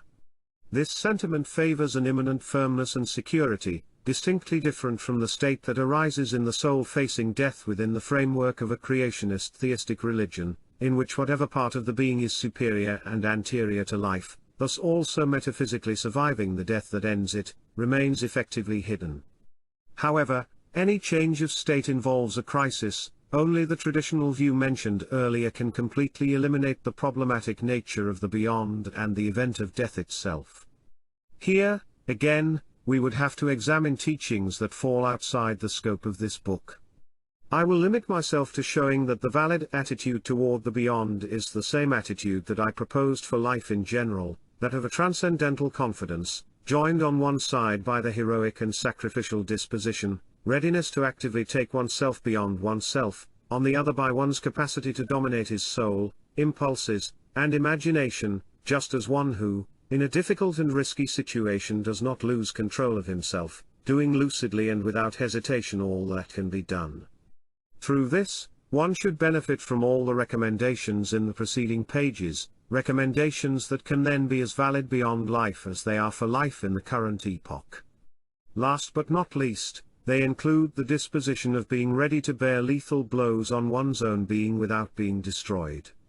At this point, we shall briefly turn our attention to a particular problem, the right over one's own life, understood as the freedom to accept it or to put an end to it voluntarily. The examination of this issue will also allow a further clarification of some points considered earlier. Suicide, condemned by most moralities with social and religious foundations, has in fact been permitted by two doctrines whose norms of life are not far from those indicated for the differentiated man in the present epoch, Stoicism and Buddhism. One can refer to the ideas of Seneca regarding Stoicism, recalling above all the general background of its vision of life. I have already said that for Seneca the true man would be above the gods themselves because they, by their very nature, do not know adversity and misfortune, whereas he is exposed to them, but has the power to triumph over them. Moreover, Seneca sees the beings that are most harshly tested as the worthiest, recalling this analogy, in war it is the most capable, sure, and qualified persons that leaders entrust with the most exposed positions and the hardest tasks.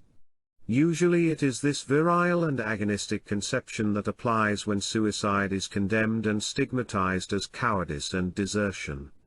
There is a saying attributed by Cicero to the Pythagoreans, to leave the place that one is assigned in life is not permitted without an order from the leader, who is God. Instead Seneca reached the opposite conclusion, and put the justification of suicide directly into the mouth of divinity. He makes the divinity say that he has given the superior man, the sage, not only a force stronger than any contingency, and something more than being exempt from evils, namely the power to triumph over them interiorly, but has also ensured that no one can hold him back against his will. The path to exit is open to him potit exitus. Wherever you do not want to fight, it is always possible to retreat. You have been given nothing easier than death. Given the presuppositions mentioned earlier with regard to the general vision of life, there is no doubt that Seneca did not intend this decision to refer to cases in which death is sought because a given situation appears unbearable, especially then, one could not permit oneself the act. Here too it is unnecessary to add what is equally valid for all those who are driven to cut their life short due to emotional and impassioned motives, because this would be equivalent to recognizing one's own passivity and impotence toward the irrational part of one's soul. The same is even true for cases in which social motives intervene. Both the ideal Stoic type and the differentiated man do not permit these motives to intimately touch them, as if their dignity were injured by what binds them to social life. They would never be driven to put an end to their own existence for these motives, which are included by the Stoics in the category of that which does not depend on me. The only exception we can consider is the case of a disgrace not before others whose judgment and contempt one cannot bear, but before oneself, because of one's own downfall. Considering all this, Seneca's maxim can only have the meaning of an enhancement of the inner freedom of a superior being. It is not a matter of retreating because one does not feel strong enough before such ordeals and circumstances, rather, it is a matter of the sovereign right, that one always keeps in reserve, to either accept these ordeals or not, and even to draw the line when one no longer sees a meaning in them, and after having sufficiently demonstrated to oneself the capacity to face them.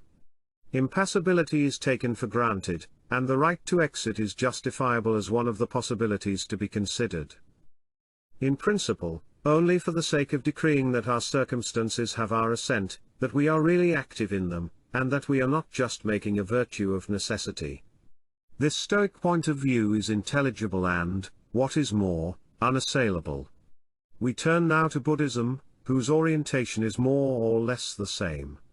Also there the most frequent kind of suicide is forbidden, whenever one is driven to renounce life in the name of life itself, that is, because some form of a will to live, enjoy, and be worthwhile has been hindered or thwarted. Killing oneself is censured. In fact, in these cases the act is not judged as a freeing of oneself but, on the contrary, as the extreme, even negative, form of attachment to life, of dependence on life. No transfiguring beyond can be expected by one who uses such violence on himself. In other states of being, the law of an existence devoid of peace, stability, and light is once again asserted over him. Buddhism even goes as far as condemning as a deviation the impulse toward extinction, nirvana, if one discovers that it is connected to any desire, any thirst. At the same time, like Stoicism, it permits suicide with a similar restriction. It does not apply to the commonality, but to a superior and ascetic type in whom are found, intensified, many traits of the Stoic sage, those who in a certain way have realized a separation of the self, to the extent of being virtually beyond both living and non-living.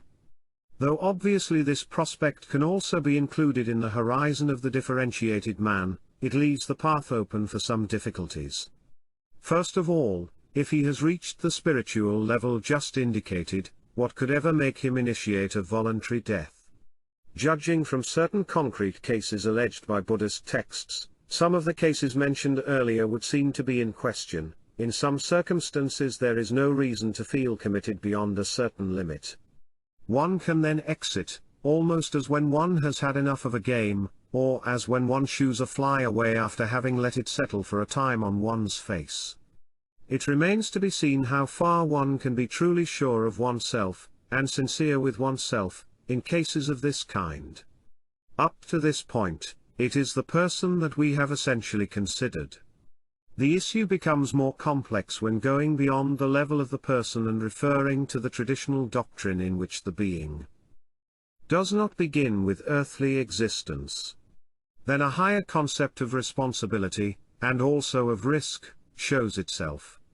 It is not the responsibility called upon in the framework of a theistic and creationist religion, which condemns suicide by appealing to a kind of military loyalty, as in Cicero's terms, one should not abandon his post. Such an idea appears absurd when the pre-existence of the soul is denied, as that religion denies it, before its union with the body in the human condition. In this creationist hypothesis one cannot sensibly speak of responsibility, because before being in the assigned post one did not exist at all, and because one suddenly finds oneself in it without having wanted or accepted it. Nor can one speak of a military obligation toward a life received, but not requested. I have already examined the dead end to which such a conception, connected to the theistic creationist point of view, leads when it is assailed by nihilism.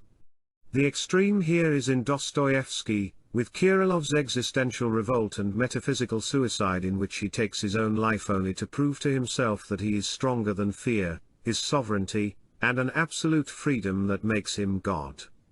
This position is absurd because here, no less than in theism, the only point of reference always appears to be the person. It is from the person that the initiative arises, it is the person that wants to make itself absolute. For a similar case, Augustine's words could even be valid: "Slave, you wanted to simulate a mutilated freedom by doing the illicit with impunity, in a blind imitation of omnipotence." As we have seen, this is also the reason why Raskolnikov and Stavrogin fell, the latter's suicide corresponding to that type that is imposed by one's own failure, though, from an entirely different standpoint, it could be justified in a given human type under special circumstances, as touched on earlier. But the problem of responsibility is seen under a different light when one refers to the traditional doctrine that we saw to have been more or less confusedly shadowed by existentialism itself. If one holds on to the idea that whatever one is as a person in the human condition proceeds from an original, prenatal, and pretemporal choice, wherein one willed, in terms of an original project, as Sartre calls it, everything that would define the contents of one's existence. In this case, it is no longer a matter of answering to a creator, but to something referring to the very dimension of being or transcendence in oneself. The course of existence, though not attributable to the more exterior and already human will of the individual, the person, follows in principle a line that has significance for the eye, even though still latent or concealed, as an entirety of experience is important not in themselves but for the reactions that they provoke in us, reactions through which that being that one wished to be can be realized. In that case, life in this world cannot be considered as something that one can arbitrarily throw away, nor can it be considered simply as a bad situation in which the only choice is faith or fatalistic resignation. We have seen that, at best, the horizons of modern existentialism end there, or else being locked into a continuous trial of resistance, as happens along the lines of a dark stoicism, devoid of the background of transcendence. As in an adventure, a mission, a trial, an election, or an experiment, earthly life appears to be something to which one committed oneself before finding oneself in the human condition, accepting in anticipation whatever difficult, miserable, or dramatic aspects it might bring, aspects that are especially likely in an epoch like the present. In these terms we can define and accept a principle of responsibility and loyalty, without external, heteronymous references. I have already spoken of the only presuppositions that, according to Stoicism and Buddhism, would permit the act of suicide: a superiority, a detachment from life. It is, however, difficult to realize them without meanwhile achieving, in some way, a suprapersonal meaning of existence on earth in the terms just mentioned, there being added the sensation that the whole of this existence is only an episode, a passage, as in the image of the voyage at night. Then would not feeling in oneself any impatience, any intolerance, or even any tediousness testify to the presence of a too human residue, of something not yet resolved by the sense of eternity or, at least, by great unearthly and non-temporal distances? And if it were so, would one not be obliged, facing oneself, not to act? An Islamic saying, appropriate for a rigorous doctrine of predestination, is true: no one can die unless by the will of Allah, and at the moment fixed by Him. Similarly, if one assumes the predetermination of the essential course of individual existence, even suicide could be thought of as one of the particular acts already contemplated, so that it only appears to be an arbitrary initiative of the person. However, this is an extreme assumption, and in reality the decision could only be illuminated by the degree of effective integration that has been attained, in terms already mentioned, as the welding of the person with being. It is certain that in an integration of this kind, even if incomplete, suicide could have the meaning of an extreme gesture that seals one's sovereignty. In terms quite different from those of Kirillov, the sovereignty would not be of the person, but over the person. All that would remain would be the responsibility inherent in affirming that what acts is precisely the principle that is not the person, but possesses the person. However, recourse to this action can rarely present a positive and intelligible character for the differentiated man. Everyone knows that sooner or later the end will come, so that when facing every contingency it is more valuable to try to decipher the hidden meaning, the part that it has in a context that, according to the view mentioned earlier, is not alien to us, but proceeds from our transcendental will. Matters are obviously different when one does not directly seek death but includes it, so to speak, in life, considering situations in which death coincides with obtaining the utmost meaning from life in the human condition. Here, unlike what Heidegger described, it is not a matter of a presumed gravitation of the Dasein of any finite existence, having its own principle outside itself, toward death and as if from one's dependence on it. The presupposition is instead a special and uncommon orientation that can be given to one's own life. In place of violent and direct action over one's life, one can interrogate it through forms of intense and risky existence. There are ways to put an ever more peremptory and insistent question to destiny. We intend this term as when speaking of a more fatty and the special confidence in always following one's own way, in any event or contingency, in order to obtain the response as to how far there is still a profound, impersonal reason for existing in the human condition. And if this questioning leads to situations in which the borderline between life and death also represents the extreme limit of the sense and fullness of a life, differently from what would come from exaltation, simple intoxication, or a confused, ecstatic effort, then one would certainly reach the most satisfying condition for existentially overcoming the problem faced by us. The formula referred to in context of a change of polarity of living, of particular intensities of living as a means toward a more than living, evidently finds its supreme application on this path. In particular, here one can see a connection with the special orientations considered in this chapter, measuring oneself in a contemplation of death, living every day in the present as if it were the last, and the quasi-magnetic orientation to be induced in one's own being, which may not manifest in this existence with the complete rupture of the ontological level proper to initiation, but will not fail to emerge at the right moment, in order to carry one beyond. One will see, therefore, that dwelling on this problem of death and the right over life, as the last problem of all we have examined, is of the greatest advantage regarding the attitude and behavior of the differentiated and unbroken man in an epoch of dissolution. Elevating oneself above that which can be understood in the light of human reason alone, reaching a high interior level and an invulnerability otherwise hard to attain, these are perhaps among the possibilities that, through adequate reactions, are offered in the cases in which the night journey allows almost nothing to be perceived of the landscape that one traverses, and in which the theory of Guerfenit, of being absurdly flung into the world and time, seems to be true. Especially in a climate in which physical existence itself must present a growing insecurity. If one can allow one's mind to dwell on a bold hypothesis, which could also be an act of faith in a higher sense, once the idea of Guerfenit is rejected, once it is conceived that living here and now in this world has a sense, because it is always the effect of a choice and a will, one might even believe that one's own realization of the possibilities I have indicated, far more concealed, and less imaginable in other situations that might be more desirable from the merely human point of view. From the point of view of the person is the ultimate rationale and significance of a choice made by a being that wanted to measure itself against a difficult challenge, that of living in a world contrary to that consistent with its nature, that is, contrary to the world of tradition. Thank you for listening to this recitation of Ride the Tiger, by Julius Evola.